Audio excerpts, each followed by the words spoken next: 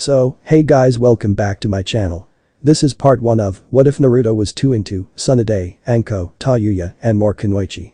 Basically, Naruto Uzumaki's romantic interests take an unexpected turn as he becomes deeply attracted to multiple Kunoichi, including the formidable Tsunade, the wild and unpredictable Anko, and the sharp-tongued Tayuya. This dynamic with each of them presents unique challenges.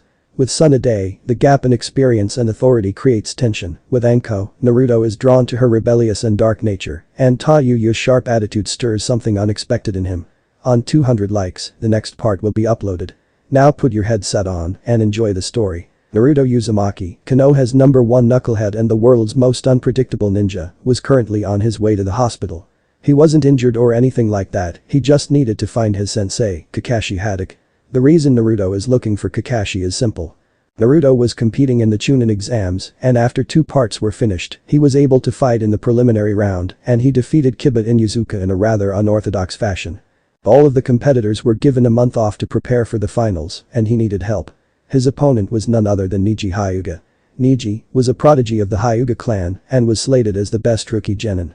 He brutally beat his cousin Hinata Hyuga due to his hatred of the main branch family, and Naruto vowed to beat him in the finals. Naruto knew he needed more than what he had for the finals, so who better to ask for training than his very own sensei.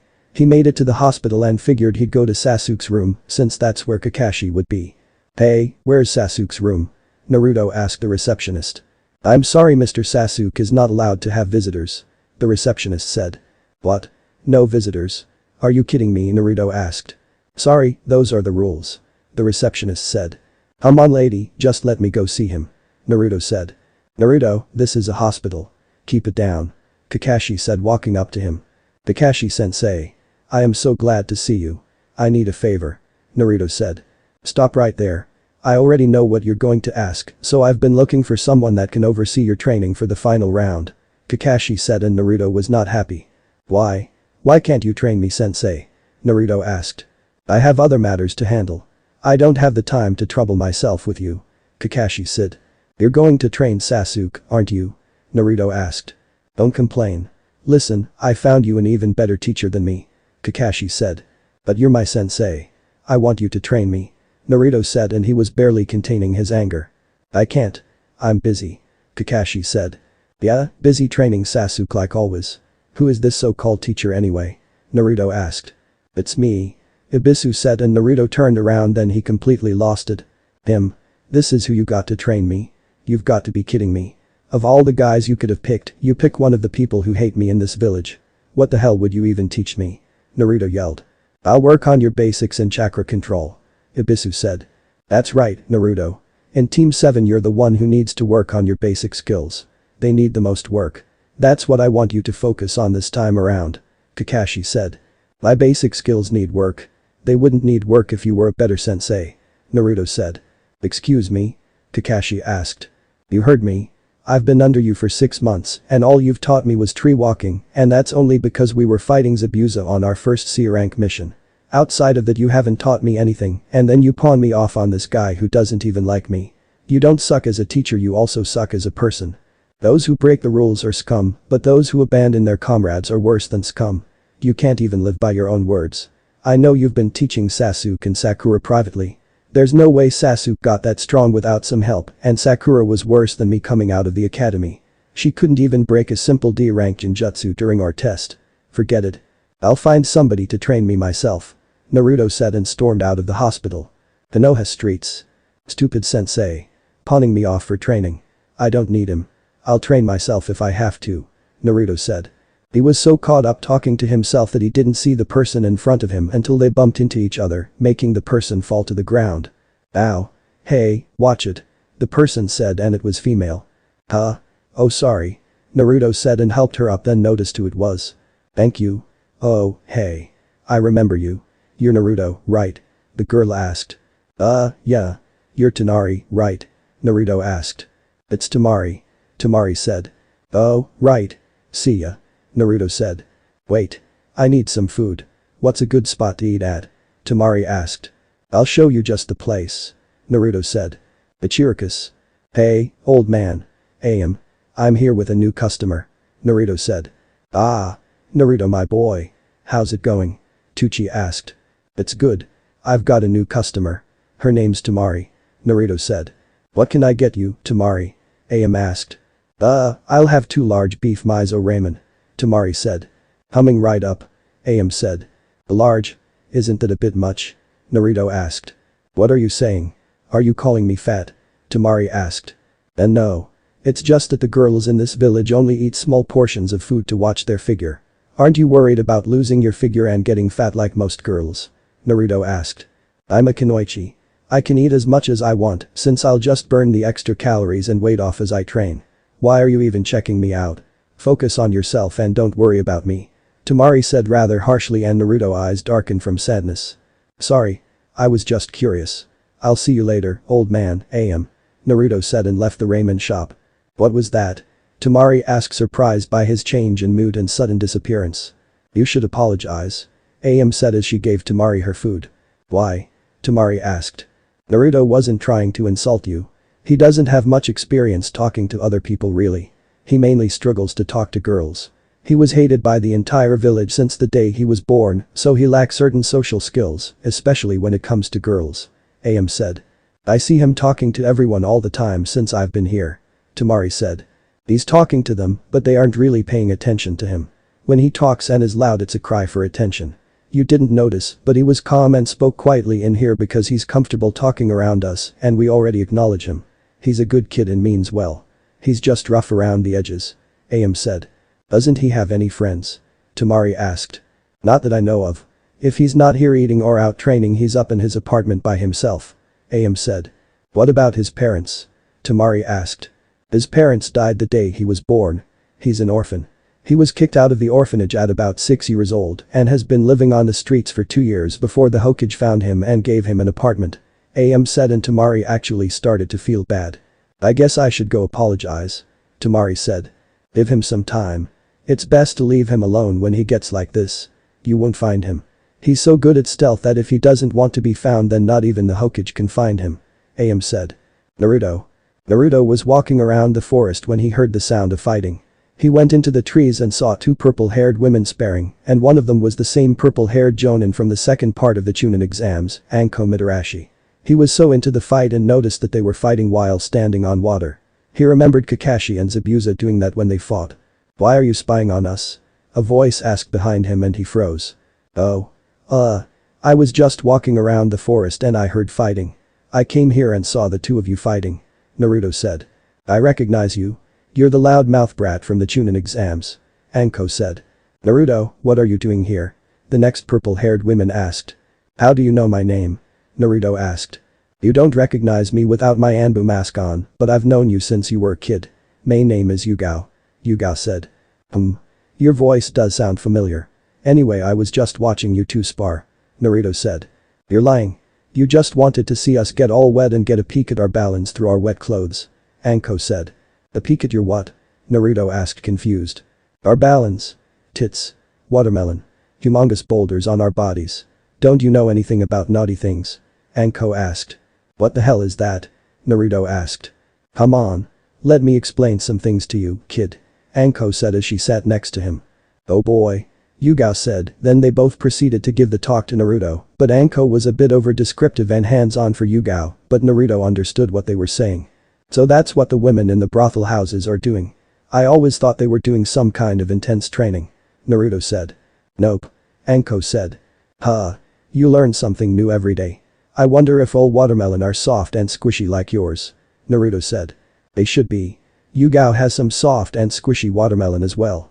Anko said and gave Yugao a nice squeeze. Will you stop? I have a boyfriend. Yugao said. I'm sure he wouldn't mind a threesome. Anko said and Yugao blushed. Wow. Wait a minute. Anko, I knew I heard that name before the Chunin exams. You're the lady Iruka-sensei talks about a lot. Naruto said. Why does he talk about me? Anko asked and had a small blush on his face. I don't know. He kept mumbling to himself about today being the day he would ask Anko. I never knew what he was talking about, but I think I figured it out. He must have a crush on you. Yeah, that's got to be it. He always has a blush on his face when he says your name. Naruto said and both Yugao and Anko were shocked. No way. I've got to tell Kurenai and Hana this. Yugao thought. He likes me. Well, then again I am a pretty nice piece of base. Anko thought. Anyway, how were you walking on water just now? Naruto asked. It's chakra control exercise. You should know that by now. Hyuga said. If I knew what it was I wouldn't have asked. Naruto said. Right. Well, Anko, I need to get back to my duty. I'll see you, Hana and Kurenai later. Hyuga said and vanished. Whoa. That was cool. Naruto said. I have to get going. I've got people to interrogate and a certain teacher to talk to. Nice talk, kid. Anko said. Wait. Before you leave, can you tell me how to walk on water? Naruto asked. What's in it for me? Anko asked. I noticed you like dango and red bean soup. There is 3,000 ryo in this pouch for you. Naruto said, holding up a pouch. How do you have this much money? Anko asked. I save more than I spend. Naruto said, and Anko took some of the money from his pouch. To do the water walking exercise, you have to emit a constant stream of chakra from the bottom of your feet and use the repellent force to walk across the water's surface. This is more difficult to master than the tree climbing because the amount of chakra that needs to be emitted changes constantly. Anko said and then gave him a demonstration. Thanks for the help. Naruto said and Anko just vanished. I need to learn that as well. I need to go to the hot springs first. My body is sore from fighting. Naruto said and left. Hot springs. Alright, I'm feeling better so now I'll do the water walking exercise. Naruto said. He figured he would work on it at the hot springs because it would give him more inspiration to complete it since he didn't want to get burned. After about 50 tries and falling into the water 50 times, he was finally able to do it, but for some reason he noticed his chakra was even harder to control properly for some reason. He was about to try again when he heard giggling. He looked up and saw a man peeping on the women's side of the hot springs. He walked up to him and tapped him on the shoulder. Go away. I'm creating a masterpiece. The man said. It's illegal to peek on the women in the hot springs. Naruto said. Go away, kid. I'm busy. The man said. Fine. Don't say I didn't warn you. There's a naughty peeking through the fence on the women's bathhouse. Naruto yelled and they heard screaming. Kid. What did you just do? The man asked. Serves you right. Naruto said and walked away listening to the man getting beat up by a mob of angry women. That wasn't nice, kid. The man said as he appeared in front of him. What the hell?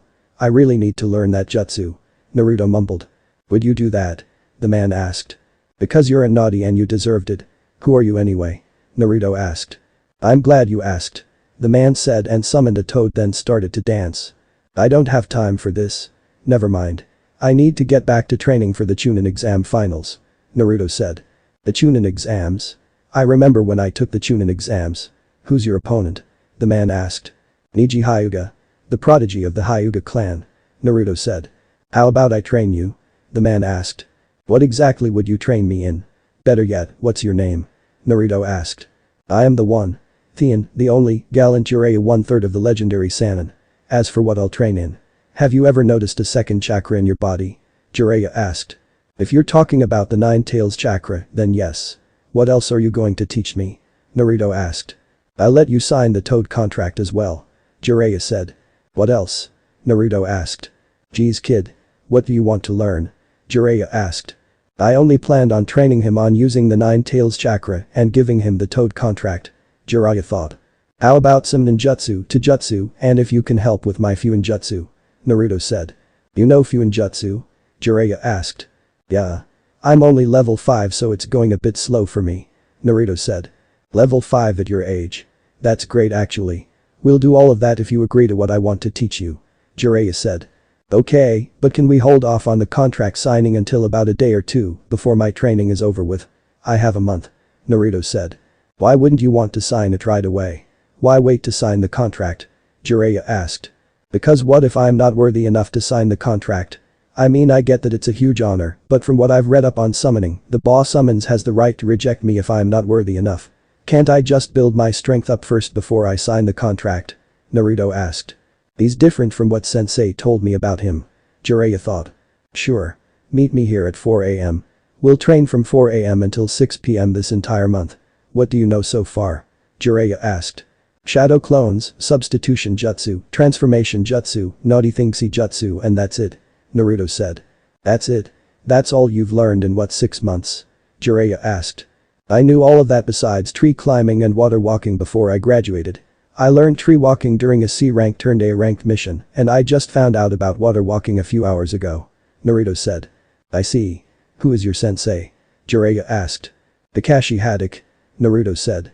You should be way above where you're at now. I've noticed you completed the water walking, but you seem to have a problem with your chakra.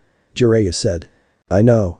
It's been harder to control ever since that stupid snake man hit me in the stomach during the second part of the Chunin exams. Naruto said. Snake man. Lift up your shirt and channel chakra for me. Jiraiya said. Why? Naruto asked. Just do it or I won't train you. Jiraiya said. Alright. Sheesh. Naruto said and did as told. So this is the formula used to imprison the nine-tailed fox. A double tetragram seal with an 8-sign seal. That way, if any of the demon's chakra escapes the tetragram seal, it will be safely channeled into and suppressed by Naruto's own chakra. The fourth Hokage did this for Naruto's own protection. Since then, a 5-pronged seal had been added. An odd-numbered seal on top of an even-numbered seal. That it explains it. That's why his chakra and the demon's chakra are merging in an unstable way. I'm surprised he was able to master water walking with this seal on him. Jiraiya thought. So, what's wrong with the seal? Naruto asked. That snake man placed an odd number seal over an even-numbered seal. Do you know what the 5-pronged seal is? Jiraiya asked. No. I haven't gotten that far into sealing yet. Naruto said. Basically, when the 5-pronged seal is placed on somebody, they have difficulty controlling their chakra. In your case your chakra became even more unstable due to the 9 tails being inside of you. It caused both of your chakras to merge in an unstable manner. Jiraiya said. Can you remove it? Naruto asked. Of course I can. I am a seal master. Jiraiya said and then slammed his hand onto Naruto's seal. 5-pronged seal release. Jiraiya removed the seal from Naruto, and he let out a silent yet by the look on his face, a painful scream. Naruto wanted to yell at Jiraiya, but he felt his chakra was a lot easier to use. A little warning would have been nice, but thank you. Naruto said. You're welcome. Now, onto our schedule. We'll be working on your speed, strength and tactics. I'll be having you wear weights to help as well so you can get some good results. Ninjutsu we'll work on after your physical training is done. Fuinjutsu will be the last thing we work on every day. Jiraiya said. Does this mean I'm like your apprentice? Naruto asked. No. You aren't my apprentice officially until you sign the Toad contract. Now, get home. Tomorrow is the start of our training regime. Jiraiya said. You got it, pervy sage. Naruto said. Don't call me that. Jiraiya yelled and Naruto just laughed at him. Great. First Kushina called me that and now Naruto calls me that. Jiraiya thought. It fits perfectly. Naruto said and Jiraiya just sighed. One last thing, you need to get rid of that horrendous outfit. Jiraiya said. It's the only thing I was able to buy. I can't even fit it. It's like 2 sizes too big. Naruto said. Why is that the only thing you could buy? Jiraiya asked. Because the entire village minus a few hate me. I only get these that make me stand out and they're not really comfortable. Naruto said. Why didn't you tell the Hokage? Jiraiya asked. Because I don't trust him. He's a liar. Naruto said. Why don't you trust him? Hasn't he been taking care of you? Jiraiya asked. If you call living on the streets for 2 years before he finally did something taking care of me then no. That little orphan check I'm supposed to get barely covers my food and rent for that dump of an apartment he gave me. I'm grateful for it, but when Sasuke became an orphan and had to move out of the Uchiha compound, he was given a luxurious apartment. Naruto said. I see. Would you call him a liar? Jiraiya asked. Because he is. I asked him if he knew my parents and he lied to my face telling me no. When I asked him again he told me it's pointless to worry about that. I know he's lying because whenever he lies, he takes a long inhale of his pipe and turns away from the person before speaking. Another thing, I asked him for help in the academy, since none of the teachers would help me with the clone jutsu, and he said he couldn't help me because that would be showing favoritism, but he gave the okay for Sasuke to have private tutors when he asked. Naruto said. Don't you think you can give him some slack? I mean he is the Hokage. Jiraiya said. The same Hokage that bossied law saying if anyone was to harm me for being a Jinchuriki that they would be put to death. Yeah. I've been beaten so many times by ninja and civilians that it's impossible to count. I had to find out from a rogue teacher that I had the 9 tails in me after he lied to me every time I was in the hospital clinging to my own life, asking him why people hated me. Naruto said and as he was ranting his eyes changed. What the hell kind of dojutsu is that? Minato and Kushina never had one. Jiraiya thought. I'll talk to Hiruzen sensei about all of this. He was supposed to be taking care of you for me. Jiraiya said. For you? Who are you exactly? Naruto asked. I can't tell you that, but I did know your parents. Jiraiya said. Who are they? Naruto asked. Let's make a deal. After the Chunin exams are over with and if you become a Chunin, I'll tell you who I am and who one of your parents were. Deal? Jiraiya asked. Deal? Naruto said. Now, what's up with your eyes? Jiraiya asked. What do you mean? Naruto asked. What do you see right now? Jiraiya asked. I see your chakra flowing, and I feel like I can do something else, but I'm not sure what it is. Naruto said. Stop channeling chakra to your eyes. Tomorrow we'll see what else the eye of yours can do. Now, I need to go talk to the Hokage about some stuff. I'll see you tomorrow morning, kid. Jiraiya said and vanished. Damn it. I should have had him show me how to do that first. Naruto said and walked away. Hospital. Hey Shikamaru. What are you doing here? Naruto asked. I was visiting Choji. What about you? Shikamaru asked. I'm here to see bushy brows. Naruto said. I think I'll join you. Shikamaru said. They walked to Lee's room only to see Gaara trying to kill Lee. Shikamaru used his shadow possession jutsu to hold Gaara, and Naruto hit Gaara with a strong punch to the face that hurt Shikamaru as well. What the hell are you doing in here? Naruto asked. I was going to kill him. Gaara said. What? Naruto asked. You already beat him during the Chunin exams. What's your problem? Wasn't that enough for you? Do you have some kind of personal grudge against him or something? I have nothing against him. It's nothing that complicated. I simply want to kill him, that's all. Gaara said. You're sick in the head. You're crazy. Naruto said. You think we're just gonna stand by and let you do whatever you want? You sick, selfish psycho. Shikamaru said. If you don't stay out of my way, I'll have to kill you too as well. Gaara said, and then Naruto walked up to him, staring him right in the eyes. Then do it. We both know Shikamaru's jutsu isn't affecting you. What's stopping you? Naruto asked. What the hell? Shikamaru asked. Do it, Gaara, or leave. Naruto said. It's 2-on-1. Just take my advice and go quietly. Shikamaru said. I'll give you one last warning. If you get in my way, then I'll kill you. Gaara said. Then I'll tell you again. Do it. Naruto said. Will you shut up? He fights like he's mad. Like he's a demon or something. Shikamaru said. He can act like a demon all he wants to, but I've got the real thing inside of me. Naruto said. You idiot. Leave this to me. What's the point of getting him mad? Shikamaru asked. A demon, huh? My demon is as real as yours is. From my birth, my upbringing was not what most people would consider a happy one. To ensure that I became the strongest of shinobi, my father cast his ninjutsu on me, infusing my unborn self with a sand spirit. I destroyed the life of a woman who gave birth to me. I was born a monster. Its name is Shukaku, and it's the living incarnation of an old monk of the sand village who'd been sealed up in a jar of tea. Gaara said. Yeah. Some kind of demonic jutsu. But to use it on a baby? Before it's even born? Man, that's creepy. Shikamaru said. Can that be true? He has one inside of him too. Naruto thought. Your dad must have loved you a lot. Shikamaru said sarcastically. You speak of love. Don't measure me by your standards. Love. Family. The only emotional ties I have to my family are the ones I'd like to wrap around their necks. They're only ties of hate. Given by the death of my mother. I was brought into being and nurtured as the salvation of the village. I was the Kazukige's child. My father taught me the inner secrets of the shinobi. He pampered me, protected me and left me to myself. For a long time I thought that was love. That was when everything started. Gaara said. When what started? Shikamaru asked. In the 6 years since I became 6 years old, my father tried to destroy me more times than I can count. Gaara said. You just finished saying how your father pampered and protected you. So which is it? Shikamaru asked. Those who get to become too strong are apt to become feared. The jutsu that gave me birth had unbalanced something in my mind. Even the fools in my village finally realized I had emotional problems. My father, the Kazekige, had created me as his ultimate weapon, but I eventually became a threat to the very village I was meant to save.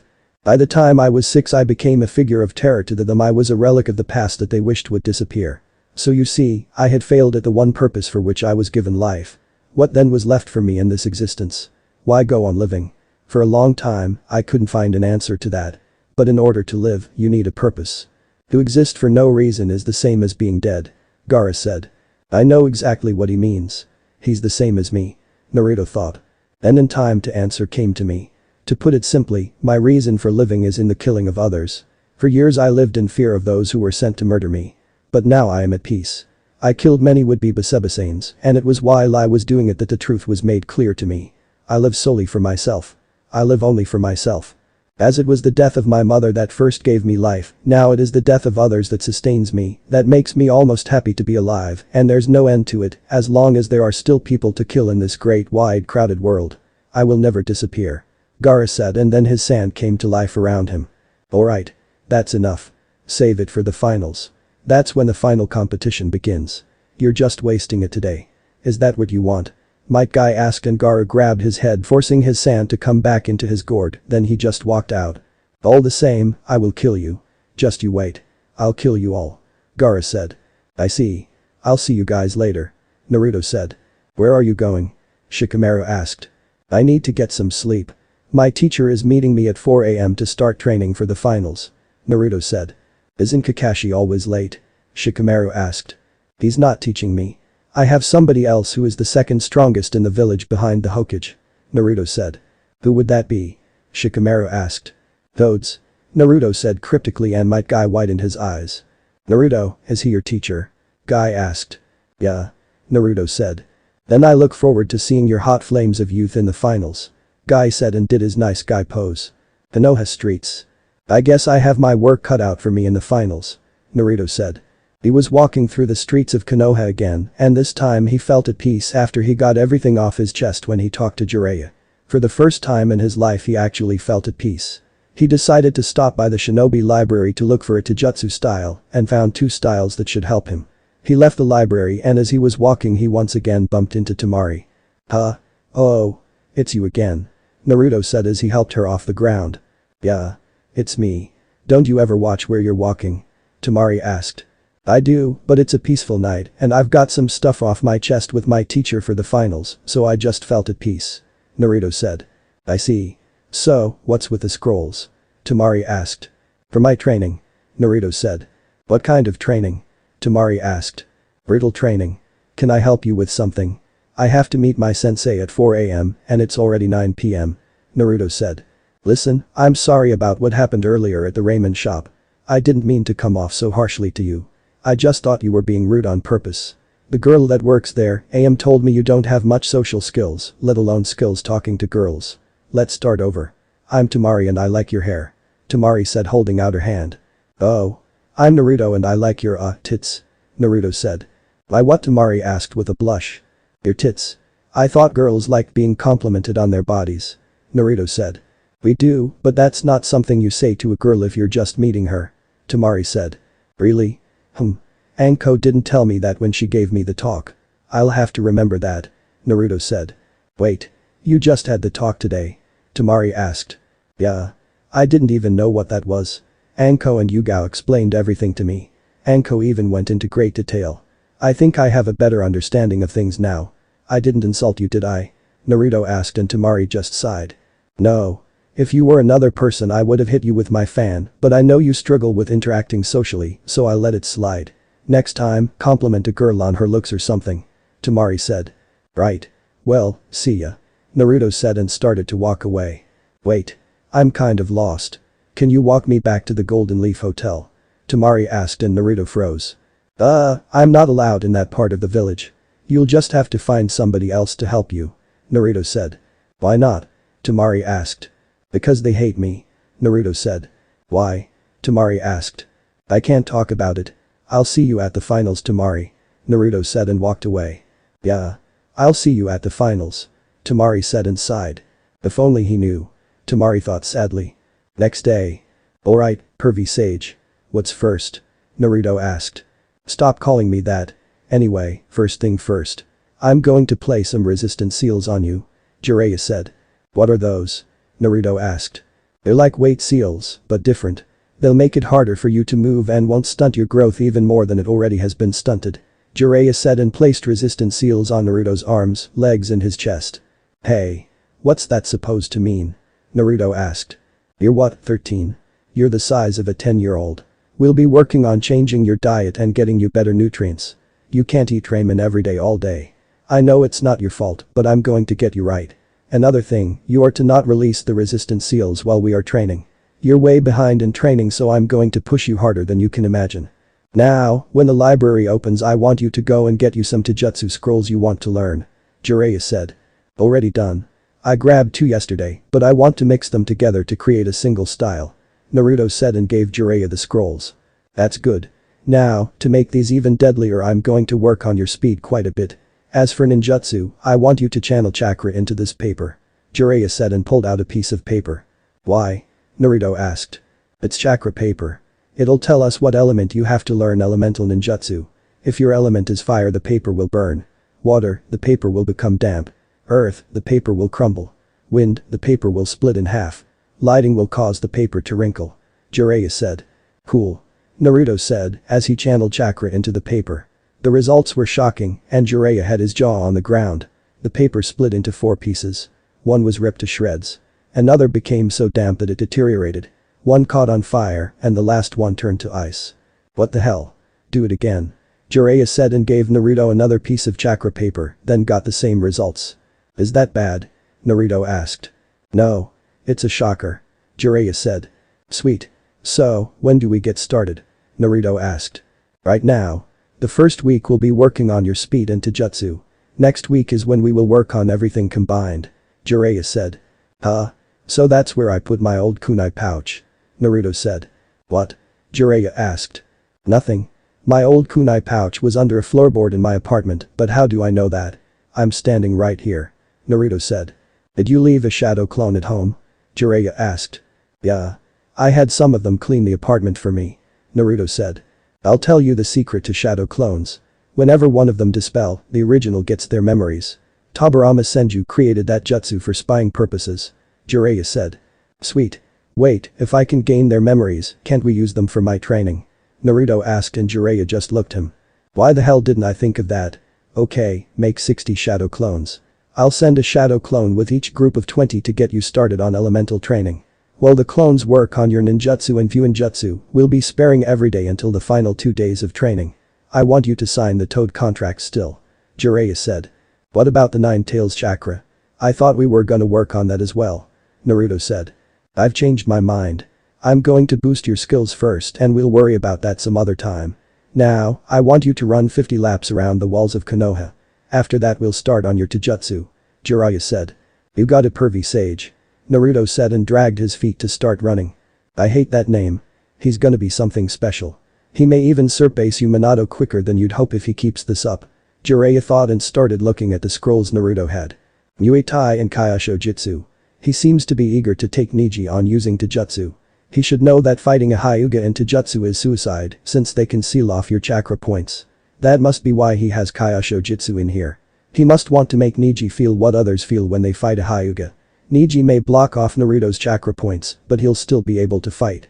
However, if Naruto strikes certain pressure points on Neji, then he won't be able to use that body part until the effects wear off.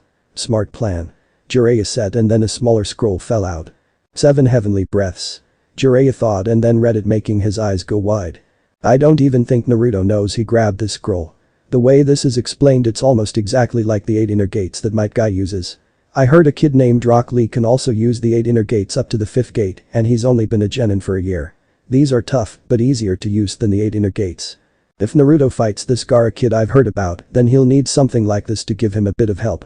I won't have him do this, I'll have some of his shadow clones tested out first and then have him do it. Jiraiya said. 28 days later. Alright, Naruto. It's time to sign the Toad contract. Jiraiya said and placed the scroll on the ground. How do I sign it? Naruto asked. Bite your thumb and sign it with blood. After you sign it make sure you place blood on each of your fingertips and place them under your name. Jiraiya said and Naruto did that. Now what? Naruto asked. Now, bite your thumb and do these hand signs to summon a toad. Make sure you use some chakra as well. Jiraiya said and Naruto went through the hand signs. Summoning jutsu. Yo. Name's Gamakichi. Nice to meet you. Gamakichi said and he was a small orange toad. Not bad for a first summon. Jiraiya thought. Try it again, but this time use as much chakra as you can. We've been working on your chakra control a lot during training, so you should be able to summon the boss toad or warrior toad. Jiraiya said and Naruto did it again. Summoning jutsu. Jiraiya. A loud voice boomed. Of course he summons Gamabunta. Jiraiya thought. Yes Gamabunta. Jiraiya said as he hid behind a rock. Why the hell did you summon me? I don't see a fight going on. Gamabunta said. I didn't summon you. He did. Jiraiya said, pointing to Naruto who was on his head. Nice to meet you, Chief Toad. The name's Naruto Uzumaki. Naruto said. You actually want me to believe this runt summoned me? Gamabunta said. It's true, Pops. I saw the whole thing. Gamakichi said. Amakichi? What are you doing here? Gamabunta asked. The new guy summoned me before you. I say we let him keep the contract. Gamakichi said. He was able to summon me on his second try. Not even Jiraiya or the fourth Hokage was able to do that. Gamabunta thought. Fine. You may keep the contract, but do not summon me unless you are in a battle and require my help, or if you have barrels of sake. Gamabunta said. Sake? Wait, I think I have some of that stuff. Naruto said and pulled out 6 storage scrolls revealing 50 barrels of sake. I like this kid already. Gamakichi, we're leaving. Gamabunta said. See ya, Naruto.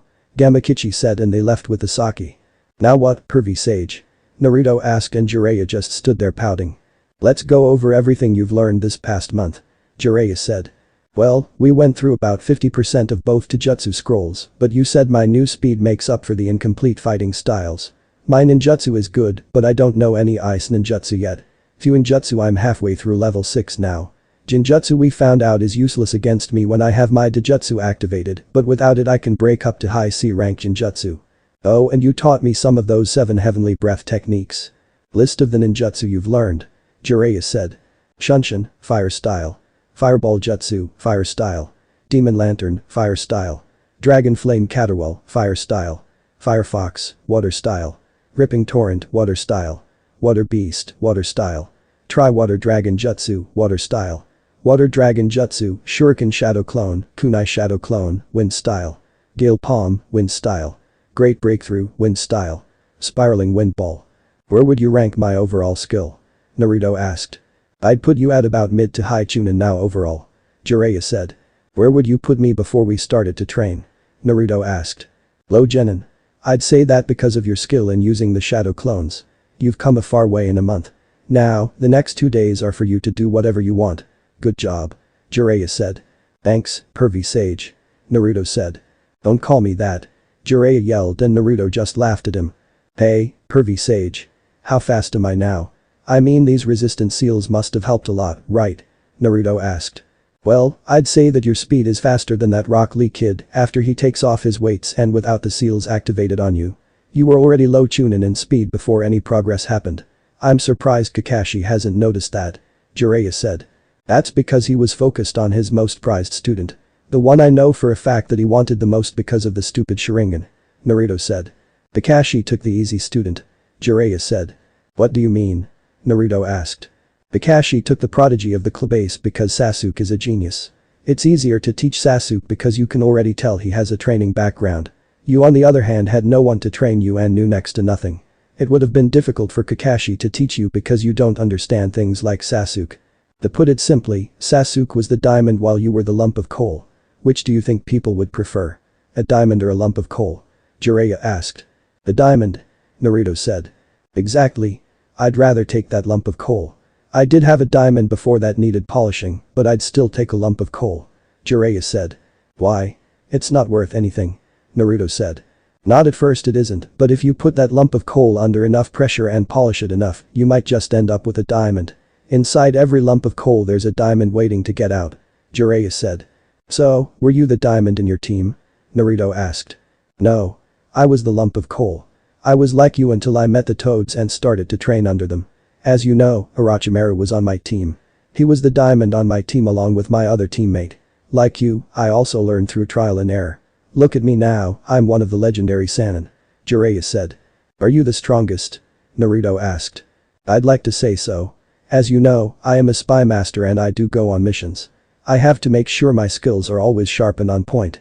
I know one of my teammates hasn't trained in decades, and Orochimaru has his own evil thing going, so he probably still trains a bit. Jiraiya said. So it's a toss-up between you and Orochimaru for the title of strongest Sannin.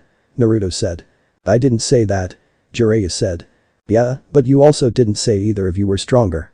I mean if the third member of your team hasn't trained in months, then it's obvious you or Orochimaru would be the strongest. Naruto said. Who do you think is the strongest between you and your teammates? Jiraiya asked. Well, me of course. Naruto said. Why? Sasuke's the prodigy of your team, isn't he? Jiraiya asked. Yeah, but I noticed even the simplest training I did would put Sasuke on edge since I was closing the gap between us quickly. I mean he had Kakashi helping him privately, but I was able to make him work for it if he wanted to beat me. I mean look at everything you taught me. Taijutsu, ninjutsu, breaking genjutsu, fuinjutsu, and you even worked on my speed while not neglecting my power. If Sasuke is fighting Gaara, then Kakashi must be working mainly on his speed to get around his sand or give him some kind of attack that can pierce through his sand. Naruto said. His ability to think logically has gotten better over this month. Jiraiya thought. Now, what about your other teammate? Jiraiya asked. What about her? Naruto asked. Why isn't she the strongest? Jiraiya asked. She's the strongest book-wise, but that's it.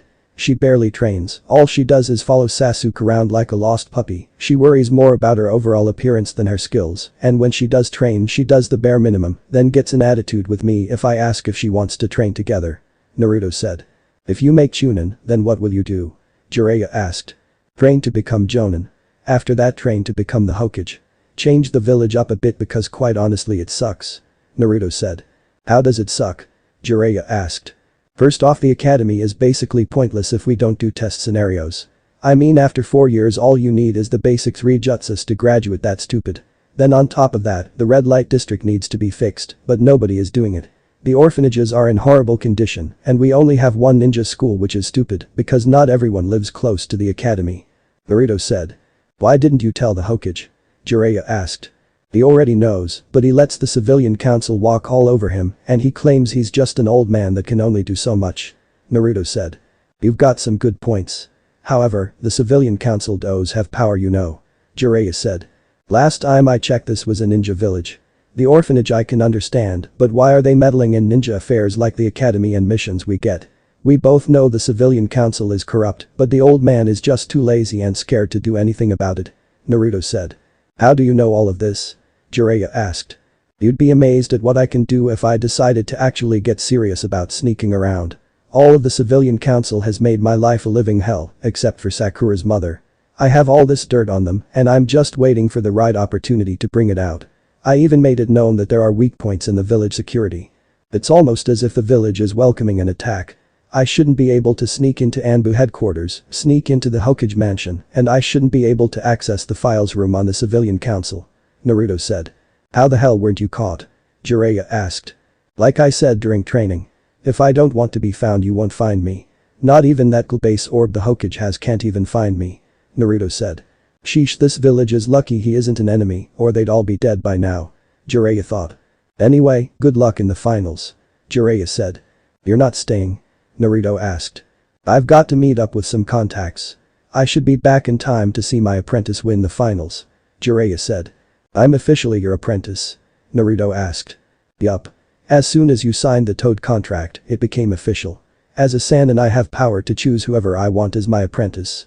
If you stay a genin then I'll be able to pull you from a mission if I need you for something. Jiraiya said. Awesome.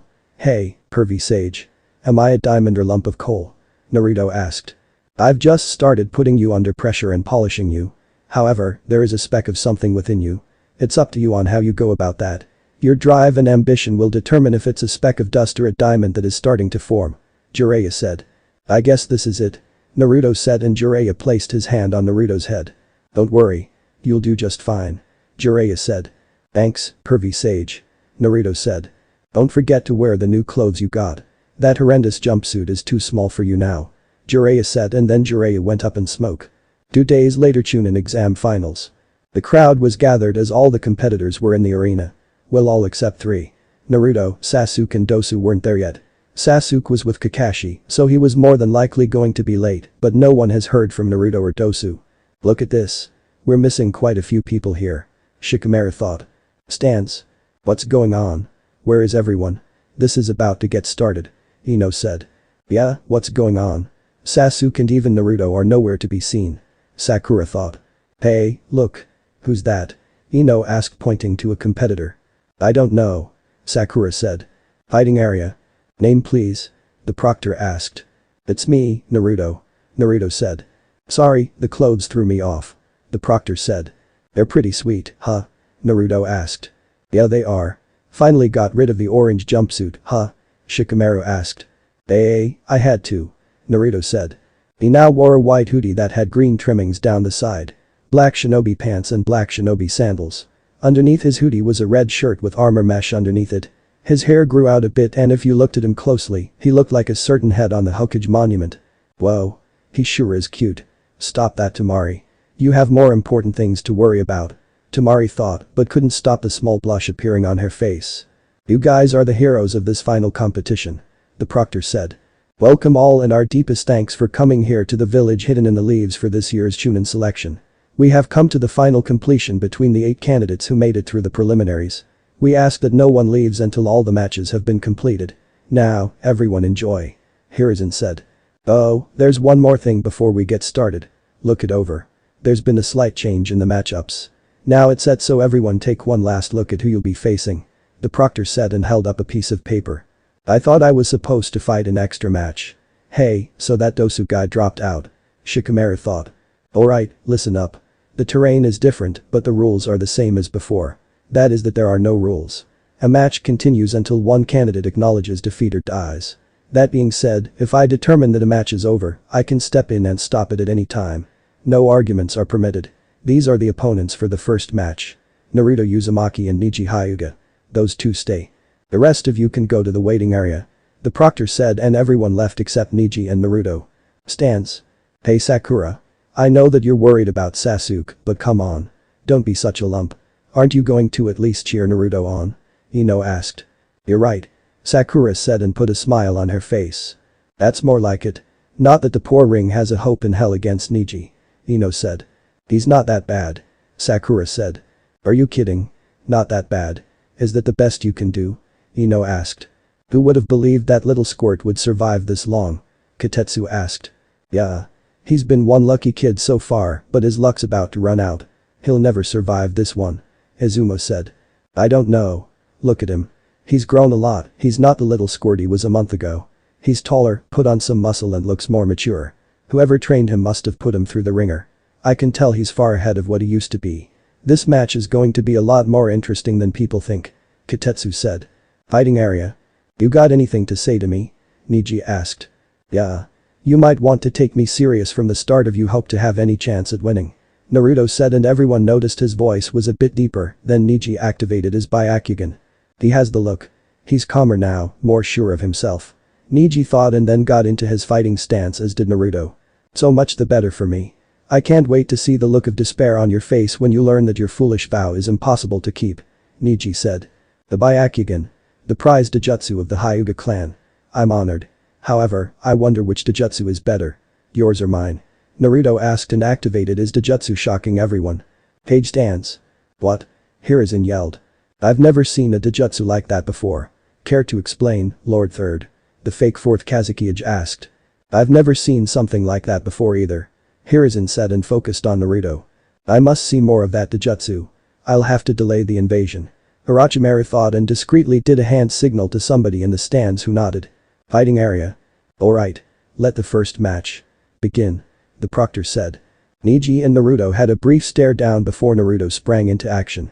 He pulled out some shurikens and threw them at Neji, who started to block them until Naruto used a shuriken shadow clone jutsu and Neji had to use his ultimate Hyuga defense to block them. I can't believe he forced me to use the rotation on his very first move. Neji thought.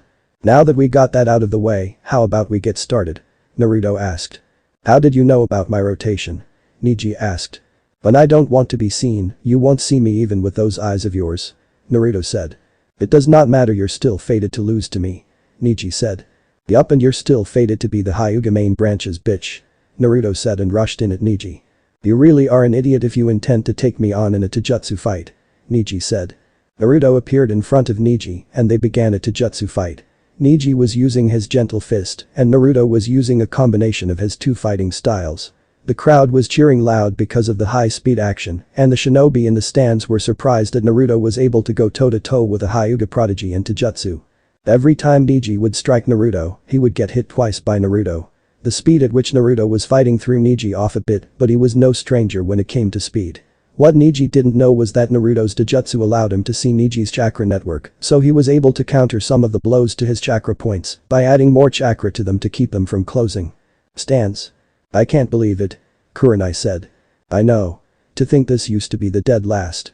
Whoever trained him during this month must have been quite the shinobi. Asuma said. Didn't Kakashi teach him? Kurenai asked. No. From what I heard, Naruto asked Kakashi for help, but he refused as he wanted to train Sasuke for his match with Gaara. Kakashi chose Abisu to train Naruto, and he flipped out on Kakashi, then stormed out of the hospital. Nobody hasn't seen or heard from him for an entire month. However, rumor has it that he spent some time with the Kunoichi from Suna. Asuma said. Then it makes me wonder what he would be like if he was trained properly throughout the academy. Kurenai said. Same here. I feel bad for Kakashi. Naruto will without a doubt make Chunin, and if he does, Kakashi won't have anything to do with it. Asuma said. Is that Naruto? There's no way he should be able to fight with Neji like that. Tenten thought. Hey Sakura. Ino said. Huh? What is it? Sakura asked. I thought Naruto was supposed to be the dead last. Who trained him? Ino asked. I don't know.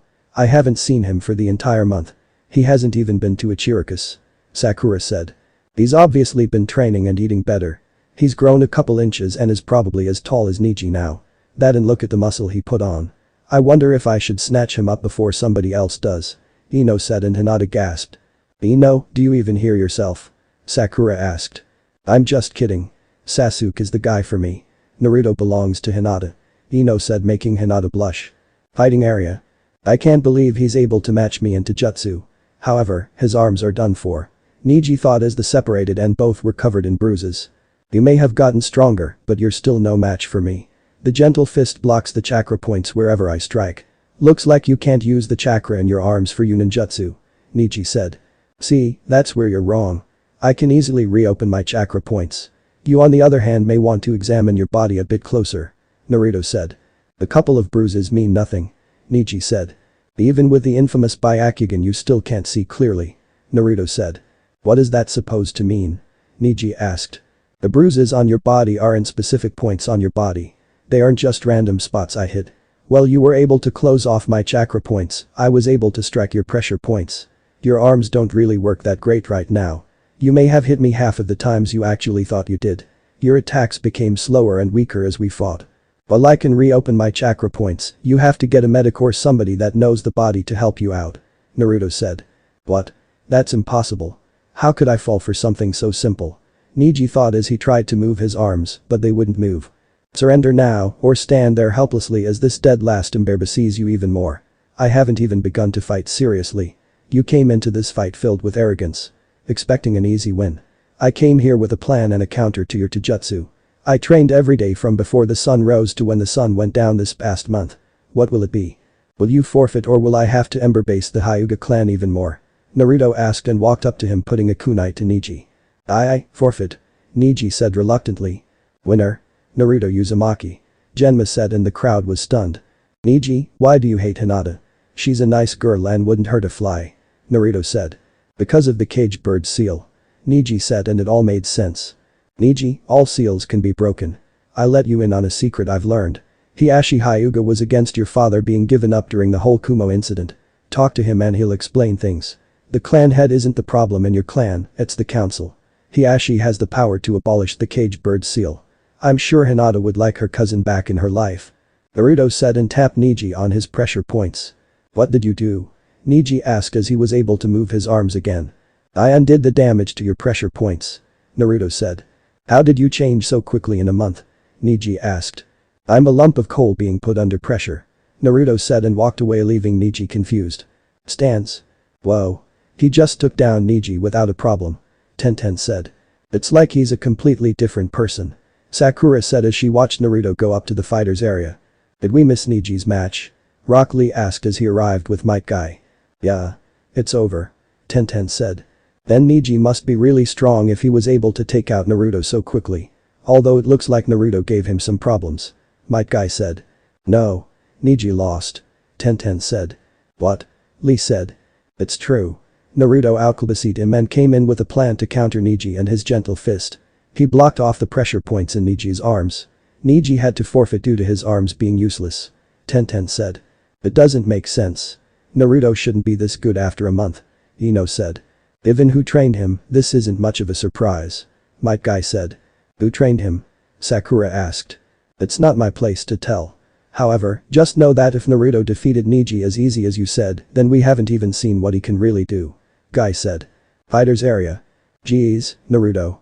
Did you have to win so quickly? Shikamaru asked and Naruto ignored him as he walked up to Gaara. Win your match, but don't kill him. I want to fight you myself. Naruto said and had a stare down with Gaara, but you could feel the tension between them. Mother says your blood is better than the Uchiha. Gaara said with a crazed look on his face. Then don't lose to Sasuke and you can have it. Naruto said, and then Gaara released a huge amount of chakra, but his was no match for Naruto's chakra output. What the hell are they? Shikamaru thought. He's got more chakra than Gaara. Temari thought. Can you two stop your cracking the walls around us? Shikamaru said. Wimp. Temari said. I'll see you in the final match. Naruto said and walked away to take a nap. Time skip. Hours passed by since Naruto went to sleep and he was woken up by a screeching noise. He yawned and stretched, then noticed Sasuke standing on the wall with lighting covering his hand. Sasuke took off at incredible speeds towards Gaara, who was trapped in a sphere of sand. Right before Sasuke could stab Gaara, his feet were stopped by sand. Sasuke was surprised along with Kakashi, and then a giant hand made of sand came from the sphere and repeatedly slammed Sasuke into the wall before he fell unconscious. Winner. Gaara of the sand. Genma said. Naruto Uzumaki. Come face me. Mother wants your blood. Gaara yelled, and the sand sphere went away as Gaara was back to normal. Stance. Okay. Naruto said and stood up, but he was grabbed. I'm calling off the match. You can't win. Kakashi said. Oh? Why is that? Naruto asked. Because if Sasuke wasn't able to beat him, I know you can't. Kakashi said. See, that's where you're wrong. I'm stronger than Sasuke and I have quite a bit of tricks up my sleeve. Naruto said. Sorry, but this is for your own good. Genma. Naruto Uzumaki forfeits this match. Kakashi said. No the hell I don't. Naruto said and went up and smoke revealing a log in his place. Relax, Kakashi. Naruto's got this. Asuma said. Did you see what Gaara did to Sasuke? There is no way Naruto stands a chance. Kakashi said. Actually, he does. Might Guy said. How so? Kakashi asked. Simple. He was trained by somebody way out of our league. He defeated Neji like it was nothing. Might Guy said and turned his attention to the fight. Have some faith in your genin, Kakashi. Kurenai said. Fighting area. Gaara vs Naruto. Begin. Ninja art. Shuriken shadow clone. Naruto unsealed 2 large shuriken and threw them at Gaara, who watched as they went from 2 shuriken to about 16. Gaara used his sand to protect himself from them and wasn't ready for the exploding kunai that Naruto snuck in there. The kunai exploded and sent Gaara flying to the wall, but he was saved by his sand. So the sand acts on its own. Naruto thought. Fire style. Fire caterwaul. Naruto expelled several dragon-headed fireballs from his mouth to cover the front, left and right side of Gaara. As the dragon heads move in an erratic manner, it makes the jutsu much more difficult to avoid. Gaara once again used his sand to protect him, and then once the dragon heads connected, they exploded. Is that all you can do? Gaara asked. Far from it. I'm just testing the speed of your sand. Naruto said. Ninja art. Kunai shadow clone. Naruto threw 2 kunai at Gaara and then they multiplied into 20. Naruto wasn't finished as he went through 4 hand signs. Wind style. Gale palm. Naruto clasped his hands together and wind is compressed, then transformed into a powerful gale. He pushed his hand out forward and the wind helped the kunai travel through the air faster, making them more lethal. Gaara once again raised his sand, but a few of them got through and managed to cut through his sand armor. Stance. Whoa. What happened to Naruto? Ino asked. I don't know. He was never this good before this round. Sakura said. Whoever trained him really did a great job. Asuma said. Didn't Kakashi-sensei teach him? Sakura asked. No. From what I heard, Naruto did ask Kakashi for help, but he blew him off so he could train Sasuke for his match with Gaara Instia. Asuma said. Then who trained him? Ino asked. I did. Jiraiya said as he landed behind them. Master Jiraiya. Kurenai said. Lord Jiraiya, it is an honor to see you and your youthfulness again. Might Guy said. Sure. Jiraiya said and Might Guy did his patented nice guy pose. Why did you train him? Kakashi asked. Because you wouldn't. Jiraiya said. Fighting area. So much for your ultimate defense. Must not be that great if I manage to get through it with a few lousy kunai. Naruto said. Shut up. Gaara replied. Gaara used his sand to attack Naruto who was barely getting out of the way, resulting in him getting a few cuts and his clothes torn. Naruto saw Gaara have his sand attack from each direction and Naruto was able to use the shunshin to escape whatever he had planned. Stop running. Gaara said.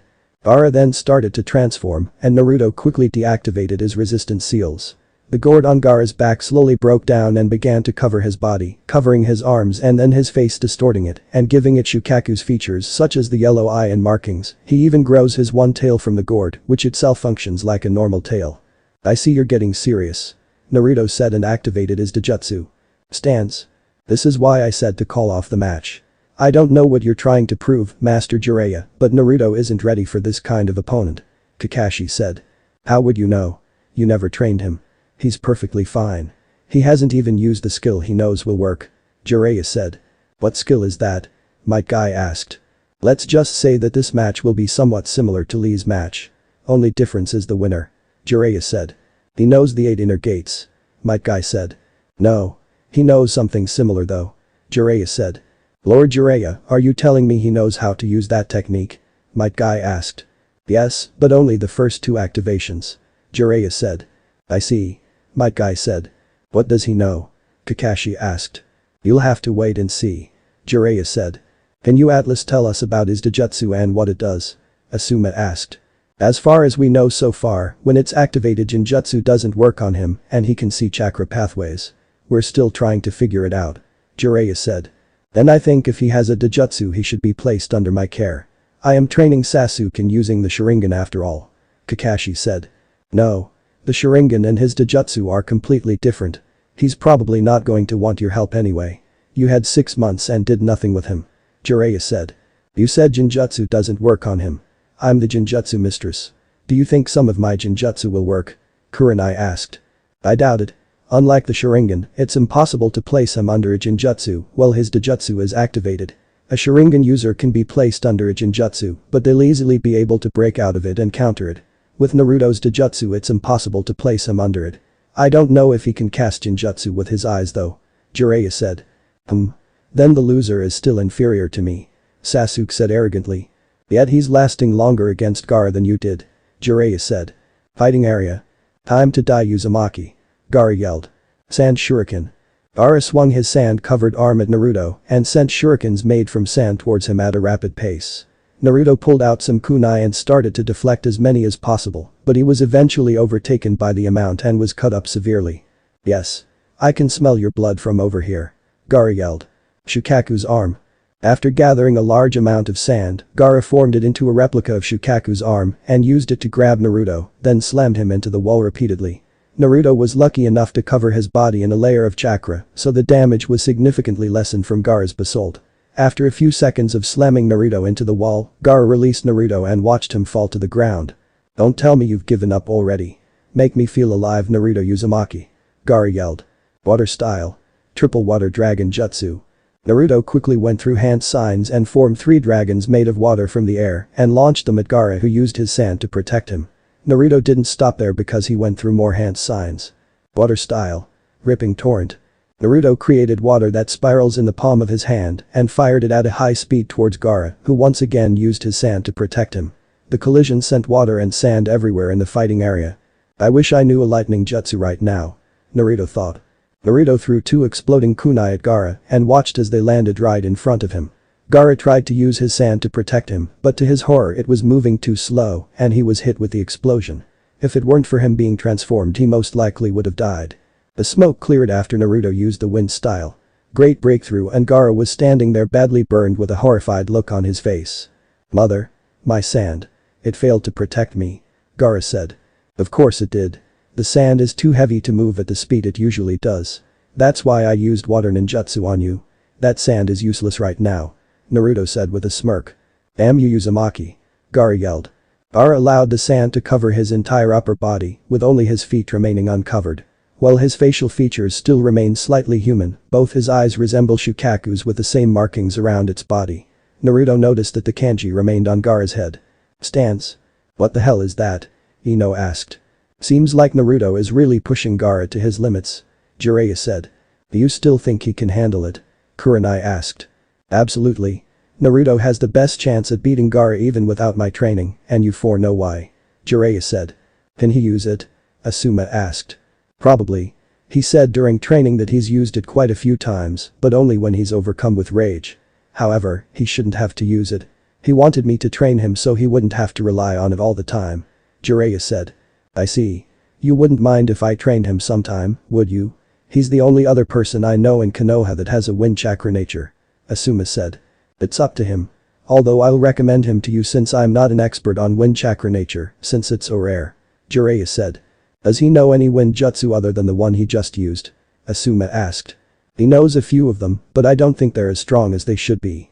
Jiraiya said and then looked over at Temari and Kankuro who were looking nervous. I can't believe it. He's hurting Gaara. Temari said. He's close to releasing Shukaku. Kankuro said. Why hasn't the Kazekage given the signal yet? Baki asked. That's because he isn't the Kazekage. Jiraiya said as he appeared behind them. Lord Jiraiya. Baki said. Relax. We already knew about the invasion weeks ago. Jiraiya said. Why aren't you attacking us? Baki asked. Because you're following orders from Orochimaru. A few days ago, a few of my spies found the body of the Kazekage in the desert and he had a stab wound through the heart from a blade covered in a specific poison. Jiraiya said. So this entire time, it's been Orochimaru giving us orders? Temari asked. Yes. I did some digging around and found out Orochimaru approached your father a month before the Chunin exams about teaming up for an invasion, but when your father declined, Orochimaru ambushed him a few weeks later. We grew suspicious when Rasa didn't show up for a meeting with the third Hokage to try and find a way to help your village get its budget increased again. That's when I sent some of my best spies out to find anything and they discovered his body. Jiraiya said. Damn it. So what do we do now? Are you going to capture us? Baki asked. No. Baki, I want you to gather as many of the sand shinobi you can gather without making it obvious and help our ninja and Anbu evacuate the village by helping everyone get to the shelter near the Hokage mountain. You two stay here and act normal. Once the invasion starts, take out any sound ninja you can until the Anbu arrives. Jiraiya said. Yes, sir. Also I should let you know that we have a spy in your Anbu ranks. He's standing behind the other genin with the dog and the Hyuga girl. He was supposed to get a signal that would have him cast a sleeping genjutsu that would put everyone to sleep and that's when Gaara would release Shukaku since he comes out whenever Gaara goes to sleep. Baki said. I'll get a squad of jonin on it. You help us win this invasion and I'm sure the Wind Daimyo will boost your budget again. Jiraiya said. I'll get on it right away. Baki said. Good. Jiraiya said. Wait, what about Gaara? From the way this fight is going he could release Shukaku at any minute.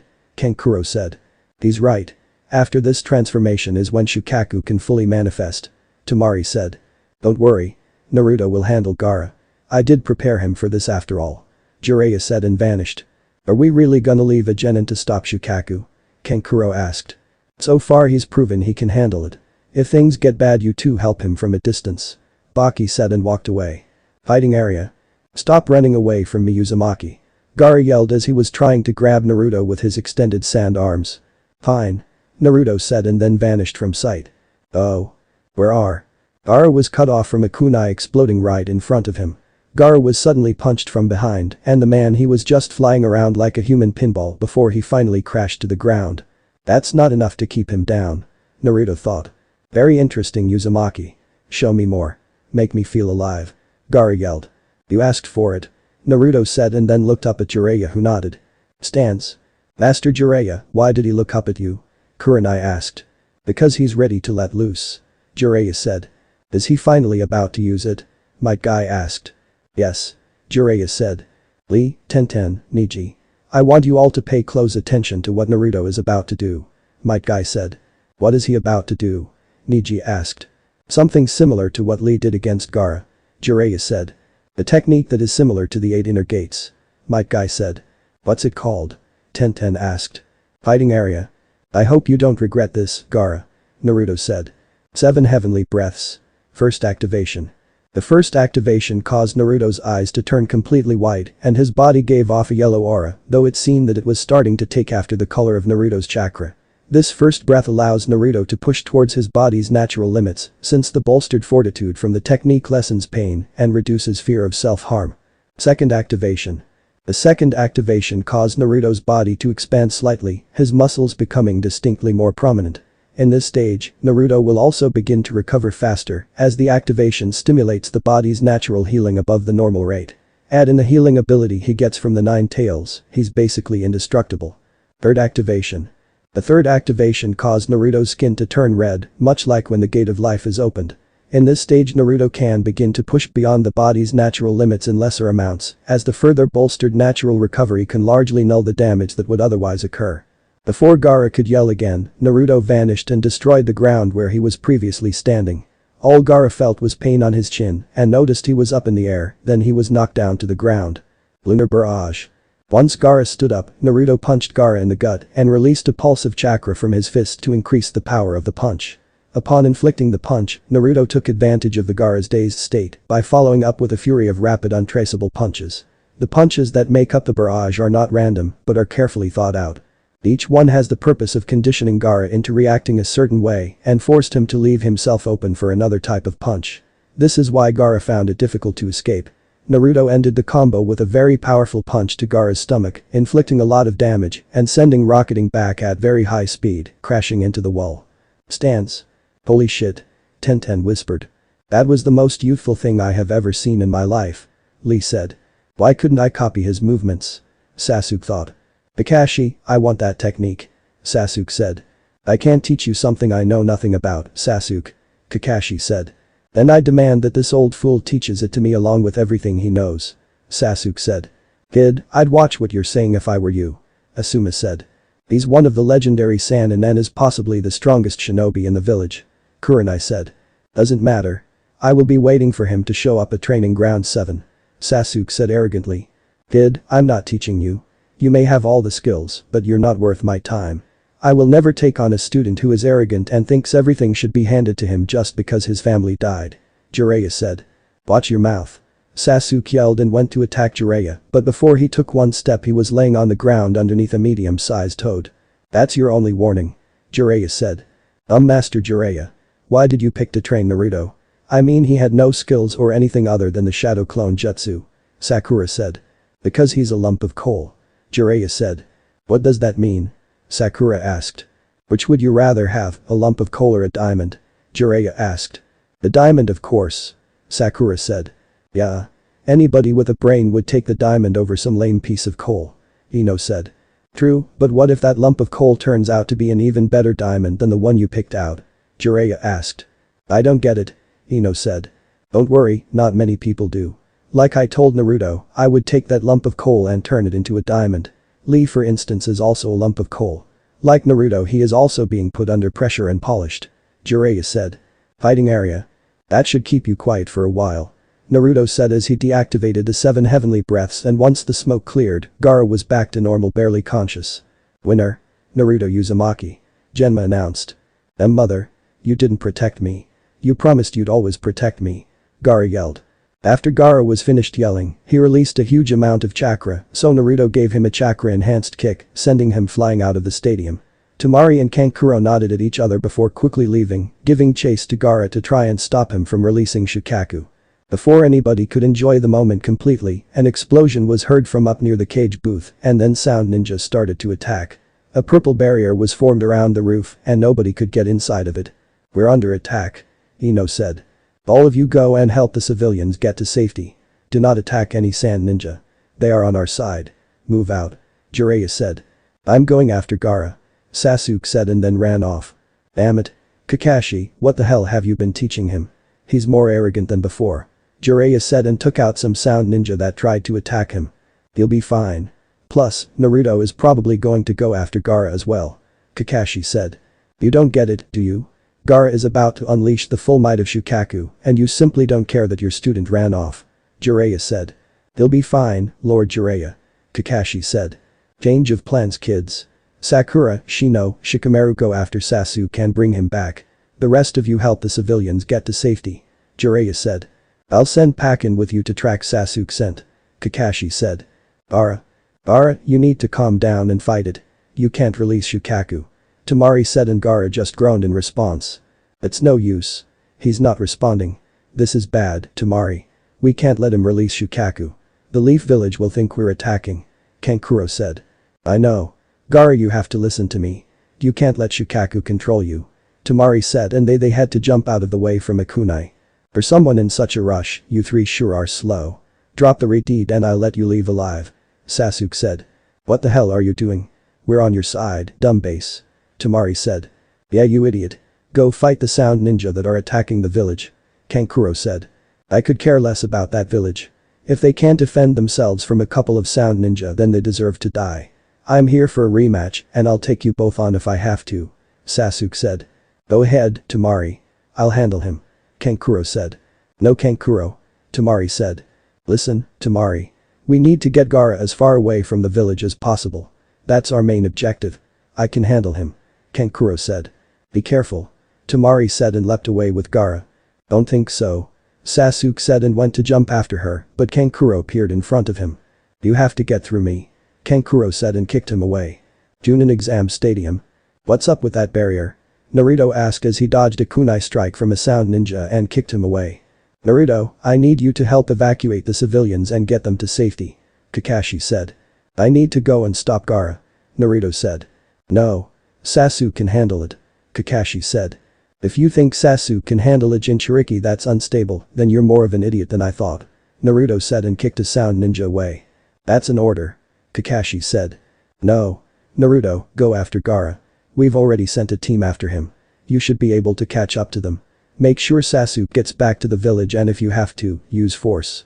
Jiraiya said and Naruto nodded then vanished. Why do you think Naruto can handle Gaara? Kakashi asked. You need to get your head out of his base. Sasuke isn't strong enough to defeat Gaara if he releases Shukaku. Jiraiya said. Oh, and what can Naruto do if he releases Shukaku? Kakashi asked.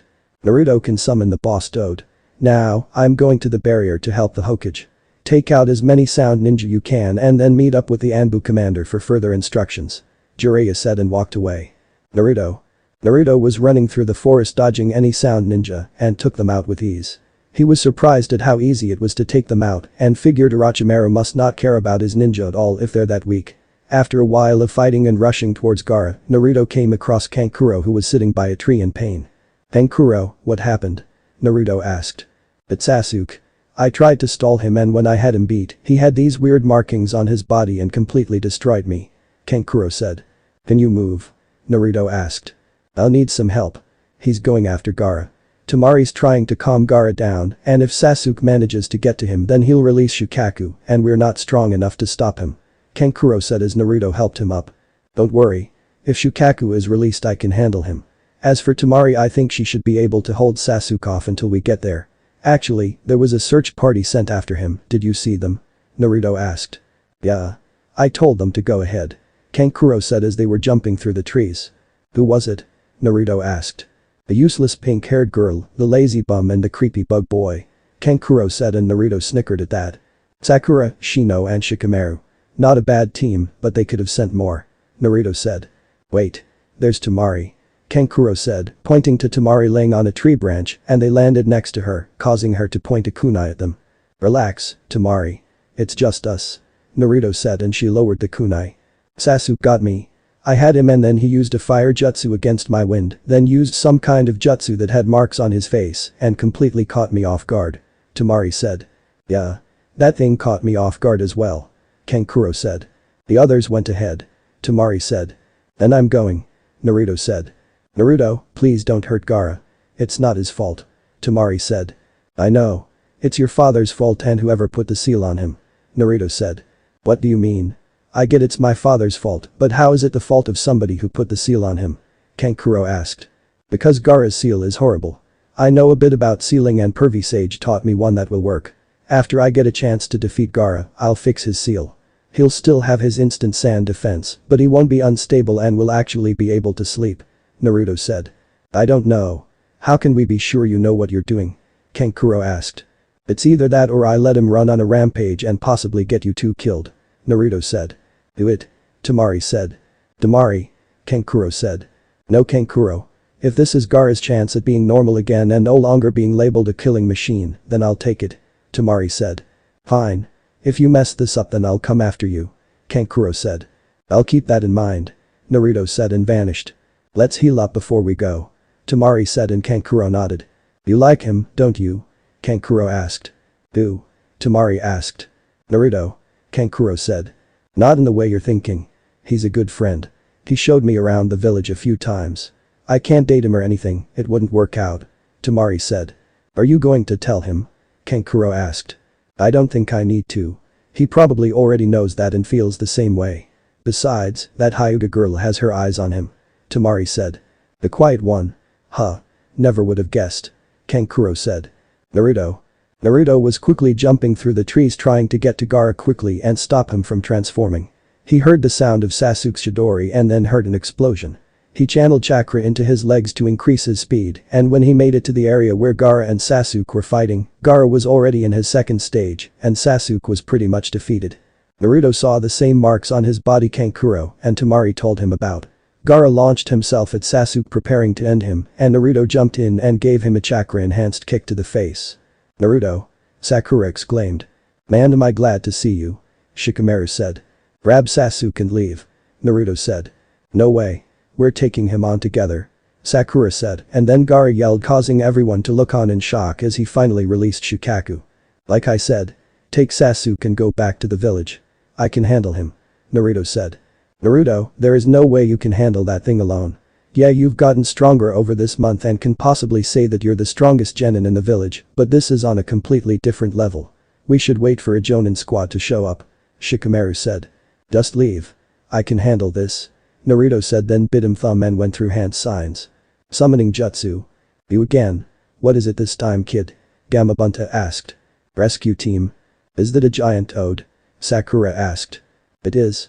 I think we should get back. This is about to get messy. Shikamaru said. I'll grab Sasuke. Shino said. Aren't we going to help him? Sakura asked. No. Naruto can handle this himself. Shikamaru said, and they leapt away from the fight. Naruto versus Gaara. Do you not see the Shukaku sand spirit in front of us? We need to take him down. Naruto said. The tailed beast. Why is it that the blonde summoners always gave me fight tailed beasts? You're lucky I like you, kid. Gamabunta said. Play possum jutsu. Gaara forced himself to go to sleep and relinquished full control to Shukaku. Oh yeah.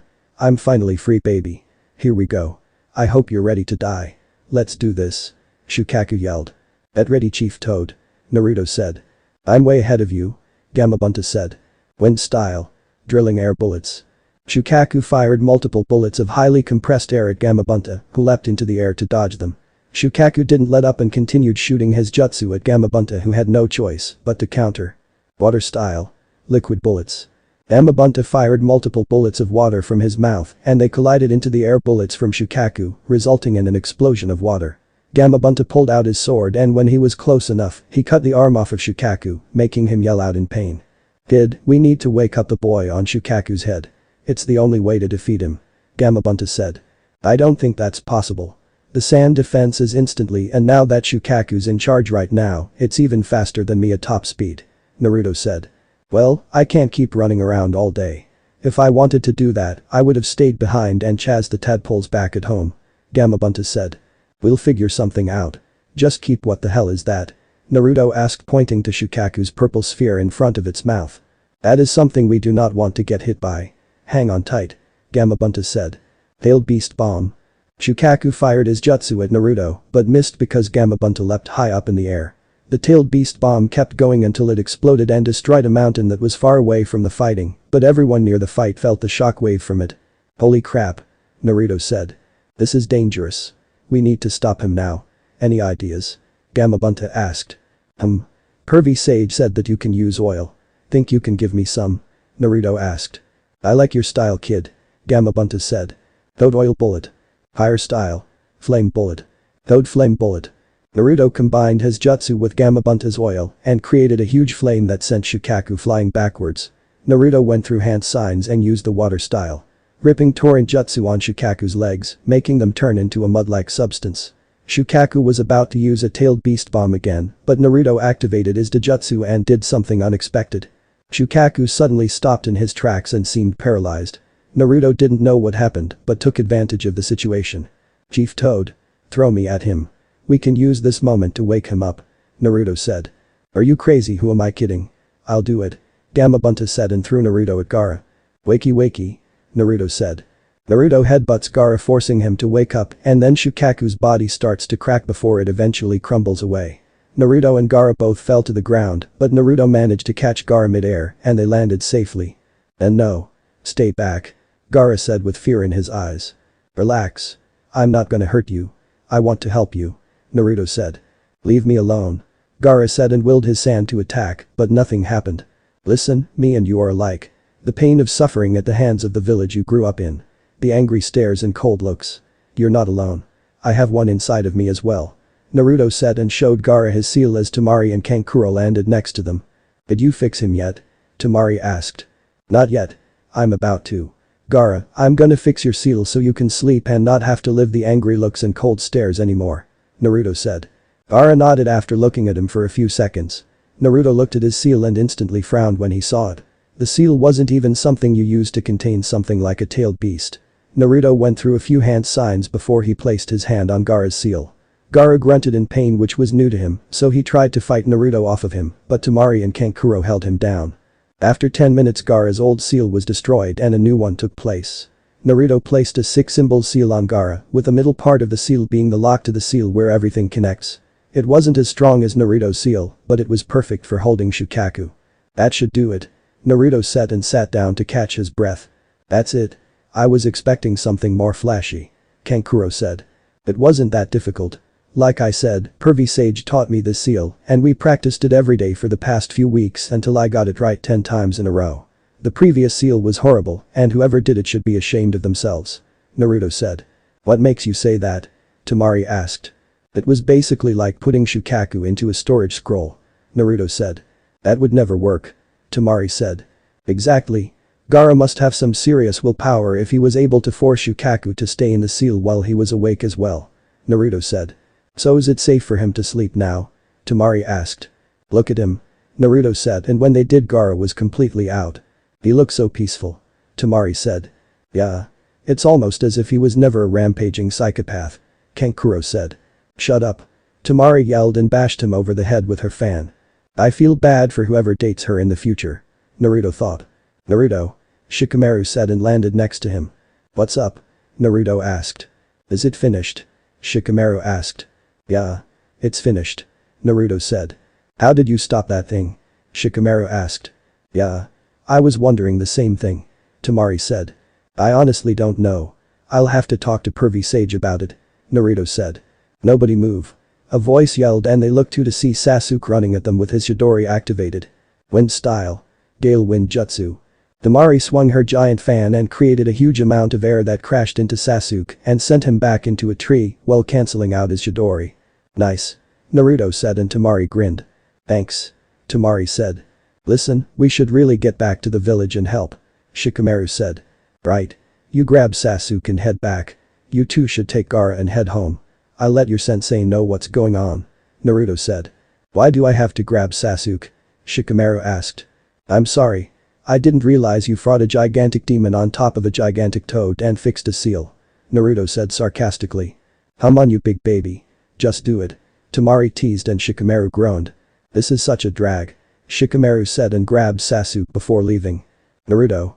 Temari said. Yeah? Naruto asked and Temari gave him a hug. Thank you.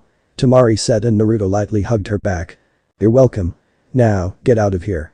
Naruto said and Temari nodded before kicking Kankuro. Wake up, Kankuro. We're leaving. Temari said and they both grabbed Gaara before leaving. I better get promoted after this. Naruto thought and left. Next day. I figured you'd want to be at the funeral with everyone else. Jiraiya said to Naruto as they were both leaning on the same post at Training Ground 7. I didn't think it would be smart for me to be there anymore. I was there and not even his funeral was enough to keep ninja and civilians from glaring at me. Naruto said. He didn't tell you about your parents for your protection.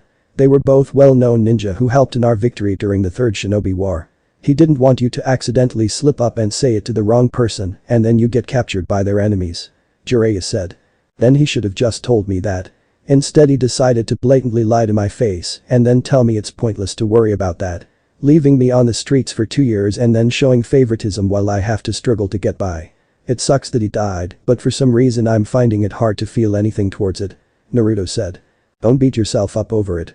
Everyone's different in how things affect them. Jiraiya said, and then it started to rain. So now what? Naruto asked. Now, we need a new Hokage. We need a strong leader. Somebody that believes in the will of fire and will lead the village the right way. Jiraiya said. So are you going to take the title of Hokage? Naruto asked. No. I like to travel and being Hokage isn't my style. Jiraiya said and there was a brief silence until Naruto broke it. Hervey Sage, I found out another ability of my Dojutsu. Naruto said. Really? What is it? Jiraiya asked. I can cast a Genjutsu that looks like it shut someone's body down for 30 seconds. It's how I beat Shukaku when I had to fight him. Naruto said. That's kind of disturbing. Do you think it can cast any other Genjutsu? Jiraiya asked. I don't know. That was the first time I did it. Naruto said.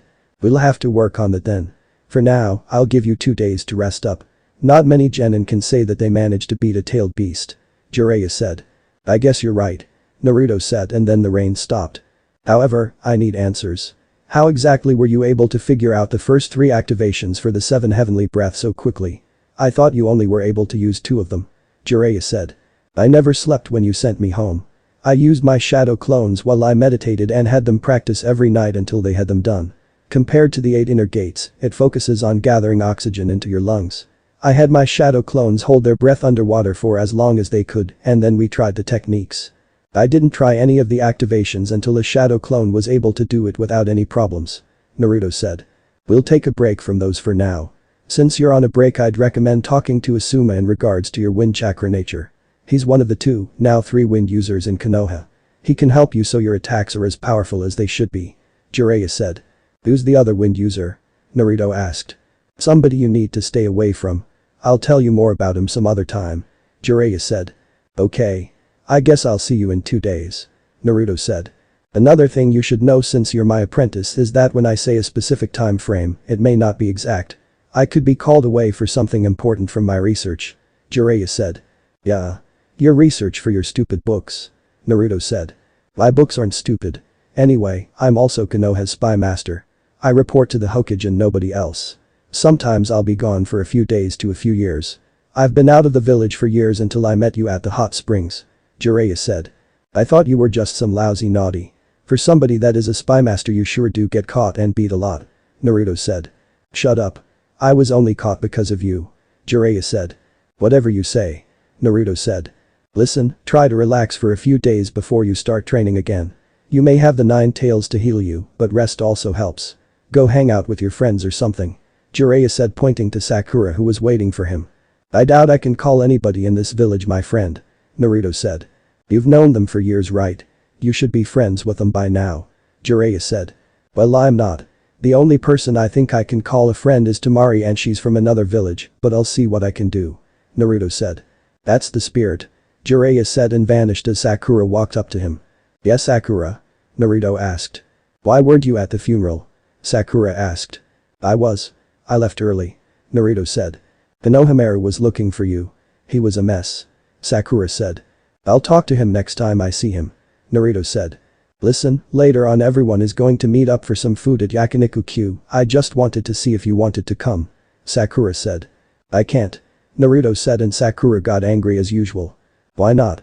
You think you're too good to hang out with the rest of the rookie 9? Sakura said. No. I'm not allowed in that place. Actually, that entire part of the village hates me. Naruto said. This is what happens when you keep pranking everyone and everything. You're such an idiot. It's no wonder you're always alone and nobody likes you. Sakura said and instantly regretted it. I see. Have a good day, Sakura. Naruto said and walked away. Naruto, I'm Sakura didn't finish because Naruto vanished. Next day. So, Naruto. You and Temari seemed to get along well after she apologized. AM said. Yeah. She's a cool person. Naruto said. Aha. What do you think of her? AM asked. She's smart, strong, and really cares for her brothers. Naruto said. Do you like her? AM asked with a grin. Not in the way you're thinking. Naruto said. What do you mean? AM asked. You think I like her as a girlfriend and I don't. We wouldn't really work out. She needs somebody that's kind of submissive, I guess you can say. She likes to be in charge, and plus she needs somebody to match her intelligence. I'm somewhat smart, but not smart enough to be with her. That, and I'm not really the submissive type. We'd argue like every day since she won't be able to boss me around. Naruto said. How do you know about being submissive? AM asked. Anko and Yugao taught me. Naruto said. Great. It just had to be Anko who taught him. AM thought. So what kind of girl would you like? AM said. I don't know. She has to have red hair though. It's my favorite color. Naruto said. If red is your favorite color, then why don't you have anything red on? AM asked. I do. My shirt underneath is red. Naruto said, and then they were interrupted by none other than Jiraiya. Seriously, Naruto? You just couldn't stay away from the ramen. Jiraiya said. Pervy Sage. What are you doing here? I thought I had a few days off. Naruto asked. There's been a change of plans. We're going on a mission. Meet me at the gate in an hour. Jiraiya said. You got it, Pervy Sage. Naruto said and Jiraiya sighed. I really wish you'd stop calling me that. Jiraiya thought. Naruto and Jiraiya. So, what's the mission? Naruto asked as they were walking along the road. We're going to find a woman. Jiraiya said. Seriously? You brought me with you just so you can shag a random woman and then write about it in one of your books? Have you no shame, Pervy Sage? Naruto asked. This isn't just some woman. She's a very remarkable woman. Jiraiya said. Right. Anyway, I think it's time we start talking about my training. Naruto said. What training? Jiraiya asked. It's just that I think it's time I added something unique to my skill set. Don't get me wrong, I know I have ninjutsu, taijutsu and fuinjutsu, but anybody can learn those. I'm talking about something unique that is difficult to learn. Something complicated yet simple at the same time. Naruto said. Something complicated yet simple, huh? I've got just the thing. Jiraiya said. What is it? Naruto asked. A simple yet complicated jutsu. Jiraiya said. So, when do we get started? Naruto asked. We need to stop by the nearest town first before we do anything. I don't have the supplies on me for the jutsu. Jiraiya said and they stopped at a sign. Adafuku town. That's 10 kilometers from here. Naruto said. That's right. It's our first stop in our search. Jiraiya said. Right. So, would you choose me to come with you? Naruto asked. Well, you're my apprentice and I think you'll play a major part in the success of this mission. That and I did say I would tell you who I really am, along with the identity of one of your parents. Jiraiya said. Yeah, but you also said that you'd only tell me if I became a Chunin. Naruto said. Trust me. You're gonna make Chunin when we get back to the village. Everything that happened during the Chunin exams and invasion has been carefully documented. Jiraiya said. If you say so. Naruto said. Now, which parent do you want to know about? Jiraiya asked and Naruto thought about it for a minute. My mom. Naruto said. Okay. I'll introduce myself first. As you know, I'm Jiraiya the Toad Sage and one of the legendary Sannin. However, I'm also your godfather. Jiraiya said. Why what? Where the hell were you? Naruto yelled. Listen, I'm Konoha's spy master and I traveled a lot. It wouldn't have been smart for me to bring a newborn along with me, so I decided to leave you in the village with the Hokage. I would send you money every month and until I saw you at the hot springs, I honestly thought you were living a nice life from what he would report to me. That toad wallet you carry around is from me. I decided that if I wanted to keep you safe and your Jinchuriki status a secret, I'd protect you from the outside. I've stopped so many lead ninja from leaking information about you over the years that the amount would be considered a small army. Jiraiya said. So, you thought you would be better off protecting me from the outside rather than taking me with you? Naruto asked. Exactly. Jiraiya said. I guess I can agree with that. What about my mom? Naruto asked. Her name was Kushina Uzumaki. She was a well-respected kunoichi in our village and was well known for her unique use of ninjutsu and her kenjutsu abilities. Before she died, some people would say that she was stronger than Tsunade, my other teammate in the legendary Sannin. As a kid she was a headstrong, impulsive, eccentric, and stubborn girl. As well as a bit of a tomboy. However, with time she matured and was very level-headed and cheerful, with a noticeable spacey side to her. She died protecting you from the wrath of the Nine Tails during the attack. All she wanted was a peaceful life with a family, and that was all taken away from her the day you were born. Your name is the name of a character from the very first book that I wrote that didn't sell as well as I hoped it would. Jiraiya said. Do you think she would be proud of me? I mean I don't exactly have the greatest reputation in the village. Naruto said. She would be proud of you no matter how your reputation was in the village. All she wanted was for you to be happy in life. Jiraiya said. I guess she would be. I mean I have a friend although she's from Suna, but she's a friend nonetheless. Naruto said. That Temari girl? I thought she was your girlfriend. Jiraiya said.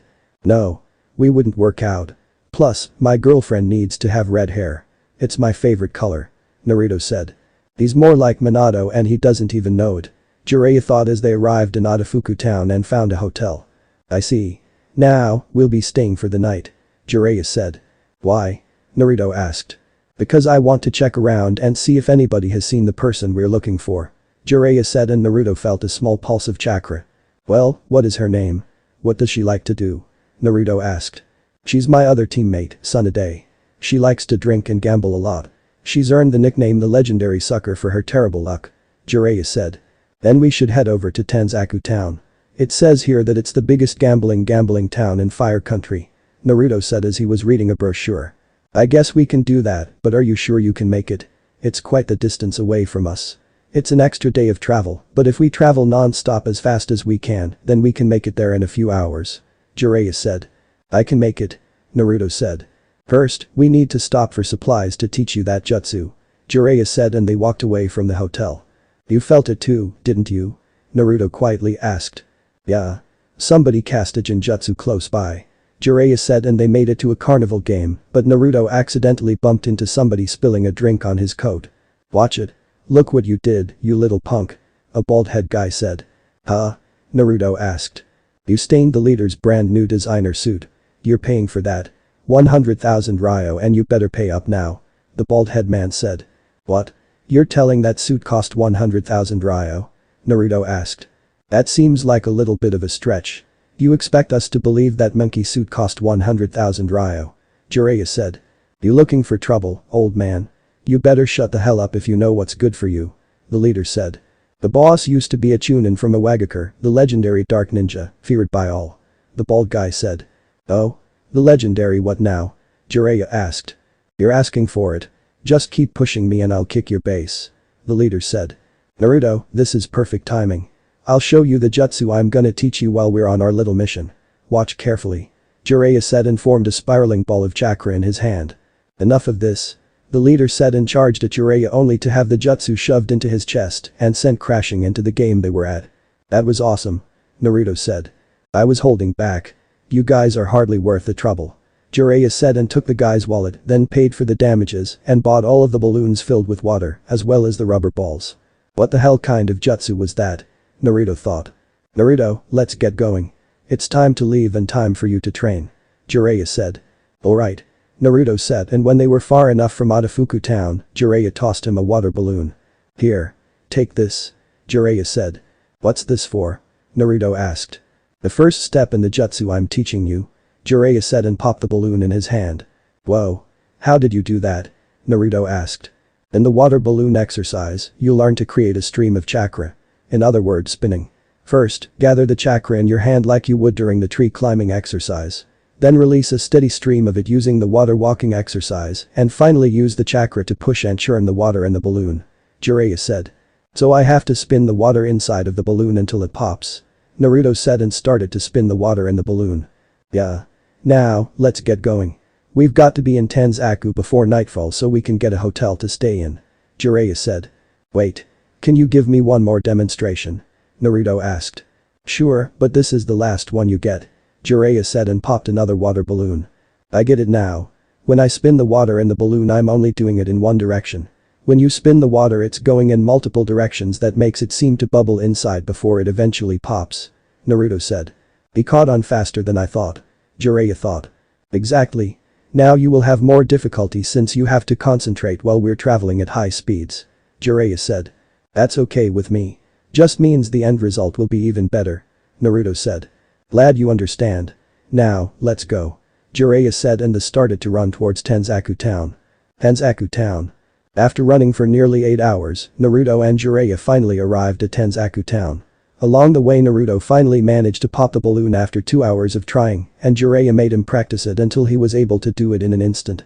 Naruto wanted to move on to the next step, but Jiraiya told him to give his chakra network a break and they would do the next step in a few days. As they were walking around, Naruto could tell that this place would attract any kind of gambler, even the likes of Tsunade. Naruto decided to test his luck at a lottery ticket and to his and Jiraiya's surprise, he actually won off of his first ticket. Naruto didn't even try to win again, since he had more than enough money to last him a couple of months. Alright, Naruto. I doubt she's here yet, but given the buzz around this place, I'd say she'll be here within 2 weeks. I'll book us a hotel and for the next 2 weeks, I'll be working with you on your taijutsu and breaking down hand signs from your jutsus to use them faster. Is there anything specific you want to work on besides this jutsu? Jiraiya asked. Yeah. I want to work on my Fukinjutsu, but not the ordinary stuff. I want to learn some Juinjutsu or Atlas methods of removing some. Naruto said and Jiraiya sighed. Listen kid. Juinjutsu is no joke and it takes years to master. Jiraiya said. I know that, but we have my shadow clones, remember? We'll be speeding up time if we use them. Naruto said. I'll teach you. Why do you want to know Juninjutsu so bad? Jiraiya asked. I don't know. I just have a feeling that I'll need it in the future. Naruto said. Alright. Starting tomorrow we begin training. I'll have you work on the second stage in physical training while I work with your clones for a few hours. Jiraiya said. Alright. Naruto said. 2 weeks later. 2 weeks has arrived and a few of Jiraiya's spies have contacted him, letting him know Tsunade was now in Tenzaku town. What made him confused was that earlier in the day, Tsunade hit the jackpot consistently and won a ton of money. Over the past 2 weeks Jiraiya worked Naruto into the ground. He needed less hand signs for all of his jutsus, his taijutsu was even better than before, he managed to get bossied the second step in his jutsu, which required him to pop a rubber ball. Jiraiya kept his word and taught Naruto some Juninjutsu releasing methods that Naruto took to like a fish in water. Currently Jiraiya had Naruto working on the final step to his jutsu, which relies on him combining the first and second steps together. Alright, Naruto. According to my sources, Tsunade is in town. She's been here for a few days and we've been gone from the Leaf Village for over 2 weeks. I want you to make some shadow clones and have each of them try to locate her to make it easier to find her. Jiraiya said. I don't even know what she looks like. Naruto said. This is what she looks like. Jiraiya said and held up a picture of Tsunade. You just happen to have a picture of her with her watermelon being the main focus. That's not weird at all. Naruto said sarcastically. Shut up. Just make the damn clones. Jiraiya said. Alright. Alright. Naruto said and made 100 shadow clones that spread out to find her. Now, when they find her let me know which direction and we'll head that way. Jiraiya said. Alright. Naruto said and then started to work on the final stage of his jutsu. But the way you progress in everything, I'm starting to think you were faking it being horrible all this time. Jiraiya said. I wish. I guess I just needed the right teacher to guide me. Naruto said. That sounded like a compliment. Jiraiya said. It is. I mean you actually know what you're talking about and take time to help correct my flaws. Naruto said. Well, I'm not one of the legendary Sannin for nothing. Jiraiya said and puffed his chest out. Yeah, but you're still a naughty. Naruto said and Jiraiya deflated. Way to ruin the moment. Jiraiya mumbled and Naruto's clones popped. I found her. She's going towards that big castle. If we hurry, we can catch her before she goes any further. Naruto said. Let's go. Jiraiya said and they vanished. Giant castle. I assume it's safe to say we have a deal here then. Orochimaru asked Tsunade after he just offered to bring her loved ones back to life if he healed her arms. Fire style. Fireball jutsu. Orochimaru, Kabuto, Tsunade and Shizune all jumped out of the way from a gigantic fireball that came crashing down in between them. The smoke cleared, revealing Jiraiya and Naruto standing there with a glare. Jiraiya. Tsunade said. Well, if it isn't the other member of the legendary Sannin. Orochimaru said. Look, he even brought a child with him. Kabuto said trying to taunt Naruto who just activated his taijutsu and the Kabuto collapsed on the ground. What? Orochimaru thought. Seems we've arrived at the right moment. Jiraiya said. Lord Jiraiya. Shizune said. What did they do to Kabuto? Tsunade thought. I believe it time for you to grab your lapdog and leave. Naruto said and pulled out a kunai. You're no match for me. I can kill you before you even think about moving. Orochimaru said. You could, but Pervy Sage would reach you before you get to me. Do you want to test your luck? Naruto asked and Orochimaru gritted his teeth. I expect an answer by the end of the week, Tsunade. Orochimaru said and then Kabuto woke up then they vanished. Jiraiya, we need to talk. Jiraiya said interrupting Tsunade. We can go grab something to eat. Shizune said. Let's go. Jiraiya said and walked away with Naruto following behind him. Restaurant. Talk. What did Orochimaru want? Jiraiya asked and Tsunade didn't say anything. He just wanted to stop by and say hello. Tsunade finally said and Jiraiya slammed his hand on the table. Bullshit. He wants something from you. What does he want? Jiraiya asked. Master Jiraiya, perhaps we should keep it down. People are beginning to stare at us. Shizune said. Fine. Tsunade won't talk so you'll have to. What did Orochimaru want? Jiraiya asked. Shizune. That's enough. Not another word. Tsunade said.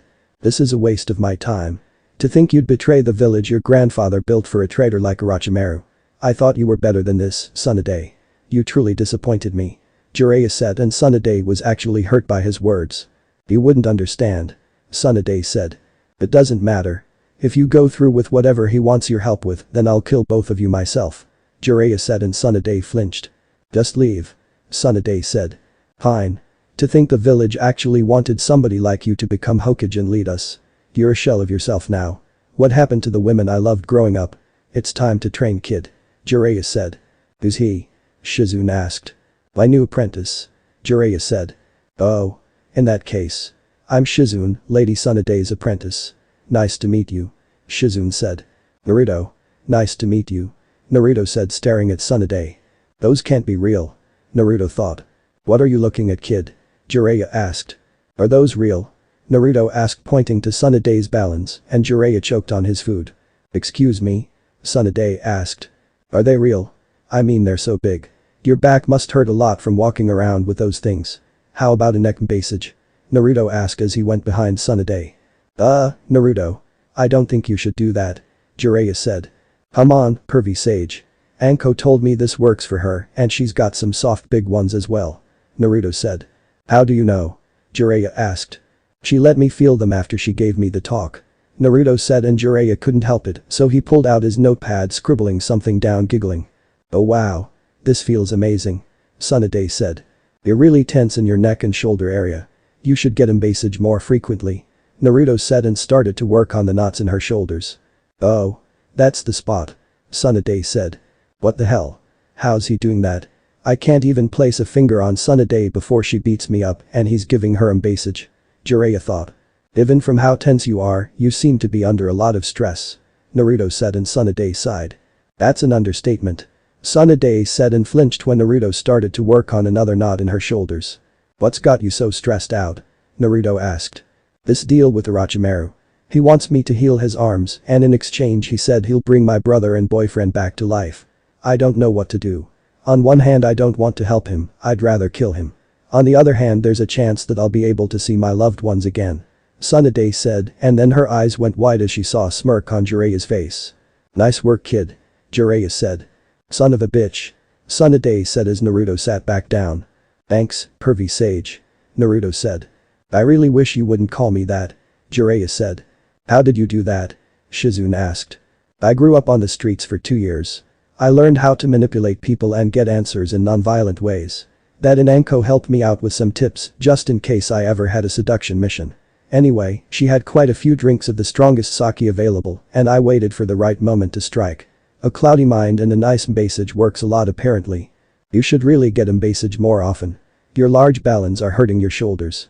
Ever thought about getting some custom-made bras to hold them up? Naruto asked. You're pretty straightforward. Tsunade said. Was that rude? I made the same mistake with Temari. I like your necklace. Naruto said. What? Tsunade asked. I'm not really good at holding conversations with people, mainly females. I'm usually having a one-way conversation with everyone ignoring me. I'm getting better, I think. Naruto said. Anyway, I hope you're not thinking about helping Orochimaru because I can tell you that it won't be smart if you did. Jiraiya said. What makes you say that? Tsunade asked.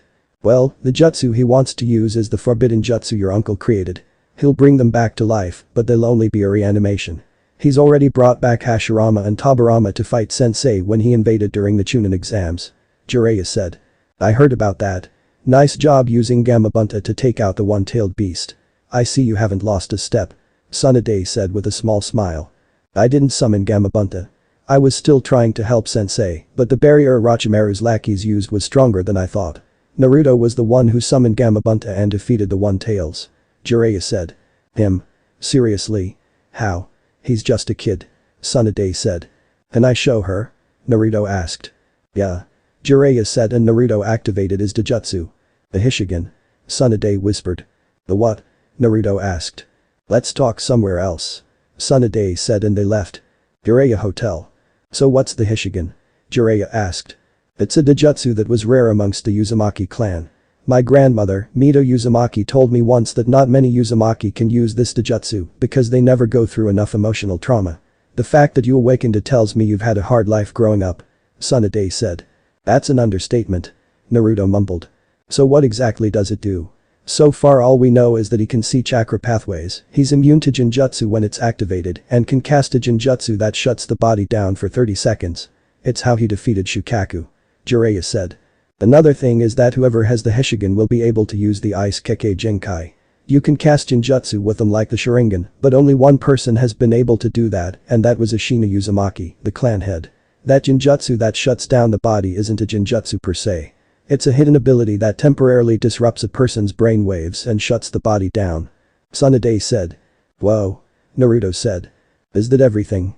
Jiraiya asked. Yeah. Now, why did you go through so much as a child? Didn't your parents look for you? Tsunade asked. My parents are dead. I'm the Nine-Tails Jinchuriki, and that should tell you everything you need to know. Naruto said. Didn't anybody take care of you? Tsunade asked. No. Sensei was supposed to look after him for me, but it turns out he's been lying to me when I asked for reports on how he was doing and if I needed to return to the village. Jiraiya said. Why would he look after him for you? Tsunade asked. He's my godson. I couldn't take him with me since I was constantly on the live with my spy network, so I left him in Sensei's care. Jiraiya said. Godson? I was supposed to be a godmother, but Kushina didn't make it and neither did her son. Tsunade said and wiped a tear away. She's my godmother? Naruto thought. Tsunade, this is Naruto. He's Kushina's son. I don't know who told you he was dead, but he's been in the village this entire time. Jiraiya said and Tsunade grabbed him by his shirt. Do not play with me. This is serious, Jiraiya. Tsunade said. Look at him. Don't you see the resemblance? You should know who his father is. Don't say anything. He decided to want to know who his mother is first, rather than his father. He's alive, Tsunade, and I should have looked for you myself to tell you, but I was too caught up in my missions protecting Naruto from outside threats. Jiraiya said and Tsunade dropped him, then pulled Naruto in for a hug. I'm so sorry. If I had known you were alive I would have come back for you and raised you. Tsunade said. Why weren't you in the village anyway? Naruto asked.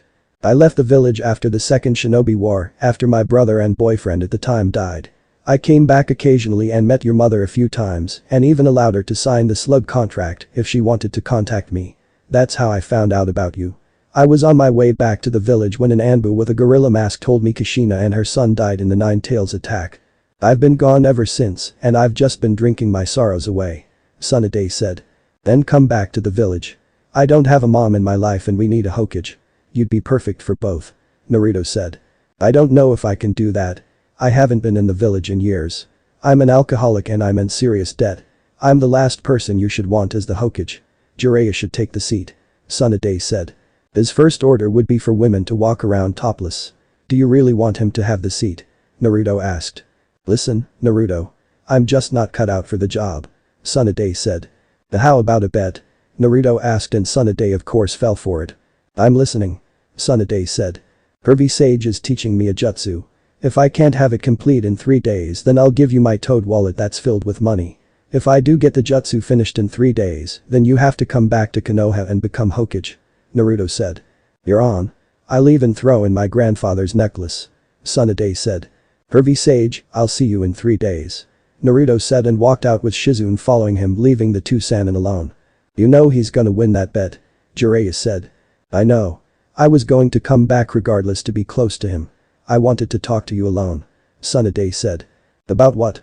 Jiraiya asked. Was his life really that bad? Doesn't he have any friends? Tsunade asked. He didn't go into full detail about his life with me. He only told me bits and pieces. As for friends he has one. A girl named Temari from Suna. Jiraiya said. The Kazukiya's daughter? How'd that happen? Tsunade asked. They met during the Chunin exams from my understanding. Seemingly enough you'd think they have a thing for each other, but that's not the case. He said they're just friends and you'd swear they've known each other all their life from how close they've gotten over the month break between the finals of the Chunin exams. Jiraiya said. Just one friend and she's basically royalty. That's interesting.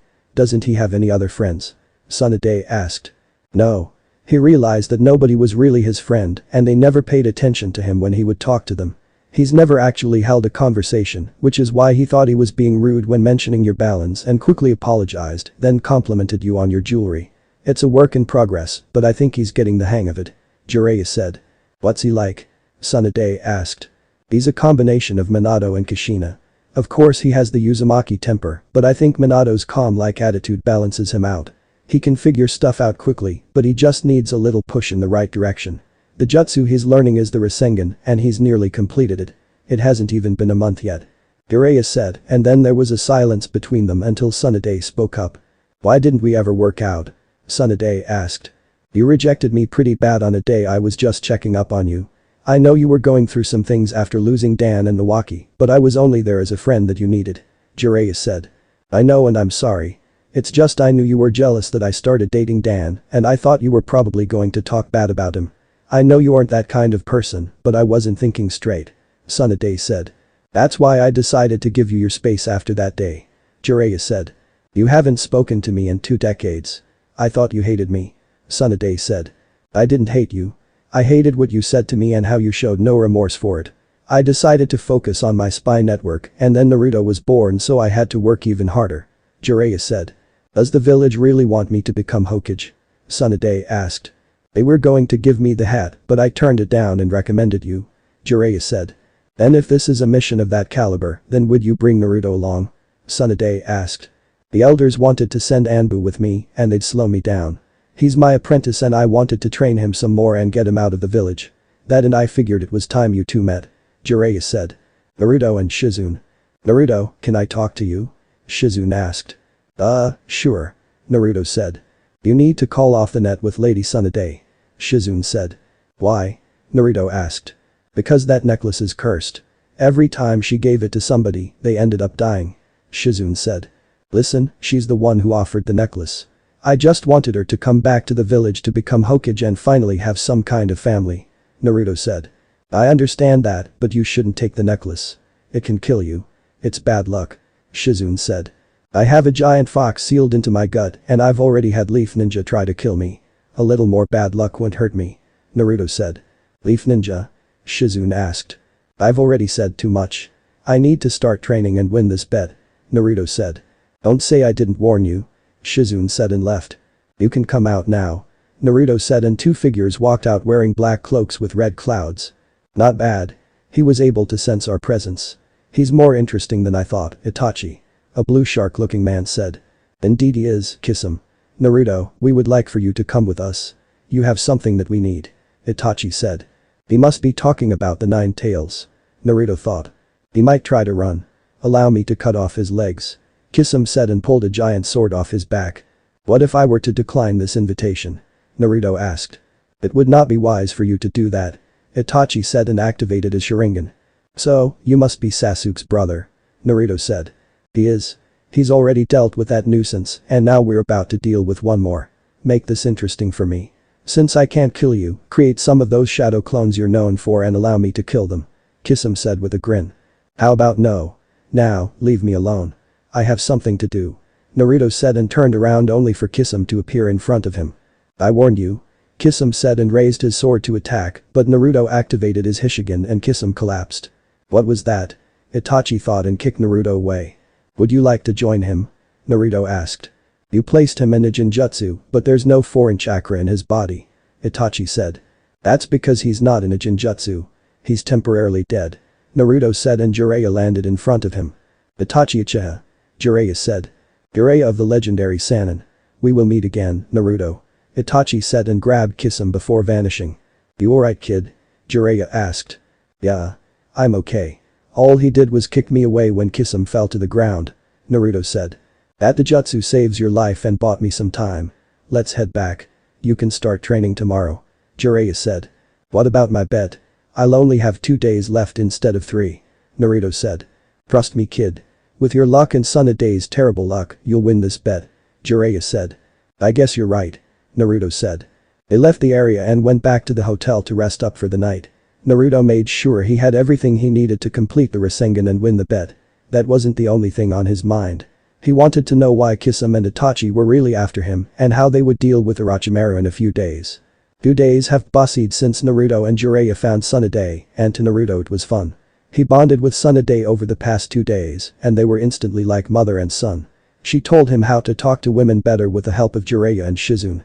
He was able to talk to girls now without feeling awkward and even met a few that were his age while walking around the town. Of course he was a natural at charming women and Jiraiya even bribed him with a jutsu to help him score some women at the brothel house. The result of this was Tsunade beating Jiraiya within an inch of death once she found out. Another thing he found out was Tsunade had an extreme case of hemophobia. He came back to the hotel one day after training and asked Tsunade to heal some of his wounds and she froze at the sight of his blood. Shizune explained the reasons why she's afraid of blood due to the loss of her lover Dan and her little brother Nawaki. Naruto, being the lovable person that he is, came up with a plan to help Tsunade get over her fear of blood. Flashback. Naruto, what's on your mind? Shizune asked. Granny Tsunade's fear of blood. It's a weakness that can easily be exposed during a fight and I don't want that to happen to her. Naruto said. I understand, but these things take time to get over. Shizune said. It's been nearly 30 years. She's had more than enough time to get over it. Naruto said. Well, some people take more time than others. Shizune said. What if I'm in danger and her fear of blood prevents her from saving me? Wait a minute. I got it. Naruto said. What? Shizune asked. Will use me to get her over her fear of blood. Naruto said. How exactly are we going to do that? You have the 9 tails inside of you and it heals any major wounds. Shizune said. Then we'll use a blood clone. We can give it an injury that only she can heal and it will force her to get over her hemophobia. I doubt she'd want to lose her only family member left, so I'm positive she'll ignore the blood and save the clone. Naruto said. That's a brilliant idea. Do you know how to use the blood clone jutsu? Shizune asked. Yeah. I just need to draw blood and then do 2 quick hand signs for it. Naruto said. We need an injury that's too severe for me to heal, but not too severe that it will destroy the clone. Lady Tsunade personally trained me so there isn't much that I can't heal. Shizune said. Do you operate near the heart? Naruto asked. No. I've never been in a situation that required surgery near the heart. Oh, I see what you plan on doing. Shizune said. After we make the clone, stab the clone in the chest, but have it barely scrape the heart and rush the clone to Tsunade. She'll either have to let me die or get over her fear of blood and heal me. Naruto said. Do we tell Master Jiraiya the plan? Shizune asked. No. Pervy Sage should be kept in the dark about this. We need his reaction to be legit. Naruto said. We need a backstory for the injury. Shizune said. Tell her Kabuto attacked me while I was training. Use your chakra scalpels to do damage around the clone's body and then stab the clone in the chest with a kunai. Naruto said. It's almost scary how well thought this plan is. Shizune said and Naruto just shrugged. Few hours later. Lady Tsunade. I need your help. Shizune yelled as she burst into their hotel room. What is it? Tsunade asked. It's Naruto. Kabuto attacked him while he was training. Shizune yelled and laid the clone on the bed. Then heal him. Tsunade said. I can't. I've never done anything near the heart. He was hit by chakra scalpels and then stabbed near the heart. He's bleeding everywhere. Shizune said. Hey, what's with all the noise? Jiraiya asked as he came into the room. Kabuto attacked Naruto and I can't operate around the heart. Shizune said. What? Tsunade, you have to do something. Jiraiya said. I can't. Tsunade said frozen to where she was standing. Lady Tsunade, please. Shizune said. I can't. Tsunade said. Damn it, Tsunade. Get your base over here and save my godson. Jiraiya said and Tsunade shook her head. It's okay, Pervy Sage. We all have to die sometime, right? The clone asked and coughed up blood. Damn it, Tsunade. Get your base over here. Jiraiya yelled. He's losing too much blood. He won't make it much longer. Shizune said trying her best and Jiraiya had enough so he dragged Tsunade over to Naruto's body. Look at this. I can't believe you're willing to let your godson die. You're a disgrace to the medical corps. Jiraiya said and stormed out of the room. Lady Tsunade, please help him. I thought you didn't want to lose any more family members. Shizune said. I can't. Tsunade said and then the clone stopped breathing so Shizune moved away from the body with blood on her hands. I hope you're happy. Shizune said and placed a blanket over the clone's body. And Naruto. Tsunade said and hoped it was a lie but got no response. It's over, Lady Tsunade. I'll go tell Master Jiraiya what happened. Shizune said and left the room. Naruto, please wake up. Tsunade said. She didn't get an answer so she hesitantly went over to the body, pulled the blanket back and checked for a pulse. It was faint but still there so she slowly got to work and had to catch herself from stopping. The pulse grew stronger after a while and now the hard part came. She had to remove the kunai and be prepared for the blood to shoot out. She got herself together and once the kunai was out, she was sprayed with blood but didn't let that stop her. It took some time and a few close calls, but she finally healed him. That's when Tsunade heard the door open revealing Shizune, Jiraiya and Naruto. Tsunade was confused as Naruto was just dying until she saved his life. Naruto? But how? You were just dying. Tsunade said. It was a blood clone, Lady Tsunade. Naruto wanted to help you get over your hemophobia, so me and him came up with this plan. Seems like it works since you're covered in blood and you aren't freaking out. Shizune said and then Tsunade realized she was actually covered in blood. Was Jiraiya in on it as well? Tsunade asked. I just found out right before we came in the room. Jiraiya said.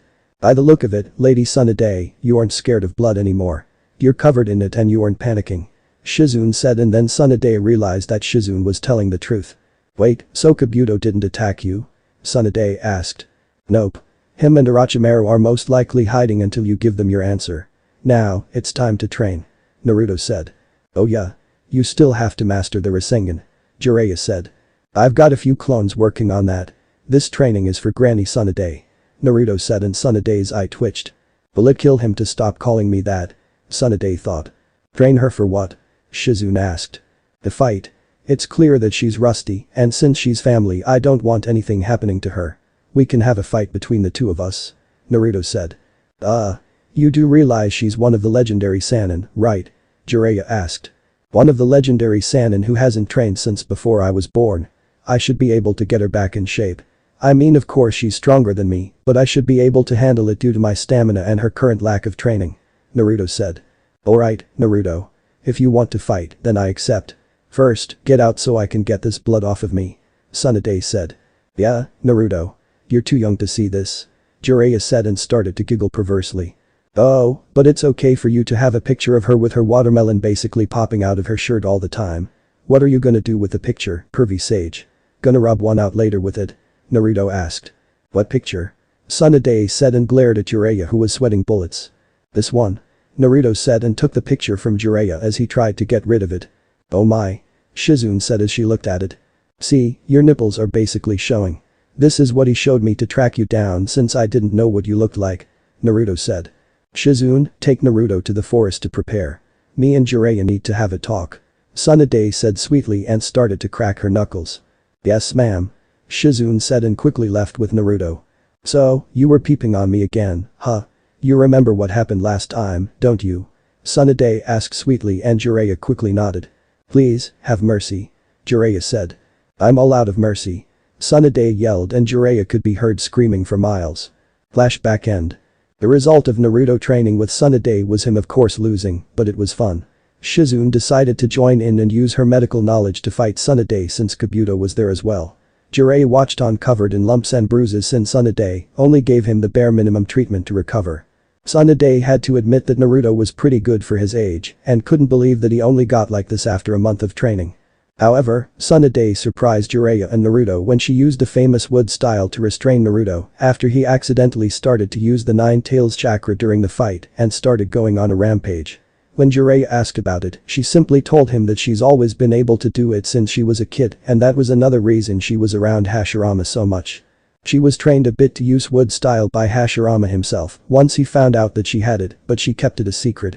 After the fight was over, Tsunade was feeling like her old self again since she was taking on Shizune, who could probably take on an Anbu member since she didn't slack off in her training over the years, and then Naruto, who was bordering low Jonin level right now. Add in the fact that they fought for over 10 hours non-stop and you could see Tsunade reverting back to her old self. Her water, lightning and earth chakra natures were a good test for Naruto's water, wind and fire chakra natures. Naruto accidentally disrupted her Jinjutsu during the fight and Tsunade was pissed. That's when things got difficult since she looked to be going for the kill shot.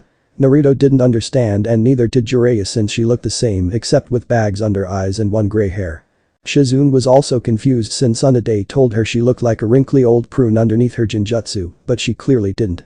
After the spar was finished, they went back to the hotel and when everyone was healed, they started to discuss the plan. So, pervy sage. Naruto said and Jiraiya interrupted him. Stop calling me that. Jiraiya said and Naruto just ignored him. After we deal with Kabuto and Orochimaru, what do we do after that? Naruto asked. We head back to the Leaf Village. Jiraiya said. Oh come on. Can't we stay here for a few more days? Naruto asked. Nope. We need to get back to the village so Tsunade can take over as Hokage. Jiraiya said. Fine. Spoil sport.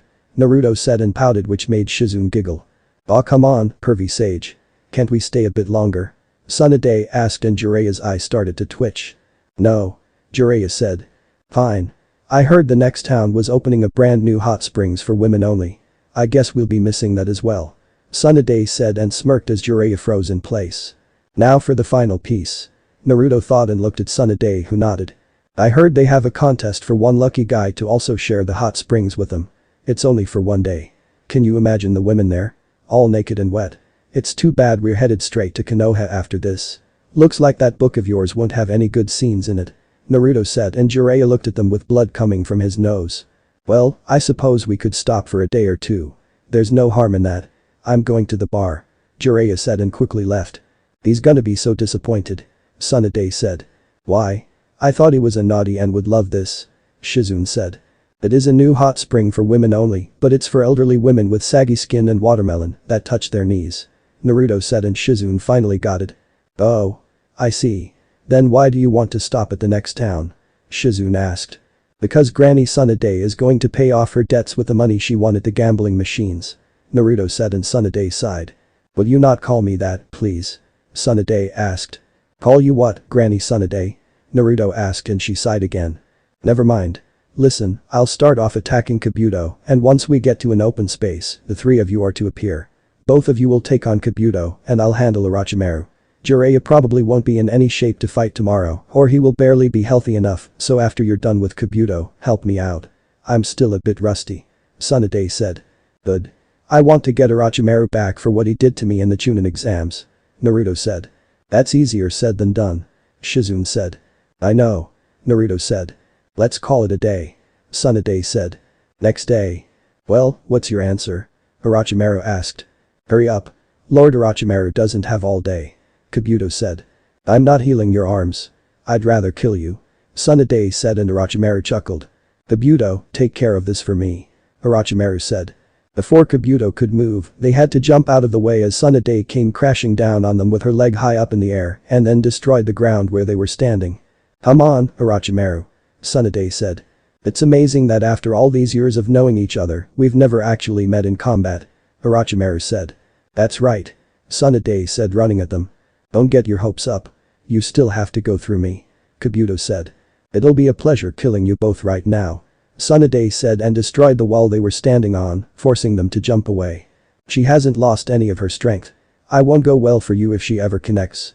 Orochimaru said. I can see that. It's too cramped here. I can't fight in this kind of area. Kabuto said. A change of scenery? Orochimaru asked. Yes. I think a change would be wise. Don't forget she still has her assistant, and then Lord Jiraiya is here as well. No doubt he heard the commotion and is already on his way. Kabuto said, and then they hopped away. Perfect. Tsunade thought and gave chase. Open field. Why are you running? I thought you wanted to fight. Tsunade said. With Jiraiya around, a change of scenery was best for us. It's time to end this now. Orochimaru said as Kabuto jumped away from one of Tsunade's punches. The jutsu was never my forte, but I can handle her. It's clear that she hasn't been training for this entire time. Kabuto said, but then had one of Tsunade's fists buried in his gut and he felt like every bone in his body was broken. What's that about not training? Tsunade asked. Seems you've had us fooled. Orochimaru said. It's not hard.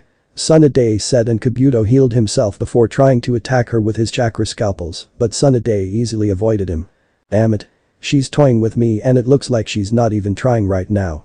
Were the reports wrong about her not training? No. They couldn't have been. We've had our best men on it and they never give information unless they're 100% sure. Time for plan B. Every shinobi has a weakness and I just happen to know hers. Kabuto thought. Let's see how you fare against this. Kabuto said and cut his hand, then threw his blood onto Tsunade. Nice try. Tsunade said and kicked him away. Something isn't right here. It's a well-known fact that she's afraid of blood. Orochimaru thought as he watched Kabuto stand up and eat a plasma pill. Kabuto, I will bassist you. It seems the reports on her were wrong. Orochimaru said. If you insist.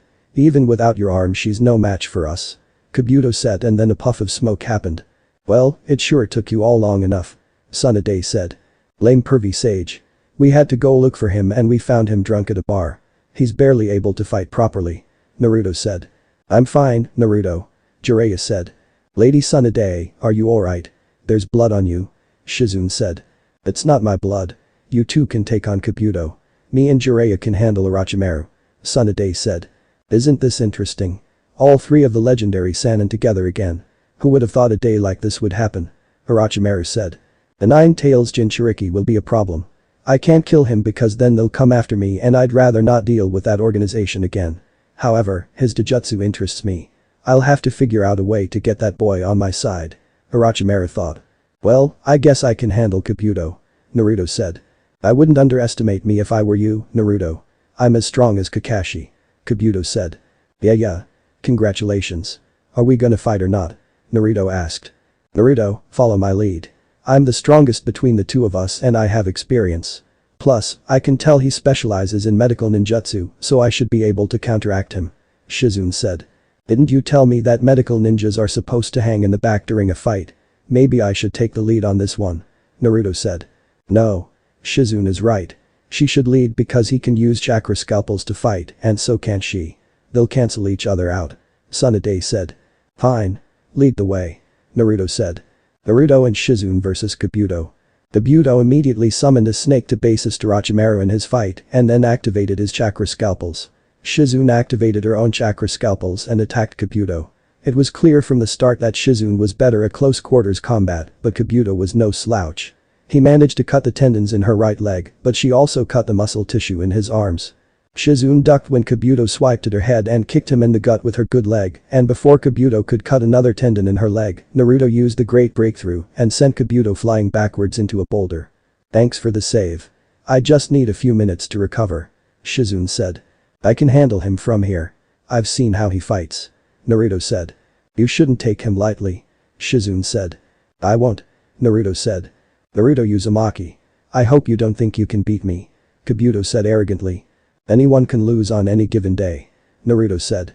If you can't defeat Sasuke, then you're not even close to being able to defeat me. I'll admit that Shizune has a chance, but you on the other hand have no chance at all. Kabuto said. Trying to use Sasuke as bait to make me angry won't work. I'm looking past Sasuke now. My new goal is to surpass my sensei and then the fourth Hokage. Let me know when Sasuke defeats a tailed beast and then we'll be getting somewhere. Until then, shut the hell up and fight me. Oh wait. Do you need Orochimaru's permission to fight me? Seems you can't do anything without him telling you to do it. Naruto said. You should watch what you say. Kabuto said. How does it feel working for somebody so weak? I guess we know who the weakest Sannin is. He lost to an old man while he had Hashirama and Tobirama Senju on his side. If that's who you take your orders from then I guess you're just as weak as he is. Naruto said. Shut up. Kabuto said. Too easy. Naruto thought. Kabuto charged in at Naruto full of rage for disrespecting Orochimaru and never noticed the smirk on Naruto's face.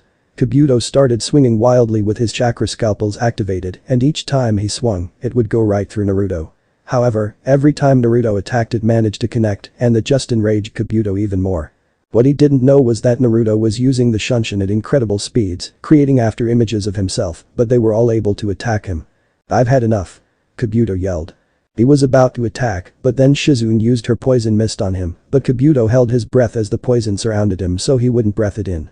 Naruto tapped his arm as a signal to Shizune to use her poison needles. She shot her poison needles towards the poison mist, and Naruto used his Gale Palm Jutsu to speed them up a bit. They heard Kabuto groan as the needles managed to hit him and smirked. What do your poison needles do? Naruto asked. They leave him near death, but since he's a medical ninja, he'll most likely slow the poison down to try and keep fighting. If he was smart he would leave and try to find a cure, but since you've managed to enrage him, I don't think he'll do that. Shizune said, and the smoke cleared revealing Kabuto with 3 needles in his arm. Damn it. I fell for a simple trick, and now I'm poisoned. Kabuto thought. Summoning Jutsu. Everyone looked over and saw Tsunade summon a giant slug. Orochimaru was about to ask for help, but Jiraiya came at him with some taijutsu, and Orochimaru was able to dodge some of them, but not all of the attacks. He jumped back onto his snake summons, and Jiraiya also went through hand signs. Summoning Jutsu. What's up? Gamakichi asked. What the? Why are you here? Where the hell is your father? Jiraiya asked. Long time no see, huh? Gamakichi asked. Of course. Leave it to the world's greatest naughty to have performance issues during a big moment. Naruto said and Shizune giggled. Well, Jiraiya. Still playing the fool I see. You always were ridiculous, but this time you've outdone yourself. Orochimaru said. Summoning Jutsu. What is it now? Gamabunta asked as Naruto summoned him. Hervey Sage is having performance issues and summoned Gamakichi. Naruto said. Leave it to the naughty to have performance issues during a big moment. Gamabunta said and even Tsunade laughed at him. There's no respect. Jiraiya thought. I know it isn't the boss summons, but can you take out that giant snake for us? Hervey Sage decided to get drunk last night and now he can't properly use his chakra. Naruto said. It depends.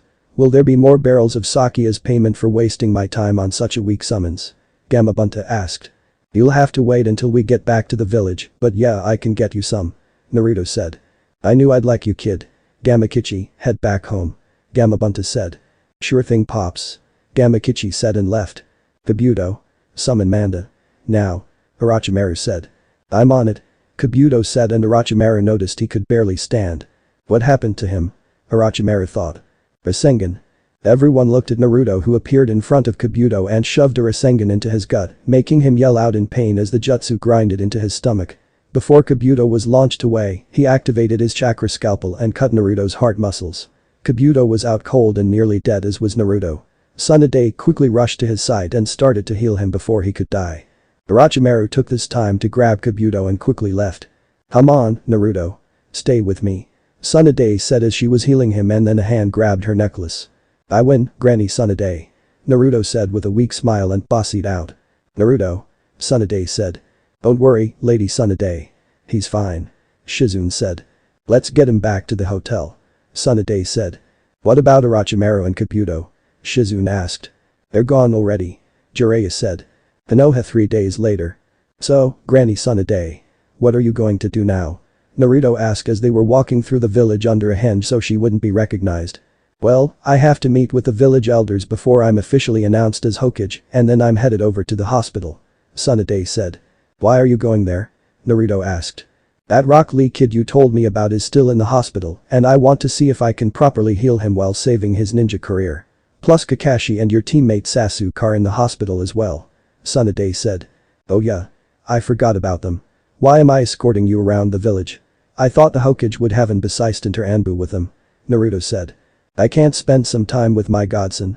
I've missed a lot over the past 13 years and I want to catch up. Now, Jiraiya tells me you're good friends with the daughter of the 4th Kazekage. Do you like her? Tsunade asked. No. Me and Temari are just friends. She needs a submissive boyfriend and I'm an Uzumaki, so being submissive isn't exactly in my blood. Naruto said. Did you forget that I'm part Uzumaki as well? I know all about how being submissive is the last thing we do. Tsunade said. I forgot about that. I guess the Senju last name throws me off. Naruto said. It's alright. Nowadays most people forget that I'm an Uzumaki. Tsunade said. So we're kind of related. Naruto said. I guess you could say that. Tsunade said as they reached the Hokage tower. Did the Uzumaki have any kind of abilities other than the Hishigan? Naruto asked. Yes. Members of the Uzumaki clan naturally possess incredibly strong life forces. My grandmother, Mito Uzumaki, was born before Konoha was founded, and yet, she lived long into the 3rd Hokage's reign. Usually women stop having the ability to reproduce once they reach a certain age, but Uzumaki women can give birth well after that of normal women. Another trait of the Uzumaki clan was the ability to use their chakra to heal themselves or others. However, using that ability is dangerous if it's used too regularly. Tsunade said. Well, I can't use that ability since I have the 9 tails chakra flowing inside of me. Naruto said and Tsunade nodded. That's right. Also, some Uzumaki have the ability to use what they called the adamantine chains. The chains were mostly common amongst the women of the clan for some reason. The Uzumaki clan also had a unique sensor ability as well as the ability to suppress their chakra signature, so they're undetectable. Tsunade said. Is that how I'm able to sneak around so much? Naruto asked. Most likely. You have so much chakra that you stand out amongst everyone, but from what you've told me so far, if you're able to sneak around undetected then you must have that ability as well. Another thing is that Uzumaki members are well known for Fuinjutsu, which you clearly are good at from what I've seen you do. The distinct trait among the Uzumaki clan was their red hair. You however get your hair from your father. Tsunade said. Why don't you have black or red hair? Hashirama had black hair, and since Mito was in Uzumaki she had to have red hair. Naruto said. That is something I still haven't figured out myself. I was raised by my grandmother and grandfather. My parents died when I was very young so I never met them. I do know my father was half Uzumaki and half Senju. I don't know about my mother. She must have had some strong dominant genes if I have blonde hair. Tsunade said. Maybe my father had strong genes as well since I'm blonde. Naruto said. He did. I'll tell you this, your father was one of the most powerful ninja to ever live. Some people would compare his strength to that of my grandfather, and my grandfather was known as the god of shinobi. Your father never reached his prime before he died, so he was on his way to becoming the strongest ninja ever. Tsunade said. Wow. Do you think I'll be able to surpass him? Naruto asked. Who? Tsunade asked. My dad and the 1st Hokage. Naruto said and Tsunade smiled. Of course. Tsunade said. What happened to the Uzumaki clan? Why aren't there more of us around? Naruto asked. They were simply destroyed. Kumo, Iwa and Kiri joined forces to wipe them out. The Uzumaki clan's skill with Genjutsu earned them both respect and fear throughout the ninja world. Our clan may have been wiped out, but they took out half of the opposing enemy's forces as well. There was a rumor that some of the survivors were scattered around the world, but I couldn't find them when I left the village. Unless the survivors did exist and had children, where are the last two Uzumaki clan members alive? Naruto said. Wow. I'm guessing Kumo and Iwa will always have problems with Konoha then. Naruto said. Yeah. Iwa hates us due to the 4th Hokage's efforts during the 3rd Ninja War, and Kumo was involved in 2 incidents that involved us. One of them involved your mother and the other involved the Hyuga incident. Tsunade said. What happened with my mother? Naruto asked. I'll tell you that story at a different time. Tsunade said. I'll hold you to it. This is kind of personal and I won't get mad if you don't answer, but did you ever have any kids? Naruto asked and Tsunade had a sad smile on her face. No, but I wish I did. Tsunade said. Why not? Naruto asked. My boyfriend Dan died during the 2nd Shinobi War and I never had another relationship. I've had the occasional hookup before I left with one person, but I could never date him. Tsunade said. So, you and Pervy Sage, huh? Naruto asked and Tsunade froze. What? Tsunade asked. He talks in his sleep. He kept mumbling about some blonde lady who broke his heart and it made him leave for over 20 years. I just put 2 and 2 together. Naruto said. Keep that to yourself. Tsunade said. Okay. Why not have kids with Pervy Sage? I mean it's obvious he loves you and you must have had some type of feelings for him if you would hook up with him more than once. You said it yourself that you wish you had kids, so why not with him? Naruto asked and they came up to a room where the elders were waiting. Not gonna happen. Now, let's go. The elders are waiting for me. Tsunade said. Why should I go in there? I thought this was a private meeting. Naruto said. You already know what's going on and you're my escort. Shizune should already be in there and I'm technically the Hokage, so I can bring whoever I want. Tsunade said and opened the door, then dropped their hinge. Lady Tsunade, I'm glad you can join us. However, young Naruto must leave. Elder Homura said. He stays. He knows what is going on and was my escort for the day while I had Shizune working with patients at the hospital. Tsunade said. Very well. Elder Homura said. Are you sure it is wise to have him here? No offense, but he's only a genin. Elder Kaheru said. I'm sure. Tsunade said. This is unacceptable. The boy must be removed. A man with a bandage over one of his eyes said and then looked at Naruto. He stays, Danzo. He'll be on his best behavior. Isn't that right, Naruto? Tsunade asked and then Naruto activated his Dojutsu. Will you please deactivate your Dojutsu? Homura asked. No. Somebody is trying to control me with a Genjutsu and this keeps it from happening. I know who it is, but I'd rather not put the person on blast. So, stop before I kill you. Naruto said and the Genjutsu stopped. What kind of eyes are those? To be able to detect and block out the Kodamatsukami is simply unheard of and impossible. Danzo thought. Very well. We shall allow it. Kaheru said, as she already had felt a Genjutsu being used. Before we start, how many people are supposed to be in this room? Naruto asked. Only the 6 of us. Homura said and Naruto threw 4 kunai into each corner of the room, revealing 4 dead blank Anbu masked shinobi who quickly went up in fire. It seems somebody doesn't know what a private meeting is. Tsunade said and glanced at Danzo who was visibly angered. Damn it. The Jinchuriki is stronger than I thought. I must leave before he makes it known that it's me.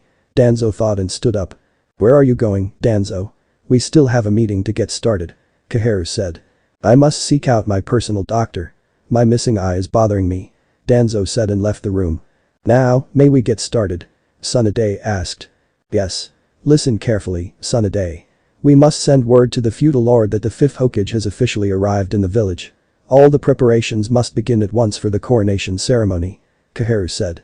And we just skip the ceremonies. They're such a bore. Tsunade said. Tsunade. Kaheru said. Okay. It comes with the job, I guess. One of the perks of being Hokage. Tsunade said. I'll send to Jonin to immediately send word that in a few days from now, we will officially welcome the 5th Hokage. Kaheru said. I understand. Tsunade said. Your grandfather would be proud of you. Homura said. You've met the 1st Hokage? Naruto asked. Yes. We were students of the 1st and 2nd Hokage along with Hiruzen and Danzo. Kaheru said. Then you must have known Mito Uzumaki. Was she really as great as Granny Tsunade described her to be? Naruto asked. You told him of his heritage? Homura asked. No. Jiraiya told him of his mother and her name. I only told him bits and pieces about his father, but nothing to give away who he is. I figured since he knows he's in Uzumaki that I should give him a bit of a history lesson. Tsunade said. Why not just tell him of his father? You can overrule Hiruzen's law about his parents now that he's dead. Koharu said. What law?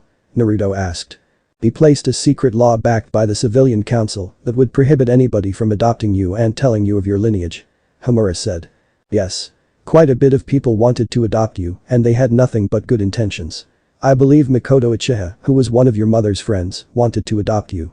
The Hyuga clan wanted to take you in as well, since Hiashi Hyuga was good friends with your father. A few civilian families wanted to take you in as well since they were also close to your parents. Koharu said. Yes. I believe a few Kunoichi wanted to adopt you as well. Anko, but due to her history with Orochimaru, she was rejected and that was when you were about 8. Kurana Yuhi also wanted to adopt you along with Yugao, Tuchi Ukraku and Tsu Minyazuka, who is the leader of the Inyazuka clan. However, the civilians minus the Ichirokas were mysteriously found dead in their homes a few after they were rejected from adopting you. The same happened with some of the Kunoichi who wanted to adopt you. They were poisoned, but we couldn't trace it back to anything. Homura said. Anko wanted to adopt me. She doesn't seem like the parent type. Naruto said. Despite Anko being tough on the outside, she does have a big heart. She saw how you were being treated and she remembered how the village treated her once she was betrayed by Orochimaru and came back to the village. She didn't want you to grow up the same way she did, but Hiruzen rejected her and claimed that you were just fine. He even went as far as to place a squad of Anbu to follow her and make sure she didn't come in contact with you. Homura said. Wait a minute. Why would he do that? Shizune asked. Because Hiruzen wanted him as a weapon similar to Danzo. Hiruzen knew about the beatings and you living on the streets for 2 years, but he would sometimes order those mobs to attack you and then play the grandfatherly role to manipulate you to turn you into a weapon. Apparently you were smarter than he thought and you didn't fall for any of his tricks. Koharu said. I always knew there was a reason I didn't trust him anymore. Naruto said. Was he being controlled by a Jinjutsu? Tsunade asked. No. This was held in a private meeting between us right after Naruto was made into a Jinchuriki. We of course were against it, but he was the Hokage and his decision was final. I was well known for being able to detect Jinjutsu during my time as a shinobi and Hiruzen was not under any kind of influence. Koharu said. Do not worry though. Anko took care of the mobs after they attacked you. She along with Yugao killed them once Anko was released from Anbu's supervision. It was her way of helping you while you were out on the streets. Homura said. Then why does she act like she doesn't know me? Naruto asked. Because Hiruzen had a memory blocking seal placed on her and we couldn't find Jiraiya to remove it for us. Koharu said. I'll remove it then. I've come across that seal during my training with Pervy Sage. Naruto said. I'm sorry. With who? Homura asked. It's Jiraiya. That's what he calls him. Tsunade said. It's funny. Your mother called him the same thing. Koharu said. I guess great minds think alike. Naruto said. If you say so. Tsunade said. Now, I believe you have some patients in the hospital that require your assistance. Is there anything you need before we leave, Lady Tsunade? Koharu asked. No. Tsunade said. I do. When can I get my Chunin vest? Naruto asked. I'm glad you said something. The feudal lord personally promoted you. While you were away he asked for details surrounding the Chunin exams and was very impressed with your involvement. Homura said. Yes. Naruto said. Now, it is with great honor that we promote Naruto Uzumaki to the rank of Chunin. Koharu said and gave him a Chunin vest. Congratulations, Naruto. Shizune said. It just means I'm one step closer to becoming Hokage. Naruto said. You're still a long way from that. Tsunade said. Then you better keep that seat warm for me. Naruto said and took off his hoodie, then put on his Chunin vest. We will send word immediately to the feudal lord. Koharu said and left with Homura. Well, looks like we're heading to the hospital. Naruto, you don't have to escort us. Tsunade said. Alright. Naruto and vanished. Ango shop. Anko. Seriously. Will you stop? Your date with Iruka will be just fine. Kurenai said. Yeah. That's easy for you to say. You've been with Asuma for over a year now. Anko said. She's right. You'll be fine. Yugao said. Hello, ladies. Naruto said as he appeared. Hi Naruto. Yugao said. Naruto, I see you're a Chunin now. Kurenai said. Yup. Feudal lord promoted me himself. I just got back from finding the 5th Hokage with Pervy Sage. Naruto said. Who's this 5th Hokage? Kurenai asked. My godmother. Naruto said. Hey. Iruka wouldn't have told you anything that he likes or dislikes, has he? Anko asked. No. That's not why I'm here. Naruto said. Then why are you here? Yugao asked. I wanted to thank the 3 of you for trying to adopt me when I was younger. Naruto said. You're welcome. How'd you find out? Kurenai asked. Amaru and Kaharu told me. Naruto said. Weren't they the ones who prohibited us from adopting you? Yugao asked. No. It was the 3rd Hokage. He wanted me as a weapon and prevented you and a few clans from adopting me. He even put a seal on Anko to make her forget about her trying to adopt me. Naruto said. Sorry, but I only met you during the Chunin exams, kid. Anko said. Because you have a seal on you. If I'm right, it should be a small seal behind one of your ears. Naruto said. Tech behind my ear. If he's lying, then I'll castrate him with a rusty kunai. Anko said, glaring at Naruto, and Yugao checked behind her ears. Yeah. You do have a seal. It's behind your left ear. Yugao said. Then get rid of it. Anko said. I'm not good with seals. Yugao said. Me either. Kurenai said. Great. Only seal master we have is that naughty. Anko said. I can get rid of it. I know Fuinjutsu. Naruto said. Yeah, right. Anko said. I'm a level 7 sealing expert. I was already a level 5 sealing expert before Pervy Sage trained me, and now I'm at level 7. Naruto said. Why should I believe you? Anko asked. It's either I get rid of it or Pervy Sage does it, and he'll most likely have you get naked for it. It's your choice. Naruto said. I'd do it if I were you, Anko. I've known Naruto since he was a kid, and I can tell when he's lying. Yugao said. What? I do not lie. Naruto said and looked away. Then why aren't you looking at me? Yugao asked. Because I don't want to. Naruto said. How long will it take you to remove this seal? Anko asked. Not even 5 seconds. Naruto said and went through 3 hand signs before tapping her behind the ear on the seal. It stings a bit. Anko said. It's because I had to override it with my chakra. It's gone now. Naruto said. Yeah. I remember now. I saw you one day get cornered by a mob and they were about to start beating you until I showed up and took you away before they even got their weapons out. I argued with the 3rd Hokage for hours on multiple occasions about adopting you, and he came up with some bullshit excuse that it would make the family too powerful since you're a Jinchuriki. And he thought my seal would activate if I was in constant communication with you. After that I don't have any memory of you until the Chunin exams. Anko said. I was told it was because I was too high up in the rankings to adopt you, but when I asked for another child, he magically had the paperwork ready. Mind you, I was a Chunin until I was recently promoted a few months before I took a genin team. Kurenai said. He forced me to stay in Anbu so I wouldn't be able to adopt you. Yugao said.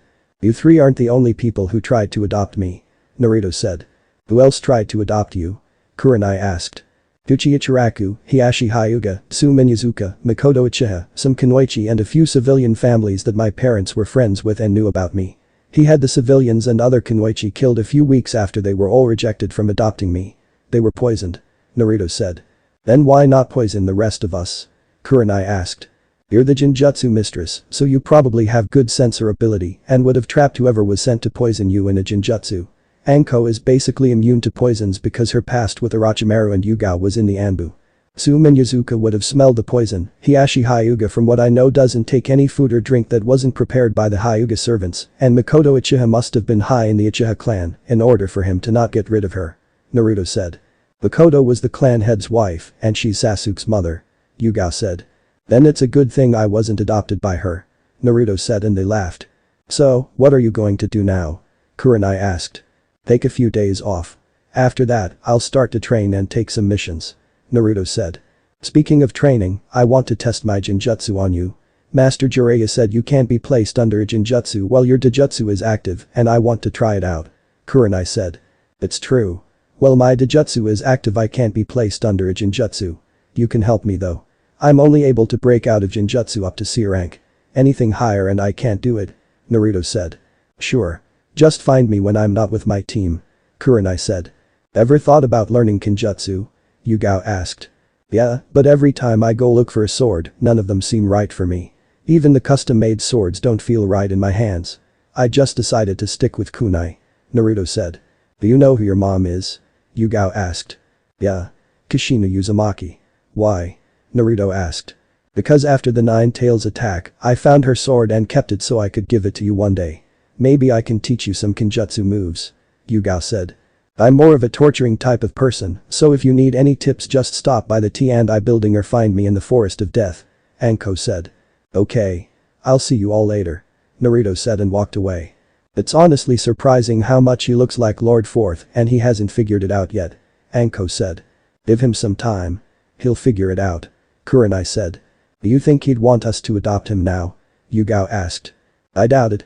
He said his godmother was the Hokage, so more than likely she's the one taking care of him now. Anko said. That's just the thing. Who is his godmother? Kurenai asked. I guess we'll find out in a few days. Yugao said and the Anko saw a piece of paper on the table. What the hell? That sneaky little shit. Anko said as she read the paper. What? Kurenai asked. Read this. Anko said and gave her the paper. Anko, as I removed the seal behind your ear, I looked at the other one on your neck. Give me a few months and I should be able to remove it. Naruto. When did he even look at the curse mark? Kurenai asked. I have no idea. I'll see him in a few months, so if he's lying I'll just castrate him. Anko said. Naruto. Naruto was walking through the village towards the Hokage monument to look at the village like he normally does. It's been a hectic 2 months for him and he needed time to process everything. He found a sensei that will actually teach him something and he just happened to be his godfather. He discovered he had a rare Dojutsu, he won the Chunin exams, stopped a tailed beast, made a new friend in Temari, found out the Akatsuki were after him, found his godmother, and most importantly, he found out who his mother was. Finding out about his clan was also something he'd be grateful for. If it wasn't for Tsunade then he'd probably never know any of this.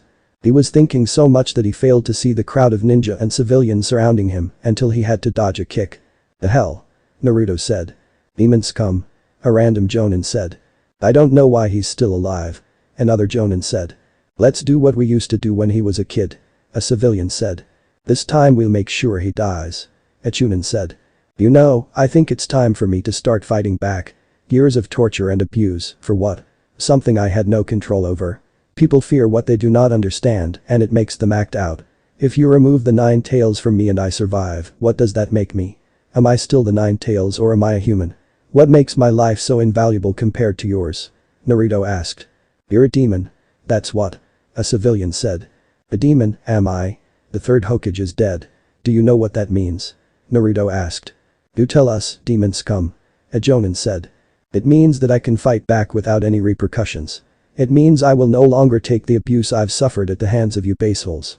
How would you like to meet the 9 tails personally? Naruto asked and lifted his shirt revealing his seal. This is the seal containing the 9 tails. I wonder what would happen if I were to break the seal. Actually I do know what would happen. I'll release the 9 tails and I have a pretty high chance at surviving the extraction process. Naruto said and everyone grew scared. And no. You can't. The 4th Hokage didn't want the 9 tails to destroy the village. A jonin said. Then why would you all attack me growing up knowing I contained the 9 tails? Naruto asked. We wanted to finish what the 4th Hokage started. His wishes will be met. A chunin said. Wrong. His wishes were for me to be seen as a hero for keeping this village safe from the wrath of the 9 tails. You all spat on the wishes of the 4th Hokage. You all are tarnishing his name and he's rolling over in his grave because of all of you. I'm giving you all a warning. Do not attack me again or I'll retaliate and send you to the hospital. Naruto said. You don't scare us. We kill you and we kill the 9 tails. A jonin said and the crowd cheered. Fine. If you want to fight, then bring it. Naruto said and before anyone could move, 2 people appeared in front of Naruto. Oh, Naruto. You weren't going to have all the fun without me, were you? Anko asked and pulled out some kunai. I swear some of you shouldn't be a ninja if you can't tell the difference between a container a tea contains. Kurenai said. So, who wants to attack first? Anko asked and the Tsunade appeared. Everybody stop. Tsunade yelled. It's Lady Tsunade. A jonin said. Now that she's here, we can kill the demon. A chunin said and Tsunade just smiled before she punched him away. Anbu? Tsunade said and 20 Anbu appeared. Yes, Lady Tsunade. A wolf-masked Anbu asked. Take all of these civilians and ninja to the T&I building. I want Anko and Ibiki to teach them a lesson. Oh, and every ninja in this crowd are hereby stripped of their shinobi license. Get them out of my sight. Tsunade said and the Anbu took the crowd away. Well, looks like I'm going to have some fun. Anko said and vanished. Lady Tsunade, why are you here? Kurenai asked. Naruto didn't tell you? Tsunade asked. Tell me what? Kurenai asked. Never mind. If he didn't tell you then you'll have to wait. Naruto, come with me. Tsunade said. Okay. Bye again, Kurenai. Naruto said and they vanished. Naruto and Tsunade Hokage Tower. Were you really about to release the 9 tails? Tsunade asked. No. I just wanted to scare them. Naruto said. Anyway, listen. Since you're a Chunin now, once I'm Hokage I'm going to have to send you out on harder missions. Also, whenever I have to leave the village, you will be part of my escort. It will be me, you, Shizune and 2 Anbu of my choosing. Do you understand? Tsunade asked. Yes, but why me? Naruto asked. You want to be Hokage, right? Tsunade asked. Yes. Naruto said. Then think of this as early training for the position. You're still years away from becoming Hokage, but a head start won't hurt anybody. Tsunade said. I can live with that. Naruto said. Good. Now, Jiraiya had to leave the village to get updates from his spy network, but he left you some ninjutsu and fuinjutsu to work on. He also said to work on your taijutsu and jinjutsu skills without your Hishigan activated. Tsunade said as tossed him a scroll. Do you know when he'll be back? Naruto asked. Maybe a few months. You can never know with him.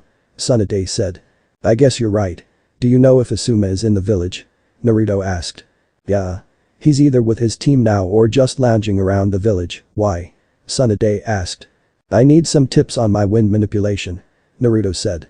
He's the best wind user in the village, so it's good to know that you're seeking him out. Have you started working on your Ice Kekkei Genkai? Tsunade asked. No. I still can't combine my wind and water chakra natures yet. My wind control is still lacking, and that's why I need to find Asuma. Naruto said. When you're ready, come see me. I know about combining chakra natures for a Kekkei Genkai, so I can help you out. Tsunade said. I'm getting hungry. Want to grab some ramen with me? Naruto asked. Sure. Along the way you can tell me about the genin in the village. Tsunade said.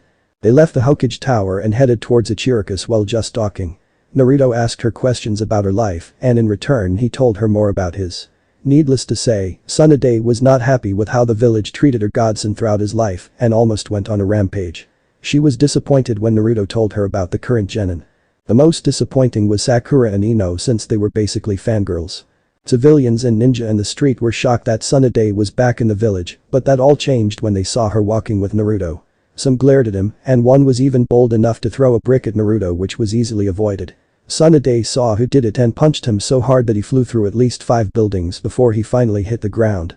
They all got the hint, she was not going to be anything like the third Hokage who let them do what they wanted to him, and that she was going to put her foot down. First things first, Tsunade wanted to do a thorough evaluation of the hospital and the ninja academy first. From what Naruto told her and Shizune reported back to her, both were horrible and needed a serious overhaul. Another thing is she was going to look over the civilian council files. If they were doing anything to hurt the village her grandfather built, then they are in for a rude awakening. All in all, Konoha was about to change for the better, and it would be as Senju would restore the village to its former glory. It's been a few weeks since Tsunade returned to the village and became Hokage. Needless to say, things were actually doing better since she was in charge. Members of the council who knew she would not be on their side tried to convince the fire daimyo that she was not fit for the Hokage position. They used her debt as a reason why, but they were quickly shot down when they found out that she paid off all of her debt and didn't owe anybody anything. They brought up her alcohol problem and complained about her drinking on the job, but they were countered when Tsunade told the feudal Lord Hiruzen was always smoking on the job, and she knew for a fact that it wasn't cigarettes or tobacco he was smoking. All in all, the fire daimyo approved of Tsunade becoming Hokage, and she was crowned that very next day. She went through files thanks to Naruto telling her about the corruption and nearly destroyed the village when she found out how much the civilian council owed in taxes. Every civilian council member except for Mibukki Haruno were all forced to pay the money they owed and were kicked off of the council, along with 2 years in jail. Tsunade also had Naruto show her the weak points in the village, and needless to say she was surprised that the village hasn't been invaded yet.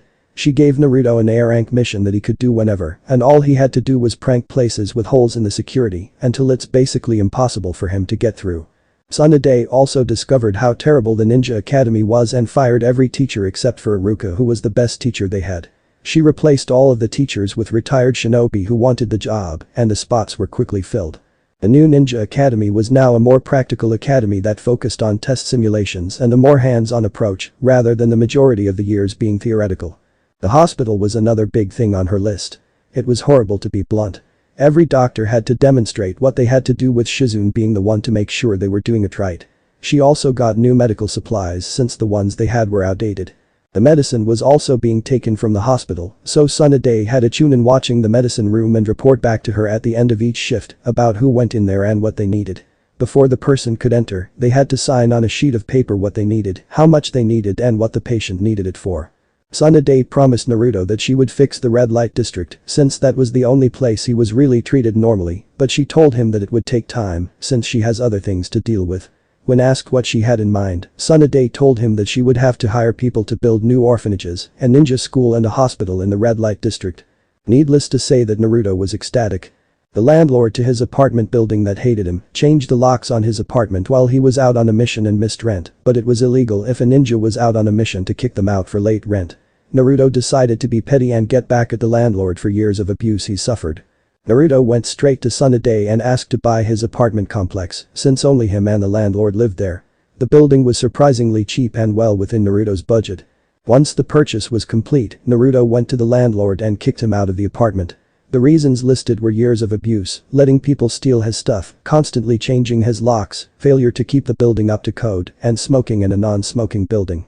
Once the landlord refused, Naruto politely signaled for an Anbu to remove him from the property.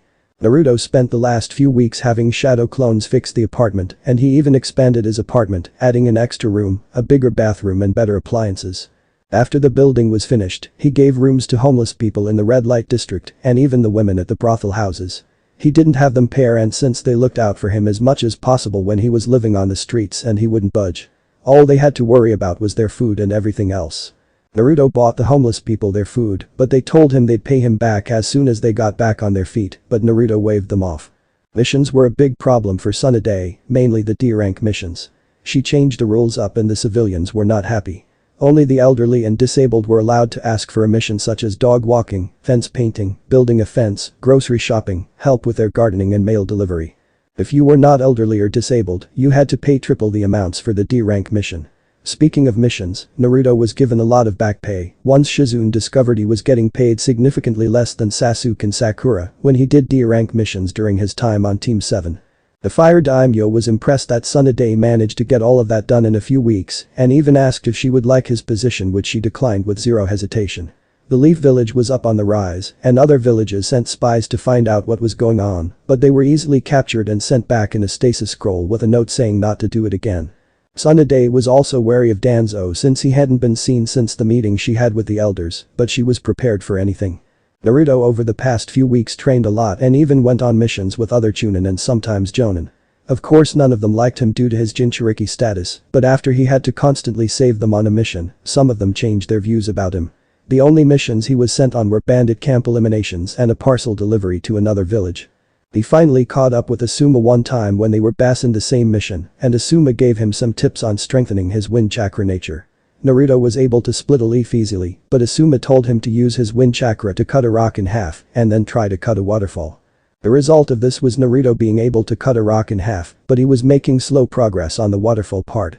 He met with Yugao and Kurenai a few times when they were free, and he honestly had fun.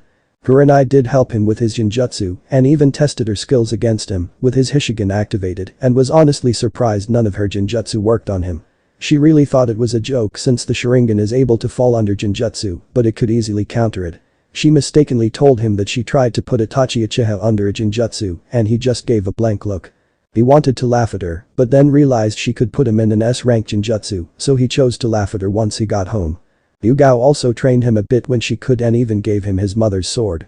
It was a 24-inch katana with an all-red blade and a black and red hilt with the Uzumaki symbol on it. He struggled a bit with the sword, but Yugao told him that he just needed to get used to it first. She didn't teach him any jutsu since she wanted him to get used to the sword first. The results of the Chunin exams were also given out and Shikamaru was the only person to get promoted to Chunin. Right now he was walking through the hospital to see Sasuke. He didn't want to, but he kind of felt bad about him being in the hospital.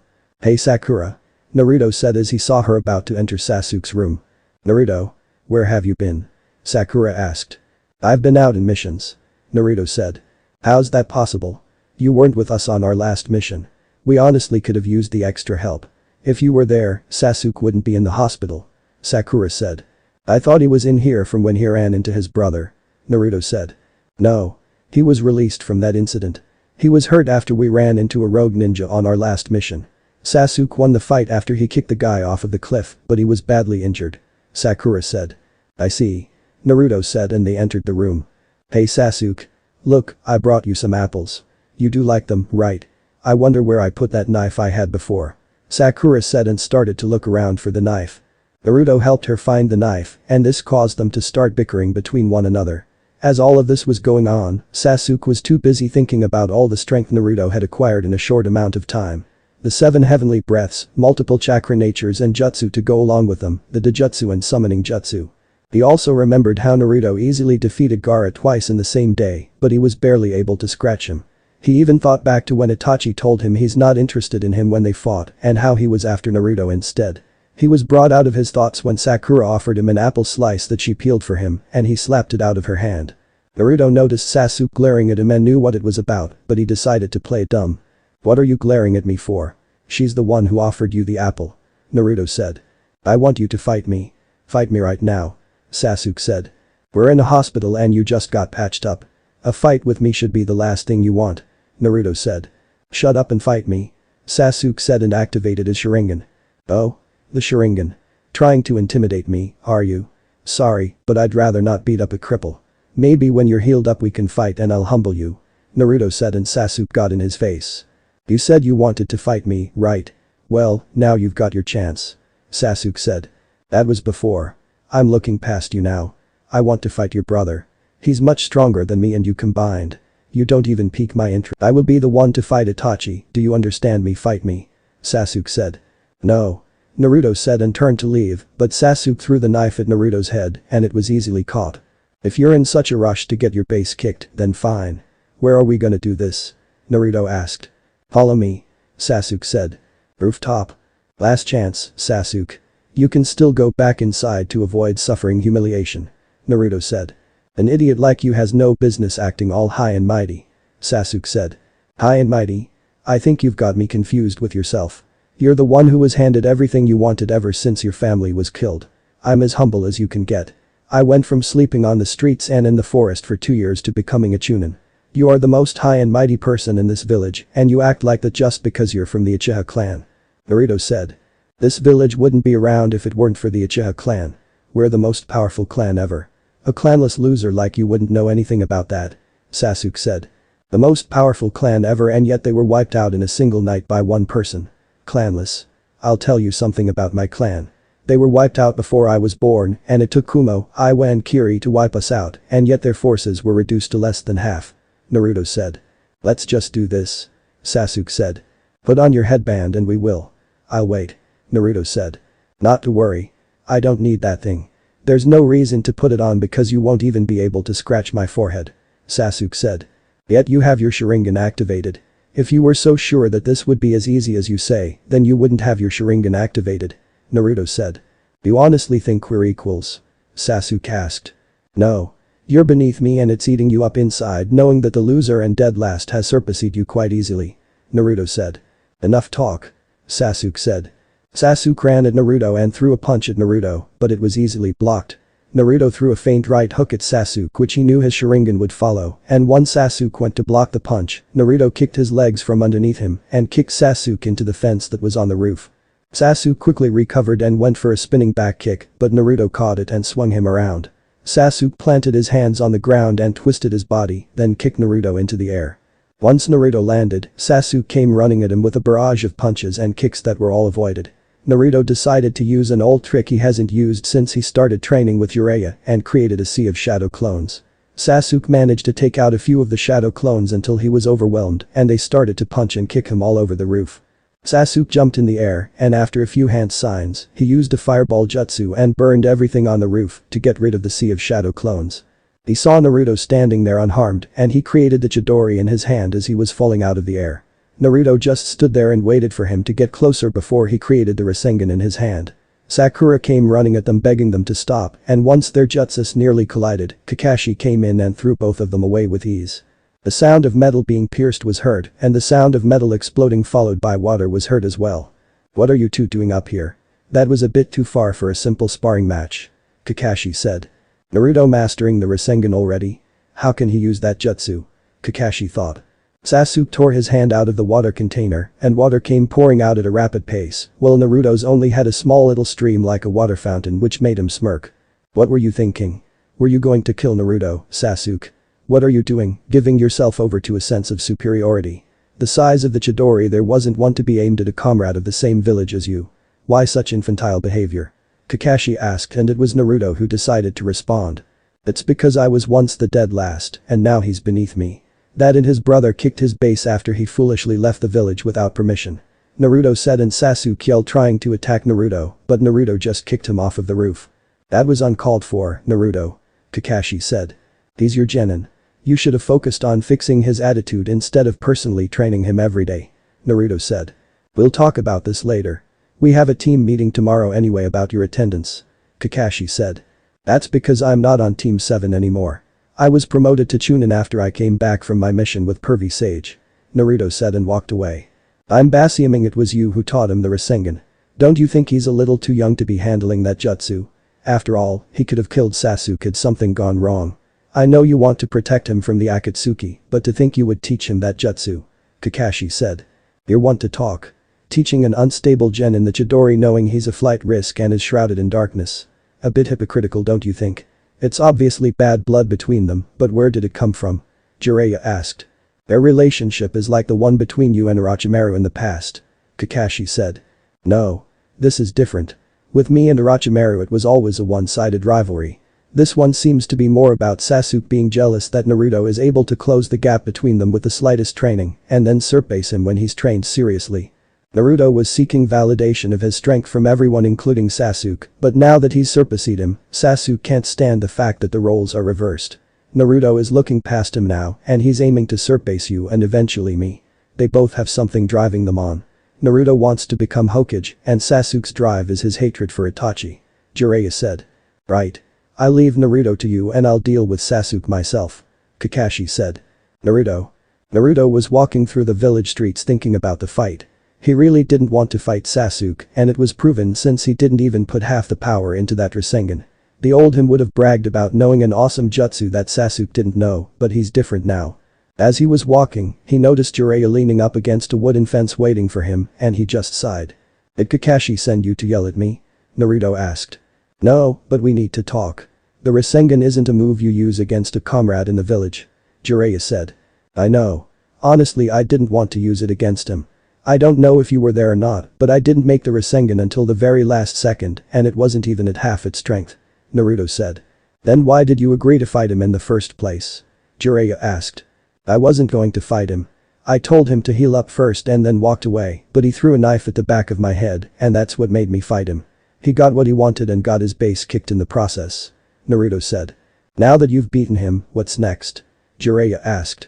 Honestly, it's like I told him. I'm aiming for bigger people to defeat.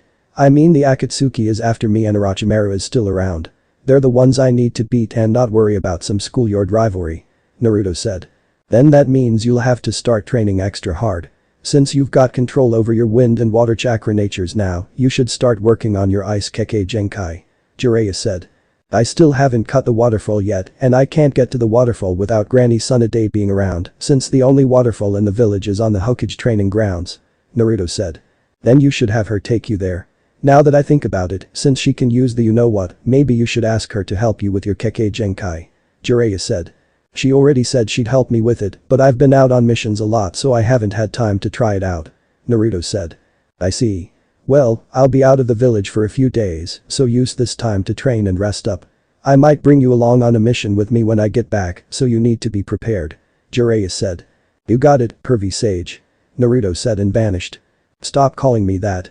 Jiraiya yelled. Early morning Hokage office. Now that Shikamaru is here, what did you need to see us for? Naruto asked. Sasuke Uchiha apparently slipped out of the village last night. I'm quite certain he's headed for the village in the sound. Tsunade said. He left. How is that possible? Shikamaru asked. It's not really shocking. I mean, look at him. He craves power by any means, and if he likes the power from the curse mark Orochimaru gave him, why not go to him? He's been a flight risk since his clan died. Naruto said. Well, I have a mission for the two of you. This will be Shikamaru's first mission as a Chunin, but I'll put him in charge. Naruto, I know you've been on quite a few missions as a Chunin, but you already have more experience leading a team, and I want to test him out. Your mission is to find Sasuke Uchiha and bring him back to the village before he crosses the border. Assemble the best team you can and head out immediately. This is an A rank mission. I would usually send a squad of Jonin, but we lack village security still, and most Jonin are out on a mission. Dismissed. Tsunade said. Outside. Who will our teammates be? Shikamaru asked. You're the captain. You decide. Naruto said. We need a tracker so Kiba and Akamaru are in. We'll need power, so I can grab Choji. You pretty much have all the other areas covered, but I have a feeling you'll be the one fighting Sasuke, and we don't know how many or how powerful his traveling companions are. Shikamaru said. So you figured it out as well. Naruto said. Yeah. From what I can remember from the Chunin exams, the Sound Village was new, and that means nobody knows where it's located. The only way he could get there is if he has somebody helping him get there. Shikamaru said. Good. I'm gonna go get 2 more people to help on this mission, and I'll meet you at the gate in 5 minutes. Naruto said and vanished. Hyuga compound. Again. Hiashi Hyuga said as he was watching Hinata and Neji spar. Lord Hiashi, Naruto Uzumaki is here to see you. He says it is an emergency. A Hyuga servant said. Neji, Hinata. That is enough for today. Hiashi said. Yes, sir. They said and bowed as Naruto entered the dojo. What brings you here, Naruto? I was unaware of any meetings today. Hiashi said. Sorry for showing up interrupted, but I need Neji and Hinata for an important mission. Naruto said. What rank is the mission? Neji asked. A ranked. Naruto said. What happened? Hiashi asked. Sasuke escaped the village and is heading towards Orochimaru. We're behind a few hours, but with 2 Byakugan users on our team, we should be able to handle this mission and whatever it throws at us. The team is me, Shikamaru, Choji, Kiba and Akamaru, Hinata and Neji. Naruto said. Very well. Hiashi said and nodded to them. When do we leave? Neji asked. Now. Naruto said and vanished. Main gates. Everybody understands the mission, right? Shikamaru asked. Find Sasuke and take out anyone who tried to stop us. Kiba said. That's right. Now, let's move out. Naruto said. Naruto, I'm supposed to be the leader, remember?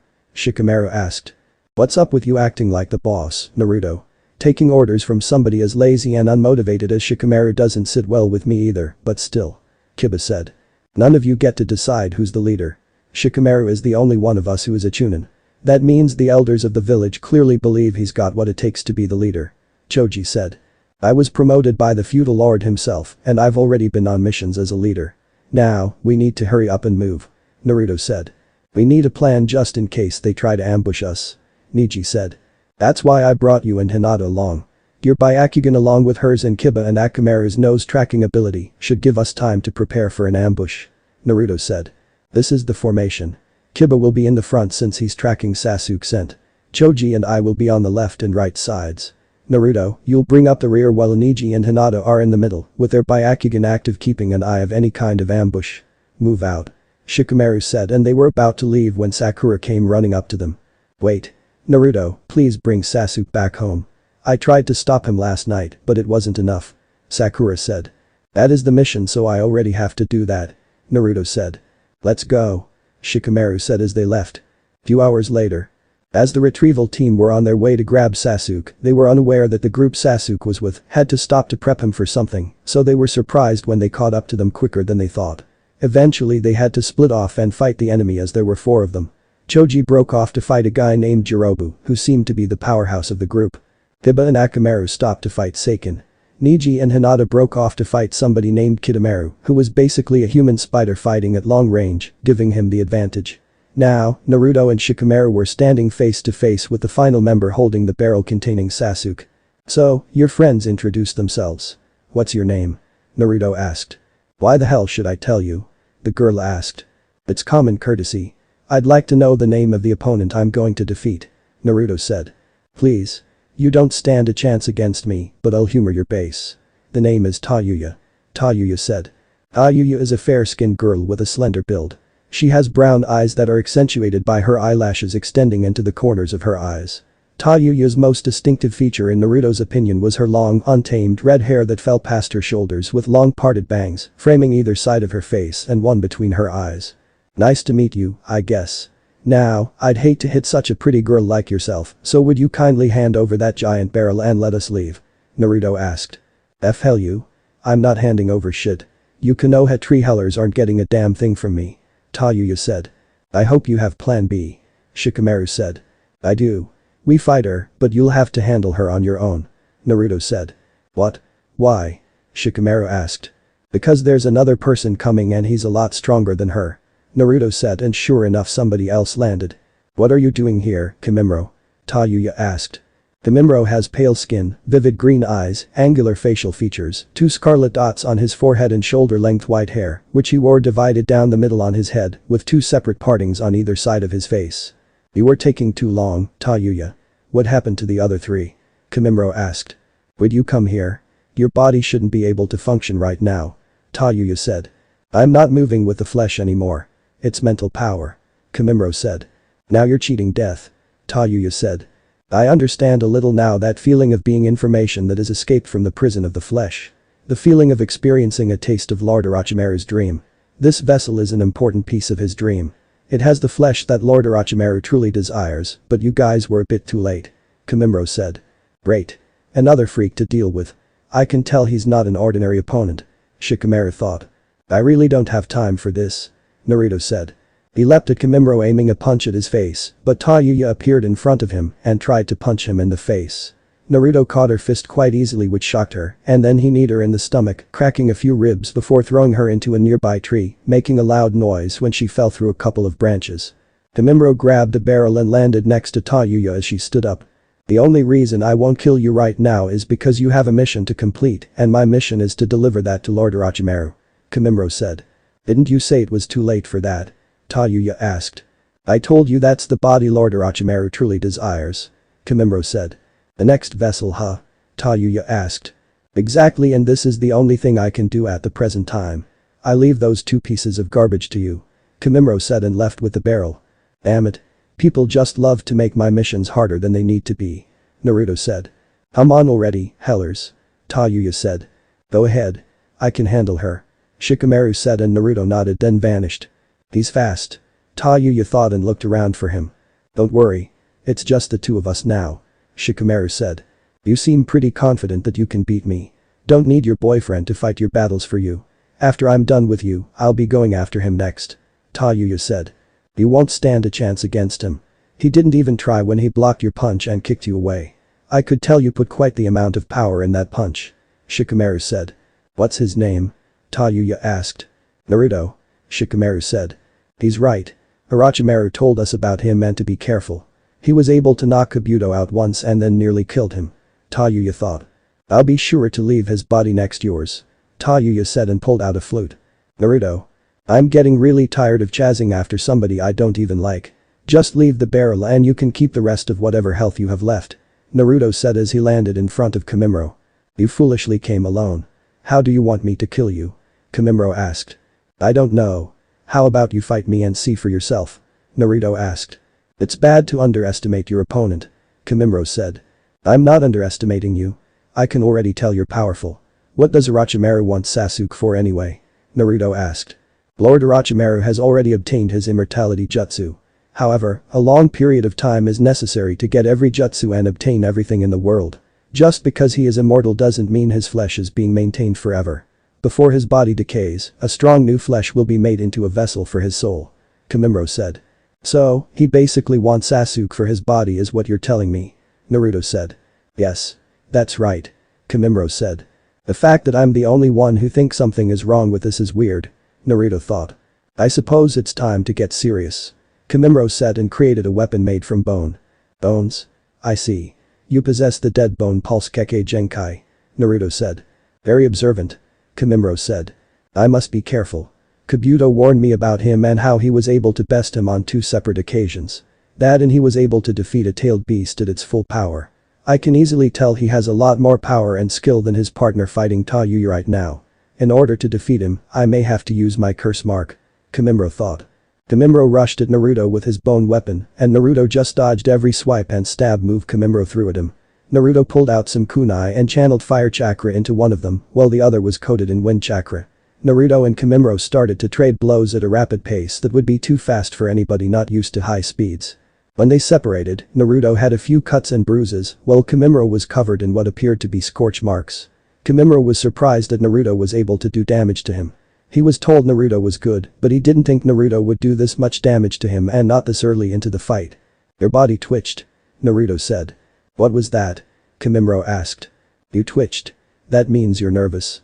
You have a good poker face, but growing up on the streets like I did causes you to learn how to read people's body movements. You're nervous because you weren't expecting me to be as good as I am. You weren't properly prepared for this fight. Given your clan's history, you fight until you can't fight anymore. I know how you fight now just from this first little scuffle. Naruto said. How exactly do I fight? Kimimaro asked. Why should I tell you? Naruto asked. If you don't then I'll kill you slowly and painfully. Kimimaro said. No, you won't. You don't have much time to live based on your breathing patterns. You're already winded and we haven't even begun fighting seriously. You're trying to finish this mission as quickly as possible to do one last good deed in the eyes of Orochimaru. Now that you've revealed yourself to have a Kekkei Genkai, I can handle you however as I please. Naruto said.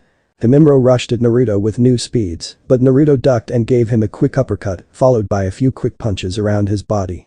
Kimimaro tried to move his left arm, but it wouldn't budge, so Naruto took advantage of this and hit him with a point-blank fireball jutsu. Kimimaro grunted in pain as he wasn't quick enough to fully block the attack with us bones. When the smoke cleared, Kimimaro was standing there with his curse mark activated. Kimimaro had marks spread across his entire body and contorting in parallel lines. So, that's your curse mark? Naruto said. Prepare to die. Kimimaro said. Before anybody could move, the barrel containing Sasuke started to smoke before it eventually exploded and caused a cloud of smoke to surround the area. Once the smoke cleared, Sasuke was standing there with longer hair and his skin was gray. Soon after Naruto saw him, Sasuke's hair shrank back down to normal and his skin started to clear up. Naruto figured it was something to do with the curse mark and Kimimaro retracted his own curse mark. Are you going to make this more difficult by running away? Naruto asked, and then Sasuke started to laugh like a maniac before he jumped away. Of course you are. Naruto said. It seems my mission will be over faster than I thought. Kimimaro said as he appeared next to Naruto and then he was kicked away. Who are you? Kimimaro asked. Ino has rejuvenated handsome devil Rock Lee. Lee said. What about your body, bushy brow? Naruto asked. Do not worry about me, Naruto. Go get Sasuke. Lee said. You sure? Naruto asked. Please leave this to me. I can take care of things here. Rock Lee said. This one's strong as well. Good. Kimimaro thought. Alright. This guy uses his bones to attack. When you're done, go back to the village and get checked out. Naruto said and vanished. Naruto. As he was running through the forest and hopping through the trees, Naruto felt Sasuke get closer to a specific area in the Land of Fire and found it ironic that he'd have to fight him there. He wasn't far behind Sasuke, but he decided to take his time and recover a bit from his fight with Kimimaro. They didn't fight much, but they both got some good hits in on each other. He finally caught up to Sasuke after another 10 minutes of running through the forest and they stopped at the Valley of End. Yo. Naruto said. Well, look who decided to show up. The hopeless little loser. Sasuke said. The same hopeless little loser that kicked your base when you challenged him. Drop the attitude and get your base back to the leaf. Today was supposed to be the start of my 2 weeks vacation. Naruto said. I'm done playing ninja with you children in the Leaf Village. Sasuke said. Children? Do you realize we're all the same age? Naruto asked. Compared to me and my power you're all children. I'm going to Orochimaru now and I'm not coming back to that joke of a village. Sasuke said. It's like you're intentionally forgetting the rooftop fight. Naruto said. That was a fluke. I'm glad you came here actually. Now we can settle things once and for all between us. It's time to put you in your place. Sasuke said. Sasuke created his Chidori right from the start and ran at Naruto with his full speed. Naruto stood there patiently waiting for him and then at the moment he created a Rasengan, then slammed it into Sasuke's Chidori. Both of them were sent flying backwards, but Naruto landed quite easily and stood on the water, while Sasuke barely managed to correct himself in the air. Sasuke let a smirk cross his face and then his curse mark activated and marks spread across his body. You know what they say, Naruto. Top-class shinobi should be able to read each other's heart simply by an exchange of fists. Even without saying anything. You've always been naive. Don't let this newfound strength steer you from reality that I'll always be better than you. Sasuke said and went through hand signs. Fire style. Phoenix flower jutsu. Sasuke spit multiple small fireballs at Naruto who didn't even look worried since he could easily counter the jutsu. He decided to humor Sasuke and jumped into the air since he knew that's what Sasuke wanted. Naruto smirked when Sasuke appeared in front of him and threw a punch, but it was caught by Naruto. Sasuke didn't have time to recover because he was kicked in the back of the head by a shadow clone of Naruto that he didn't even notice was made. Naruto used the water dragon jutsu on Sasuke and he was sent crashing into the wall of the valley. Naruto threw kunai at Sasuke coated in wind chakra and they each stuck through his clothes, pinning him to the wall. Naruto appeared in front of Sasuke and just started raining down punches on him with no remorse. The punches were so fast that it forced Sasuke's Sharingan to mature and gain 3 Tomo in each eye. Naruto activated his Hishigan just in case Sasuke tried to use a Jinjutsu on him. The punches kept coming and Sasuke was nearly out of it until his curse mark activated again. The amount of chakra released from the curse mark was enough to send Naruto flying back and help get Sasuke out of the wall. The smoke cleared and Sasuke was completely different from a few seconds ago. When Sasuke activated the second level of the curse seal, his skin turned dark gray and his hair grew then turned dark blue. His eyes also turned dark gray, but his Sharingan remained active. Additionally, he grew webbed claw-shaped wings from his back which he could use to fly and glide, and a dark star-shaped mark appeared across the bridge of his nose. "That's new," Naruto said. Sasuke appeared in front of Naruto who managed to catch his punch with ease, and that confused Sasuke since he was more powerful than Naruto at this moment or so he thought. Naruto and Sasuke started to trade punches and kicks around the valley, and thanks to Sasuke's newly matured Sharingan, he was able to counter some of Naruto's moves and got some good attacks in. When Naruto and Sasuke separated, Naruto got into a stance that Sasuke was familiar with and braced himself for the onslaught that was about to come. 7 heavenly breaths. First activation. Second activation. Third activation. After Naruto activated his first 3 steps of the 7 heavenly breaths, he vanished from Sasuke's eyesight and he was barely able to duck out of the way from the kick aimed at his head. Naruto didn't give him time to recover as he hit him with a powerful great breakthrough that sent Sasuke crashing into the wall and made him cough up blood. The jutsu was enhanced because Naruto released his third activation, so the air he had in his lungs was used to boost the power of the jutsu. Sasuke pulled himself from the wall and moved out of the way as Naruto came crashing down at him. Sasuke tried to use a Jinjutsu on Naruto, but Naruto wasn't making eye contact with him and it failed. Sasuke used a fireball jutsu on Naruto who countered it with a ripping torrent and created a giant steam cloud. Sasuke was at a disadvantage since he couldn't see and wasn't a sensor. His Sharingan couldn't track Naruto's chakra signature because the steam cloud was filled with chakra.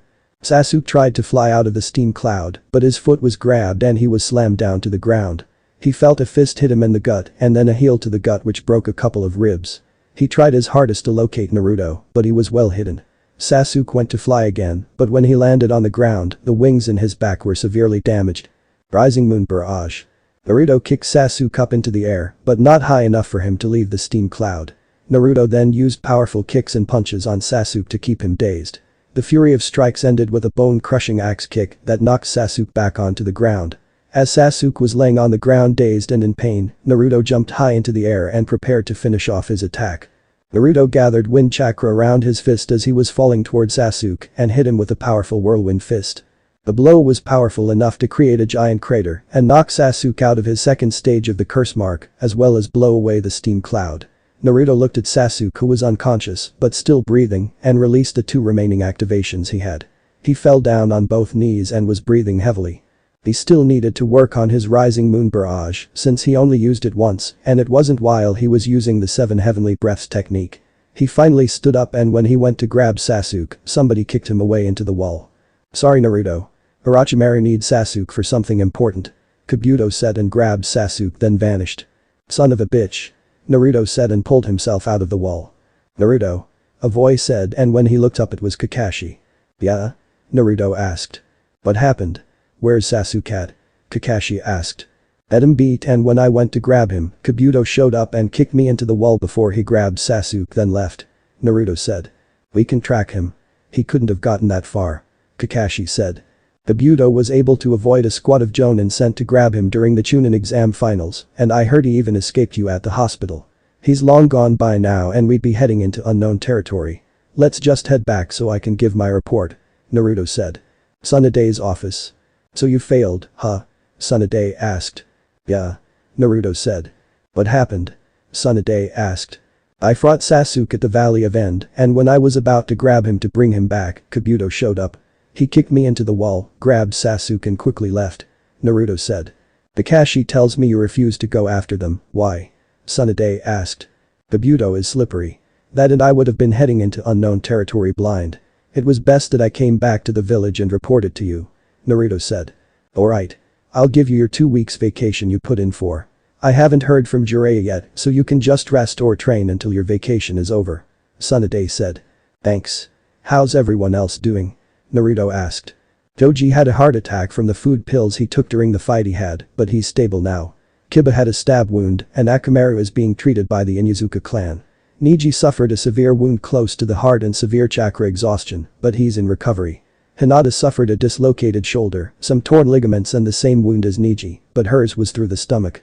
She'll be fine though. Shikamaru has a broken finger, but he's more down about his teammates being injured on the mission. I gave him some time off to clear his head," Tsunade said. "Alright. Well, I'll be around the forest," Naruto said and left. Forest. Naruto was walking around the forest as he said he was going to do and came across the area Shikamaru was fighting at. The trees were destroyed and he knew Shikamaru didn't do this. He looked at the way the trees were cut and noticed it was wind chakra. The only person that could do something on this wide of a scale is Temari, and he figured she must have come to help him. He walked around some more until he came across a familiar reed trapped underneath some trees. He walked over to her and checked for a pulse.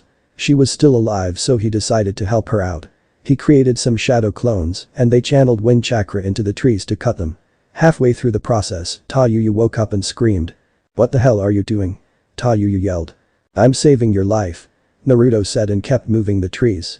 "Why?" Tayuya asked. "Well, you're alive and I couldn't just leave you here," Naruto said. "Idiot. How do you know I won't kill you once I'm free?" Tayuya asked. "The moment you try to move you won't get very far," Naruto said. "What the hell does that mean?" Tayuya asked. "Your legs are trapped underneath these trees. You can't feel it because the nerves are probably damaged. I'll take you to my village to get you healed," Naruto said. "Hell that shit. I'd rather die. You'll just turn me in and have me tortured before killing me," Tayuya said. "No, I won't. I'm taking you to the Hokage. She's the best healer in the world. I'm pretty close to her so I can get you healed and possibly a new home in the village," Naruto said. "I don't believe you, needle banana," Tayuya said. "First off, my banana is way bigger than a needle, thank you very much. Secondly, the Hokage is my godmother. I have some pull in the village, although it's not much," Naruto said as he removed the final tree. "Hell. My legs look like shit," Tayuya said and Naruto picked her up. "Come on. I'll get you some food as well," Naruto said. "What's the catch?" Tayuya asked. "No catch. All you have to do is tell us what you know about Orochimaru, the Sound Village, and in return, I can try to get you a new life in Konoha," Naruto said. "What do you mean, new life?" Tayuya asked. "Simple. You can either become a regular civilian or after a probationary period, you can become a ninja," Naruto said. "This sounds too good to be true. You're hiding something," Tayuya said. "Only problem is the curse mark you have," Naruto said. "Of course. This thing is stuck with me forever," Tayuya said. "Not really. I should be able to get rid of it. Somebody in my village has one as well, and I've been working on removing it," Naruto said. "Does this new life come with more than one meal a day, a hot shower and my own room?" Tayuya asked. "Yeah. Do we have a deal?" Naruto asked. "Hell yeah we do," Tayuya said. "Good," Naruto said. "Why are you being so nice to me?" Tayuya asked. "Let's just say I have a thing for cute girls with red hair," Naruto said and Tayuya had to hide her blush. "Watch your hands, you naughty," Tayuya said. "I'm not even touching you inappropriately," Naruto said. "Bullshit. I can feel your hands trying to touch my base and grab my side boob," Tayuya said and Naruto just sighed. "We could have been back in the village by now, but you won't shut the hell up with your complaining," Naruto said and put her down. "Who the hell do you think you're talking to?" Tayuya asked. "I'm talking to an ungrateful cripple. I'm trying to help your sorry base, and all you want to do is complain. Just shut the hell up until we get there and then you can talk. I swear if you say one more word I will leave you here to be eaten by forest animals. I may be nice, but do not piss me off," Naruto said. His eyes turned red from the nine tails chakra flowing through his body. Tayuya was honestly scared and shocked at the moment since nobody has ever spoken to her like that and she didn't know what that red chakra was. She nodded and Naruto put her on his back as he started hopping through the trees. Along the way he could hear Tayuya whimpering in pain and he decided to quickly go back to Tsunade's office by using a quick number of Shunshin. Tsunade's office. "Granny Tsunade, I need your help," Naruto said as he just walked into the office. "I'm in the middle of a meeting," Tsunade said. "This is important." Naruto said as he placed Tayuya on the couch. Who's the girl? Kaharu asked. Yes. I don't think I've seen her around the village before. Homura said. This is Tayuya and she was part of the group that was sent to retrieve Sasuke for Orochimaru. Naruto said. So you brought us a prisoner? Kaharu asked. Not exactly. Naruto said and Tsunade felt a headache coming. Naruto, what did you do? Tsunade asked. I kind of told her that if she gives us information, you'd heal her legs and I'll remove the curse mark. Also I might have said you let her start a new life as a ninja or civilian for Konoha. Naruto said and Tsunade just punched him through the roof. Holy shit. Look at how big your tits are. How'd you get them like that? Tayuya asked. Quite the mouth she has on her. Homura said. Yes. Shall we continue this meeting another time, Lady Tsunade? Kaharu asked. Actually, the meeting was about Orochimaru. I think Naruto gave us something good. Tsunade said. When will Hellface come down from that? Tayuya asked. He should have been down by now. Tsunade said and then Naruto walked through the door with bags filled with ramen. Where the hell did you go? Tayuya asked. To find you some manners. Naruto said. Hell you. I have manners. Tayuya said. Whatever. So, did she talk yet? Naruto asked. We were about to start actually. Tsunade said and Naruto nodded as he gave Tayuya a bowl of ramen. So, Tayuya. What can you tell us about Orochimaru? Homura asked. That he's a pedophile. Tayuya said and Naruto snickered. What makes you say that? Kaharu asked. He's always going after little boys for their bodies. I mean that's a giant red flag right there. Tayuya said. What does he want their bodies for? Tsunade asked. His immortality jutsu. Tayuya said and slurped up some noodles. His immortality jutsu? Tsunade asked. Yeah. It's some kind of jutsu where he switches bodies once every 3 years. It's not really an immortality jutsu since if he doesn't have a body after 3 years, then he'll die. The shit is weird. Tayuya said. What can you tell us about the Sound Village? Tsunade asked. The Sound Village is not really a village, but a network of laboratories composed of various hideouts and bases, scattered throughout the land of Sound and various other countries. The Heller was so damn paranoid about being found that it's almost impossible to track him. We never stayed at the same base for long, so it made us constantly go on the move. Tayuya said. Where are some bases? Tsunade asked. Gusa, the southern hideout which is somewhere off the coast of the Land of Waves, the northern and eastern hideouts which I've never been to, so I can't tell you where they are. Kabuto has his own little island to jerk off some other people he wants to experiment on, and then there's a hideout on the Demon Island of the Land of Sea. There could be more, but I don't know where they are. What is this shit that I'm eating? It's delicious. Tayuya said. Do you know anything else about his experiments? Kaharu asked. You know I'm doing an awful lot of talking, but my legs aren't getting healed. I'm not saying shit else until my legs get fixed. Tayuya said. What do you two think? Should I heal her legs now or just give her to Anko and Ibiki? Tsunade asked. She's given us quite the information and it's much more than we expected. Homura said. Yes. I believe she has earned the right to have her legs healed. Kaharu said and Tsunade nodded. Now, tell us more. Tsunade said and started to mend the bones in Tayuya's legs while removing the wood chunks. He has a ton of shit that he did. Stealing kids from the orphanage, kidnapping shinobi, killing the Kazukiage, and he was talking one time about giving somebody an arm made completely from Hashirama Senju's DNA. I don't know who would want a dead person's DNA, but whoever it is must be one sick heller. Tayuya said. Does he have any bases in the Land of Fire? Tsunade asked. I thought he did, but Kabuto said it was destroyed by the third Hokage. Actually, that old heller should have told you about a base of his. Tayuya said and Tsunade finished her legs. Well, he didn't.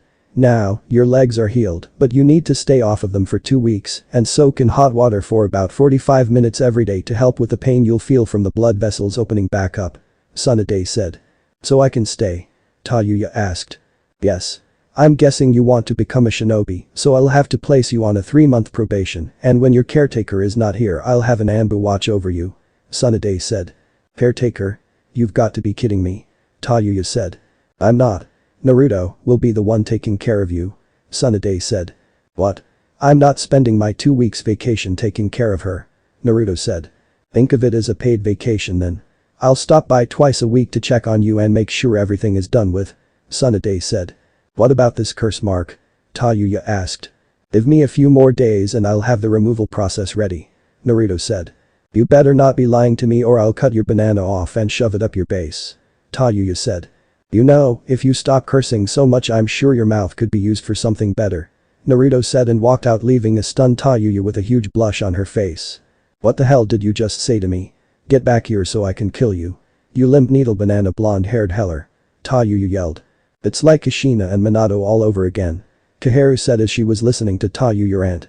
Indeed. The only difference is I don't think Minato would have the guts to say something like that to Kushina. Homura said. I give it a few weeks before they realize they like each other. Tsunade said. I don't know. Is it wise for them to fall in love? Their tempers can clash and I know Naruto has mellowed out but his temper is still there. Homura said. They'll be fine. Tayuya. Tsunade said. What? Tayuya yelled. I'm taking you to Naruto's apartment. I have a key to get in and you can wait for him to get back. Tsunade said. Where'd he go? Tayuya asked. Either to train or find his sensei that's most likely hiding somewhere in the village. Tsunade said and Tayuya nodded. So, how'd you get your tits to look like that? Tayuya asked as Tsunade placed her in a wheelchair. Why? Are you trying to impress somebody? Tsunade asked and smirked when Tayuya blushed. No. Who the hell would I have to impress? I just want my tits to look like that. Tayuya said. Aha. I'll tell you the secret along the way to Naruto's apartment. Tsunade said. Naruto. Naruto was walking through the village looking for Jiraiya since he knew he was in the village somewhere. He felt Jiraiya's chakra in the village, but he couldn't pinpoint exactly where he was. He suddenly remembered who he's looking for and vanished. He arrived at the hot springs and sure enough Jiraiya was up in a tree with a telescope and blood coming from his nose. Hervey Sage, don't you ever get tired of peeping on women, knowing they'll find you and beat you? Naruto asked. Nope. So, what brings you here? Jiraiya asked. I don't know if you've heard, but Sasuke left the village. Naruto said. Did you stop him? Jiraiya asked. Yeah, but then Kabuto showed and took Sasuke as soon as I was about to grab him. Naruto said. What are your thoughts on it? Jiraiya asked. Sasuke made his own decision. He's a rogue ninja, and depending on what he's listed as in the bingo book is how I'll treat him if we ever cross paths again. I'm not going to chase after him like some lost puppy. I've got bigger things to worry about like the Akatsuki. Naruto said. That's right. Now, in a few months I'm going to be taking you away from the village. Jiraiya said. For what? Naruto asked. The training trip. We'll be gone for 2.5 years where I'll teach you everything I know. I'll train you to the point where you'd come back nearly as strong as me. Before we leave though, I'm going to train you in using the Nine Tails chakra now. I won't make it your go-to, just something you have in your back pocket as a last resort. Jiraiya said. When do we start training? Naruto asked. I understand you're on vacation now and I don't have anything to do, so I'll train you over the next 2 weeks on the Nine Tails chakra. What that means is I'll have you channel as much chakra you possibly can and then we'll spar while you're using the Nine Tails chakra. Jiraiya said. Alright. I'm heading home then. Naruto said. See ya. I've got to get back to my research. Jiraiya said and Naruto sighed. Of course. There's a naughty in the tree peeping on the women's bathhouse. Naruto yelled and vanished. Damn it kid. Jiraiya said. Naruto's apartment. Why are you in my apartment? Naruto asked. The big tit cage told me I'll be staying here. This place isn't half bad from the looks of the outside. I've got my own room, fresh food and hot water. Now, make me something to eat. Tayuya said. No. I need to take a shower first and you also need to wash up. You smell like you haven't bathed in a while. Naruto said. I haven't. The baths in the Sound Village barely worked and everyone had to share. I'd rather stink than share a shower with a bunch of creeps trying to cop a feel on me. Tayuya said. If it was that bad, then would you stay? Naruto asked. I had nowhere to go. He gave me shelter after he found me living on the streets. In a way I felt like I owed him my life. I did try to leave before, but he branded me with the curse mark, so I was stuck there. This is like a luxury to me, and I know I come off as a tough bitch, but that's all I know. It's how I had to grow up and protect myself in Sound. I really do appreciate what you did for me, but I'm not sure how I'm supposed to express it. Tayuya said and didn't know she was crying, so she froze when Naruto gave her a hug. You can stay here as long as you want. Sorry about insulting you earlier. I also grew up on the streets for 2 years, so I know how you feel.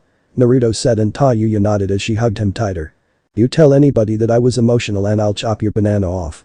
Tayuya said and they broke the hug. It's our little secret. Naruto said and wiped her tears away. I should kick your base. You got me all emotional and shit. Tayuya said and then chuckled. Like I said. It's our little secret. Now, I'll let you use the bathroom first so I can get dinner started. I'll have Shizune come over tomorrow so she can get your measurements for clothes," Naruto said. He walked away and left Tayuya alone on the couch. She was grateful for Naruto saving her life and she owed him, but she didn't know how to repay him. She's a tough chick, but he's already managed to make her cry and it wasn't on purpose. Then there's the food.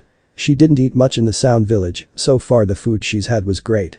Maybe her living here would be better than she thought and maybe meeting Naruto was the best thing for her. She had to admit he wasn't bad looking and she'd go as far as to say that he's the cutest boy she's ever seen. The way his eyes look and the way he smiles at her just makes her feel special. "Oh hell," Tayuya said. She's starting to fall for Naruto Uzumaki and she's falling for him hard.